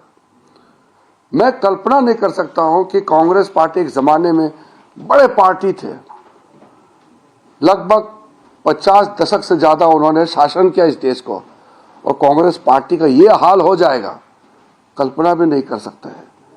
क्या हो गया कांग्रेस पार्टी को? डिस्कशन से भागने वाला पार्टी, कौन विश्वास करेगा कि कांग्रेस इतना नीचे डूब जाएगा? ये हालत होगा कांग्रेस पार्टी, सोच भी नहीं सकते हैं। इसलिए कल आखिरी दिन है, हमने तो आज भी अपील किया है। मैं बहुत भारी मन, दुखी मन से कह रहा हूं, I am really frustrated that opposition party is running away from the debates in the parliament. Unthinkable, incomprehensible that in parliamentary democracy, opposition party is running away from the debate and government is insisting on full-fledged discussion and also the reply. So what will be the future of delimitation by amendment resolution bill then? वो तो मैं बात बताऊंगा वो विषय को। English में मैंने बोला ना, इंग्लिश एक मिनट। हाँ, वो नहीं। See, today as not only as a parliamentary affairs minister, I am also a member of parliament. I am extremely pained, disturbed and frustrated that it is first time in the history of parliamentary democracy that the opposition party is running away from discussion in the parliament. Otherwise, it is always the opposition which seeks the discussion and the government which tries to defer it. But here the government is too eager to place on record seeking discussion on the floor of the house, and the opposition party is running away. I have never seen such irresponsible opposition party which is not ready to come to the parliament for debate. They are interested only in shouting slogans, use abusive language, carries all those kind of very objectionable placards and banners and abuse the Prime Minister.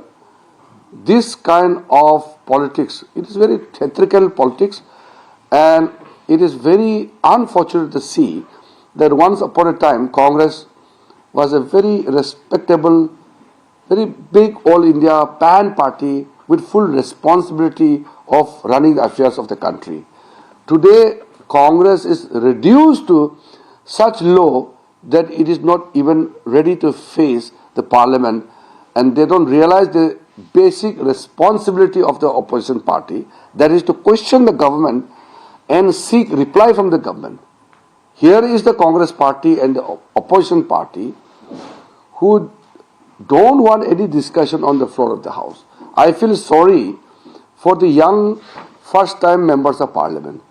Ever since they have been elected to this house, They have not seen any quality debate. They are not witnessing any high-level parliamentary exchanges on the floor of the House, because House is not simply able to run. So it is very unfortunate for the young MPs who have desired to become a great parliamentarian. We have seen how senior parliamentarians, even you all are senior people, I have seen parliamentary reporting also is an art. But if there is no discussion, what will you report? So you mentioned the letter also. This letter is written by the Honorable Home Minister, because after I have made my formal remarks on the floor of the House and giving our concurrence, government's willingness to discuss on the matter of NEET exam paper leakage. Even after 2 days, the opposition party is running away. So Home Minister was bound to write this letter appealing the Honorable Speaker of the House to consult and also to manage the opposition party to come together and agree for a discussion, because Home Minister is extremely pained and he is willing to give in detail all those things which are related to the students' protests and the subsequent the actions which had happened and all related events. So we want full-fledged discussion. Jairam Ramesh ने tweet करके कहा कि 1952 से अब तक parliament की history में ऐसा नहीं हुआ है कि ना तो प्राइम मिनिस्टर और ना गृह मंत्री पार्लियामेंट हाउस में कभी नहीं आए हैं। हाउस तो तभी आएंगे ना जब हाउस चलेगी। Sir, the opposition is saying it's the last second day that the Home Minister writes a letter and gives a media statement. Oh, done it 10 days. Home Minister is writing today only after they are not listening. I have made appeal from the first day. My appeal, I am the representative of the government as a parliamentary affairs minister. I am the person who is giving all the correct position of the government stand. I have informed the Business Advisory Committee, I informed the House that government is ready to have full-fledged discussion on exam paper leakage with regards to NEET. Only after the opposition is continuing to disturb the House, the Home Minister was bound to write this. This is out of compulsion, he wrote it. Otherwise, what was required? It is not a question of the second last day. He wrote on the second last day because opposition is not coming forward for discussion and session is getting over. So that is why he has made a very desperate appeal actually.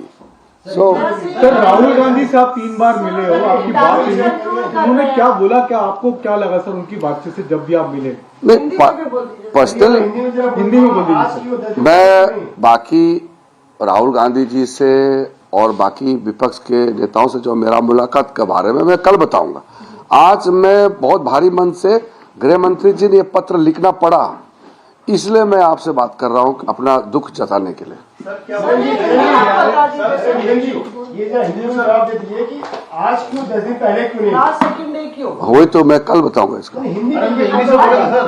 अभी जो sir विपक्ष कह रहा है कि आप damage control कर रहे हैं, अमित शाह ने लास्ट सेकंड दे दिया ये चिट्ठी, पहले क्यों नहीं? डैमेज कंट्रोल का मैं बात नहीं कर रहा हूं, मैं कह रहा हूं कि ये लोग हमने डिस्कशन के लिए अपील करने के बाद, एग्री करने के बाद वो मानते ही नहीं है। तो अब सेशन खत्म होने वाला है तो होम मिनिस्टर को मजबूर से ये पत्र लिखना पड़ा स्पीकर साहब को हाथ जोड़ के कि ऑपोजिशन पार्टी को मनवाइए। अध्यक्ष जी आपका कहने से ये लोग मान सकते हैं, आप बुला करके मनवाइए और चर्चा कराइए। ये होम मिनिस्टर साहब का भाव को समझिए, कितना वो तैयारी रहे हैं कि चर्चा जल्दी हो, चर्चा नहीं हो पा रहे हैं, इसलिए तो ये पत्र लिख रहे हैं। सर आपको सर उम्मीद है कि एक दिन बचा है। Do you think it's a legitimate demand of the opposition party, particularly in the Congress, saying that there should be a second debate as well on the Ayodhya? That I can't come to another subject, no, when if you can't discuss on first one.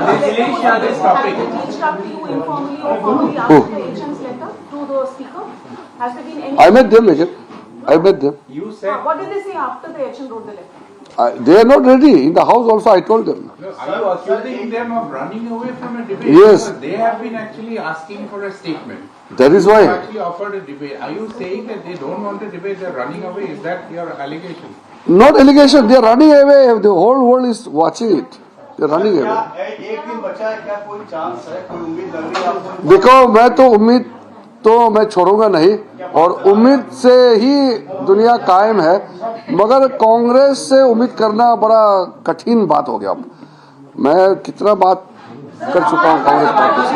Congress is saying that even after at 3 p.m. when the entire opposition was in the house, the Home Minister was not present at that point in time. अरे मैं वही कह रहा हूँ, home minister यहाँ wait कर रहे हैं, चर्चा शुरू होते ही वहाँ वो बैठेंगे। तो ये तो वही तो है होम मिनिस्टर। आप अरे आप सब, मैं पार्लियामेंट्री अफेयर्स मिनिस्टर हूँ, मैं तो बैठते रहता हूँ। जिस मंत्री का सवाल होगा, जिस मंत्री का बिजनेस होगा, वही आएंगे ना। हर मंत्री थोड़ी लाइन करके बैठेंगे। अरे तो राज्य मंत्री भी मंत्री है, मंत्री जो होता है जिम्मेदारी सबका है। अगर विपक्ष मान जाता है डिस्कशन के लिए, तो क्या हाउस की अवधि बढ़ाई जा सकती है? नहीं तो अभी भी मैं कह रहा हूँ, अभी भी मान जाओ। कल मानते तो बढ़ा देंगे सर। बढ़ाने का बात तो बहुत छोटी सी बात है। हम तो कह रहे हैं कि कल सुबह भी 11 बजे कांग्रेस बोल दे कि हम तैयार है चर्चा के लिए, हम समय बढ़ा देंगे, चर्चा के लिए हम तैयार हैं। सर, आपको क्यों लगता है कांग्रेस क्यों भाग रहा है? कांग्रेस क्यों डर गए, क्यों भाग गए, वो कांग्रेस से पूछे। मगर मैं इतना कहूंगा कि कांग्रेस इतना कमजोर हो जाएंगे, ये मैंने कभी सोचा नहीं था।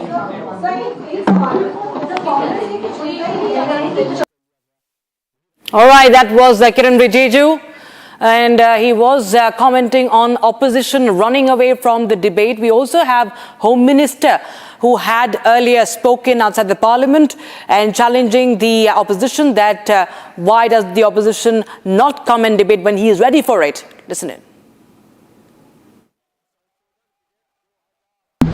देखिए, सबसे पहले तो लापता, भाग गए, भगोड़े हैं, इस प्रकार की भाषा भारत की सार्वजनिक जीवन में और संसदीय जीवन में अभी अभी सुनाई पड़ती है। जब से संसद सत्र शुरू हुआ तब से लगातार मैं संसद में आता हूं, मेरी चैम्बर में बैठा हूं। चूंकि संसद भवन के अंदर विपक्ष संसद को चलने ही नहीं दे रहा है, दोनों गृहों में, तो कोई जाकर क्या करेगा। जहां तक चर्चा का सवाल है, सरकार की ओर से किरण रिजिजू जी ने, जो हमारे पार्लियामेंट्री अफेयर्स मिनिस्टर है, उन्होंने बहुत स्पष्ट कर दिया है कि जो नीट आंदोलन के छात्र प्रदर्शन पर सभी प्रकार की चर्चा करने के लिए सरकार तैयार है और चर्चा के लिए समय सुनिश्चित किया जाए और विपक्ष तैयार हो जाए। पहले तो ये यही मांग कर रहे थे, हमने हाँ बोल दिया। मेरी ओर से भी मैंने कह दिया है कि मैं किसी भी सवाल का जवाब देने के लिए संसद में तैयार हूं, मगर वो चर्चा ही नहीं होने देना चाहते। अब जनता तय करे कौन भाग रहा है। आज भी मैं कहता हूं, आज 3 बजे तक स्पीकर साहब को वो पत्र दे दे, 3 बजे से लेकर कल 3 बजे तक सभी प्रकार की चर्चा के लिए हम तैयार हैं। मैं सदन में ही बैठूंगा, सबको सुनूंगा और सब चीजों का जवाब दूंगा। सरकार के पास छुपाने के लिए कुछ नहीं है। वो भी चर्चा करूंगा कि आपने क्यों चर्चा नहीं चाहिए। भारतीय जनता पार्टी की मोदी जी के नेतृत्व में सरकार, एनडीए की मोदी जी के नेतृत्व में सरकार हर चीज पर चर्चा के लिए तैयार है। संसद वो चलने दे बस। आज मैं चैनलों के माध्यम से इन विपक्ष को कहना चाहता हूं कि आप एक पत्र 2 बजे तक लिखकर दे दीजिए स्पीकर साहब को, 3 बजे से चर्चा चालू कर देंगे और कल 3 बजे मैं जवाब दे दूंगा सारी चीजों का। संसद में चर्चा करने के नियम बने हैं, तरीके बने हैं। अब मुझे कोई कहता है कि आप एक स्टेटमेंट दे दो, इतने गंभीर मसले पर इस तरह से चर्चा नहीं हो सकती है। शायद आपके पद्धति में होगा, मगर संसदीय पद्धति ये नहीं है। संसद में एट लेंथ चर्चा होती है। आज 3 बजे से देर रात तक जब तक वो बैठे, और कल दोपहर 3 बजे तक हम तो क्वेश्चन आवर भी सस्पेंड करने के लिए तैयार, अगर स्पीकर साहब अनुमति देते हैं तो। कल 3 बजे तक मैं चर्चा के लिए तैयार हूं। मैं खुद बैठूंगा, हर चीज लिखूंगा और हर चीज का जवाब दूंगा, जिससे देश की जनता के सामने सारी चीजें स्पष्ट हो जाए, दूध का दूध और पानी का पानी हो जाए। अब विपक्ष ने तय करना है कि उनको चर्चा करनी है या हंगामा करना है। And viewers, we have breaking news coming in on the Air India pilot's drug test report. Now, Republic TV is learning, as per their sources, as per our sources, that the pilot in command was high during the flight and displayed slow and unusual behavior. Now, the pilot has reported in this report, he has given a statement to explain his condition, and he said that he couldn't sleep well in Phuket, and he took some prescribed medicines. Now remember, viewers, he has been tested positive for marijuana as far as the second dope test is concerned. Now he says that he was taking some sleeping pills for that were prescribed medicines. Sources also say that the pilot had further reported sleep-related issues and told the authority that he had been prescribed some medicines. Harsh is joining us live in the broadcast, getting us this information. Harsh, tell us more details about what the pilot in command's explanation has been, because he has been tested positive.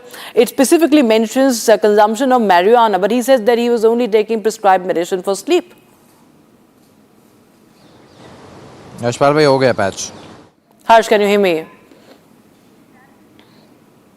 Okay, I think we'll just reconnect with Harsh there with this audio. And viewers, this is the latest update we have in the Phuket to Delhi turbulence case, where the pilot in command is reported to have consumed marijuana. In the second dope test, he has failed. The first one was also non-negative. Republic TV closely is tracking all the updates, getting you all the inside details. We've accessed that report also, where we also learned that the pilot was tested positive for marijuana. He was drugged while he was flying. And we must remember, at least 20 of the passengers have been injured, seriously injured, in this case that was earlier being termed as turbulence. It was a 300-meter drop and 300-foot drop. Harsh is now back with us. Harsh, tell us more details about what the pilot has given as the reason for his condition. Right, Rakshita, now what we are learning from our sources is that during the initial investigation, the pilot has said he in fact has cited some medical condition related to sleep. He says that his family doctor recommended him to take some sleeping pills, and he was on antibiotics, and these were in fact prescribed antibiotics as per the pilot's statement. Now let me remind our viewers that the pilot in command has been tested positive. His reports have come out to be positive, and he was under the influence of marijuana. This is what we have learnt earlier, and it was also broken earlier on Republic TV. We broke this for our viewers that the pilot in command was not in the position to take control of the aircraft, and it was the first pilot, the second pilot in fact, who took control of the aircraft. He stabilized the aircraft after it witnessed a massive 300 feet loss of altitude, and he was the one who in fact landed the aircraft safely at Delhi's IGI airport. Now, earlier this morning, we also learned that the crew of this particular aircraft that in fact was traveling from Phuket to New Delhi have also lodged a formal complaint with the airline in regards to the pilot's condition. We're talking about the pilot in command's condition here. They have clearly mentioned that the pilot in command was not in a stable position. In fact, there were instances when the pilot in command was found sitting on the floor of the cockpit, and he required assistance even to walk out of the aircraft as soon as it landed at Delhi's IGI airport. Now, what we have learned from our sources, in fact, these are the sources who are close to investigation. They say during the initial investigation, the pilot in command has mentioned that he was on prescribed drugs, he was on antibiotics, and it was one of his family doctors who have in fact prescribed him some sleeping pills, and he did not manage to sleep well in Phuket. This is what the pilot in command says after his reports have come out to be positive, and he was under the influence of psychoactive psychoactive drugs at the time of this flight. All right. Thank you so much, Harsh, for joining us with details coming in on that story. We continue to bring more exclusive information on that, but thank you so much. In the meantime, let's shift our focus to another story. But for that, we'll slip into a very, very short break. Don't go anywhere. We'll bring you the latest updates coming in the Justice Verma cash scandal, as he has been indicted in the case, and the report has been accessed. That has been tabled in the Parliament today. We have accessed that, and we'll get you more details of that.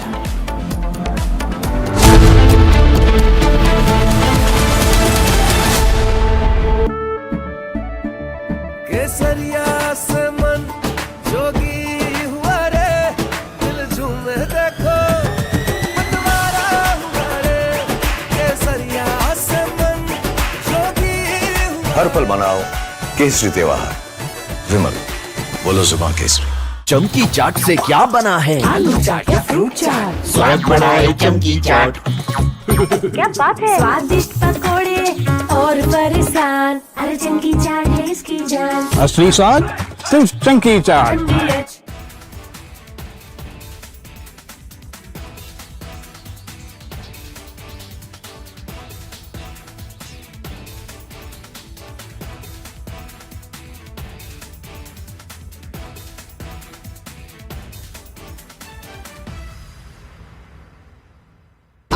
Pure सूजी pasta उबालो मिलाओ और खाओ 8 minute में तैयार। क्या taste है सबका राजा आर प्योर मसाला।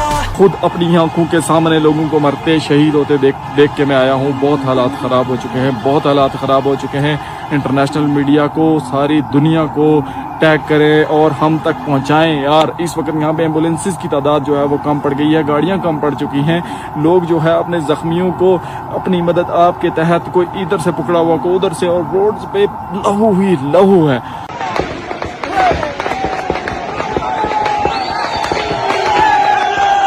लगातार फायरिंग जारी है। ऐसा लग रहा है कि हम फलस्तीन में हैं कसम से। इन्होंने वो हालत बनाई हुई है।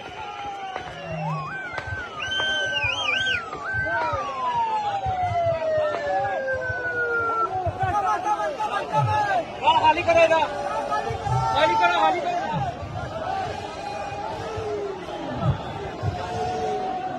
फोर्सेस की फायरिंग से जो है ना इस वक्त बेशुमार नौजवान शहीद जख्मी हो चुके हैं और बेशुमार लोग शहीद हो चुके हैं। देख सकते हैं ये पाकिस्तानी फोर्सेस की बर्बरियत और जो है ना पाकिस्तानी फोर्सेस की फायरिंग से जो है ना ये देखें किस तरह नौजवानों को, किस तरह स्ट्रेट फायर मारे जा रहे हैं नौजवानों को।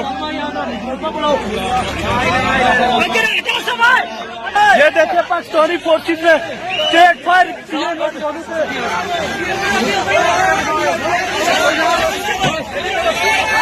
ये देखें लोग, छोड़ो। हमारे बहुत सारे भाई जख्मी हो चुके हैं। अल्लाह की जात हमारे भाइयों की हिफाजत करे, अल्लाह की जात हमारे भाइयों की हिफाजत करे।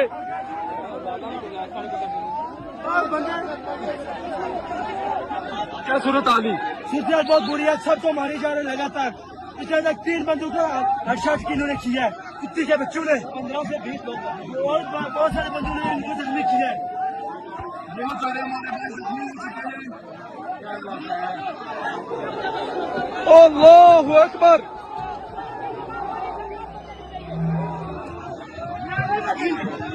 15 से 20 नौजवानों को गोलियां लग चुकी है, कम से कम 15 से 20 नौजवानों को गोलियां लग चुकी है।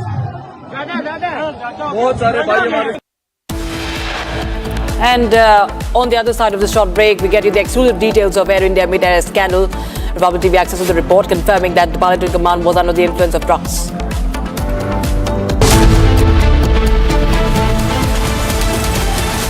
कुछ तो सस्ता लो, सब बढ़िया लो। इसमें क्या खास बात है? थोड़े में ज्यादा स्वाद, यही तो है इसकी खास बात। राजा R pure masala.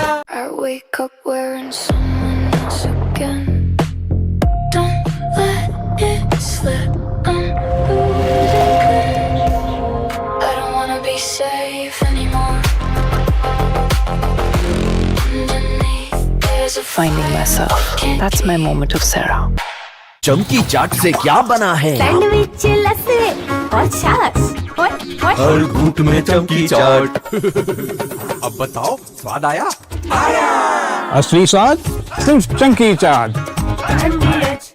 umpteen number of times the Modi government also has taken resort to, whenever the bills have come where you need to take all stakeholders involved on board, and the government from the day one has said that insofar as FCRA is concerned, we can speak to anyone and everyone and convince them that this is not targeted at them. For example, the Home Minister himself has met not once, twice Christian delegations and told them that it is not targeted at them, and that even if you look at it, the contributions to church or churches in the country or missionaries just about 15 or 17%.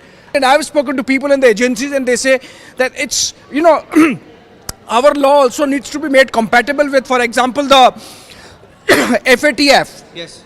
Likely, Niranjan, I can tell you that the bill might be brought in tomorrow and then referred to the JPC. Okay, now this is turning out to be the tricky one, because we just had some more information that, for example, the Sharad Pawar faction of the NCP wants the bill to go to the JPC, not withdraw or against, but they're saying, okay, send it to the JPC. But they also need the support of Sharad Pawar's party for delimitation. Not sure about this session, but at least in the next, maybe they're testing the numbers. But it's turning out to be really tricky with the numbers. What's the game plan there? Well, you see, so far as numbers for a legislation like FCRA is concerned, that's not a problem, Niranjan. It does not need a special majority, in the sense it does not need a constitutional majority. Now, delimitation obviously is a work in progress. The government has a certain deadline in mind, for sure. But remember, delimitation by its very nature, apart from needing a special majority in Parliament, in both the houses of Parliament separately, it also needs to be passed by more than half the number of states. So it's a long process. I don't think, as I understand it, and as I have been given to understand when I have checked, that FCRA is in any ways linked with delimitation, or is there a trade-off? Because FCRA is a very significant piece of legislation.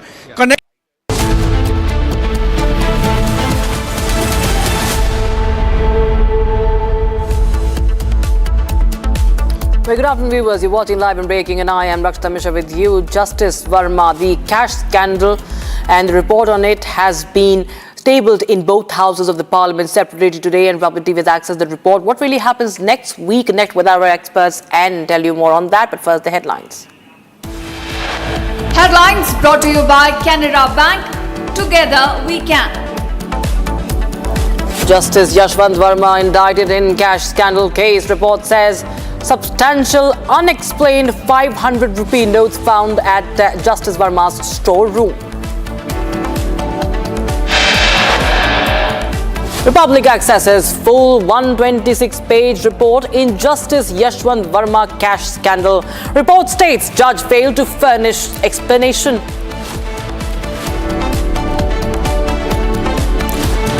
Amit Shah says ready for discussion in Parliament, dares the opposition to not run away and come over for the debate in the Parliament. Lok Sabha LOP Rahul Gandhi says opposition not interested in listening to Home Minister's quote-unquote lecture in the Parliament. Is he running away from the debate is the big question. Kiran Rijiju calls out the Congress party, says Home Minister ready for debate, yet the Congress is running away from it.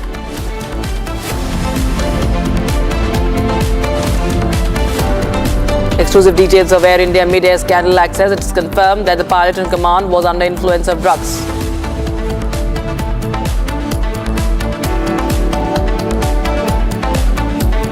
Sources say co-pilot of Air India plane stabilized and landed Air India flight. Co-pilot informed ground crew about pilot in command's condition.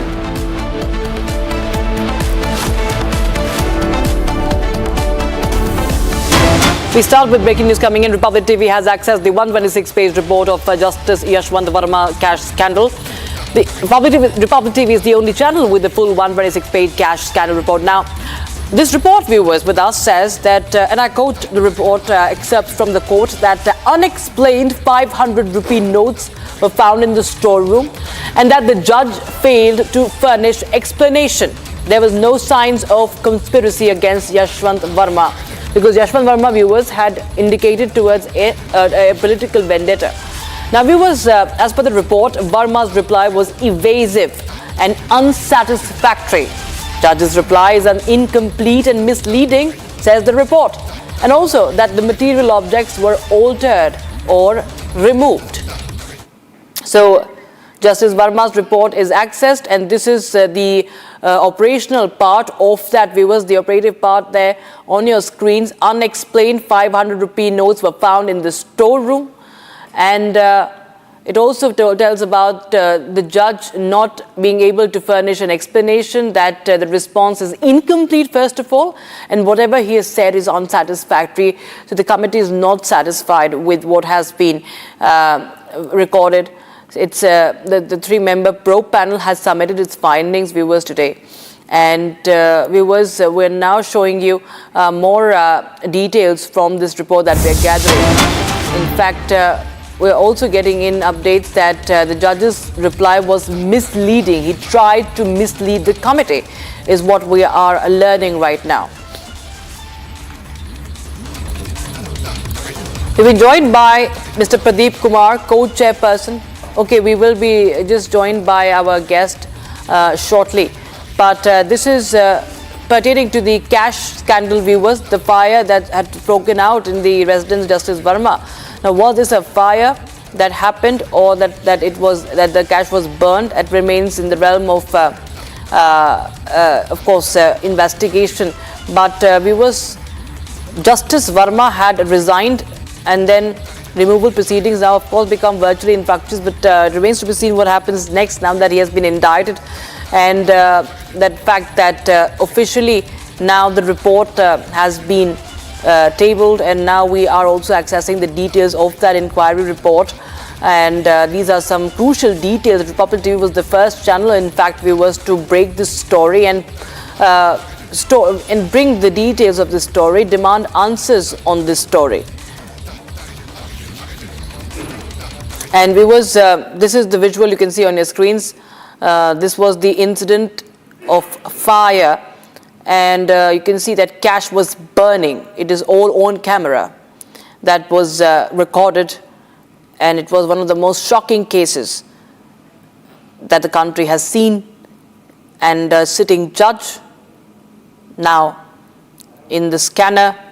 It's been a long time, viewers, that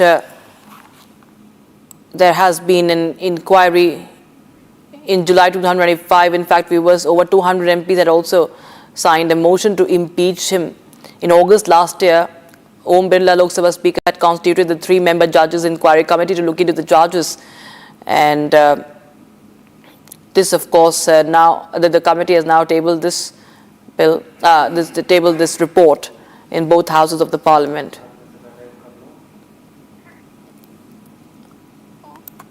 All right, viewers, we will try and connect with our guests for getting us a perspective of what to expect now and how significant is this, because Republic TV is the only channel to get you this 126-page cash scandal report, and it has these details of how Verma's replies are not satisfactory. They were unsatisfactory, evasive, and he was even misleading. And there is no foul play that has been found out, that there is no conspiracy that the committee has found to be at play as far as what happened at the residence of Justice Verma is concerned. So this is, viewers, a big update that we are getting in right now. This is the cash probe report. And we are being joined by Advocate K.K. Manan, Senior Advocate from Supreme Court. Advocate K.K. Manan, Senior Advocate, Supreme Court, is joining us live on the broadcast on the national capital. Advocate Manan, thank you so much for joining us on Republic TV. And this is, of course, very, very important, sir. Now, I want to understand from you, the details that we're getting is that the report, that the reply was not satisfactory, it is misleading, the committee says, and that it's incomplete. The fact that he had resigned, and now what really happens next, sir, because the resignation also has not been notified by the Law Ministry yet. We will try and reconnect with Advocate Manan, because we seem to have lost that connection due to network. But viewers, these are the important parts from that report that we are playing out on your screens. And this is about, it confirms the presence of notes, 500 rupee notes in the storeroom, and also about his response. We will be continuing to get you more details on that, but right now we're shifting our focus to other stories, and it's one of the big stories on Republic TV is the Phuket to Delhi flight mid-air scare. Now the pilot, viewers, as per sources, was reportedly high high on drugs during the flight and displayed slow and unusual behavior. Now, he was reportedly unstable while landing and he had to be assisted after the aircraft landed. So he was not in the position to even move properly. Now, the pilot subsequently failed a dope test, and we're talking about 2 dope test viewers. The first test, where the DGCA tried to obfuscate by saying that toxicology and impairment is different, so on and so forth. But the second confirmatory test had, in fact, brought out the result that he was tested positive, and even specifically mentioning the consumption of marijuana. Now, marijuana has been detected in his blood. Sources further say that pilot had earlier reported sleep-related problems and told the authority that he had been prescribed medication by a family doctor for the condition. Now, the pilot reportedly adds that he did not manage to sleep well in Phuket, and henceforth he consumes some prescribed medicines. Harsh is joining us with more details. Harsh, tell us more details. What are your sources telling you as far as the condition of the pilot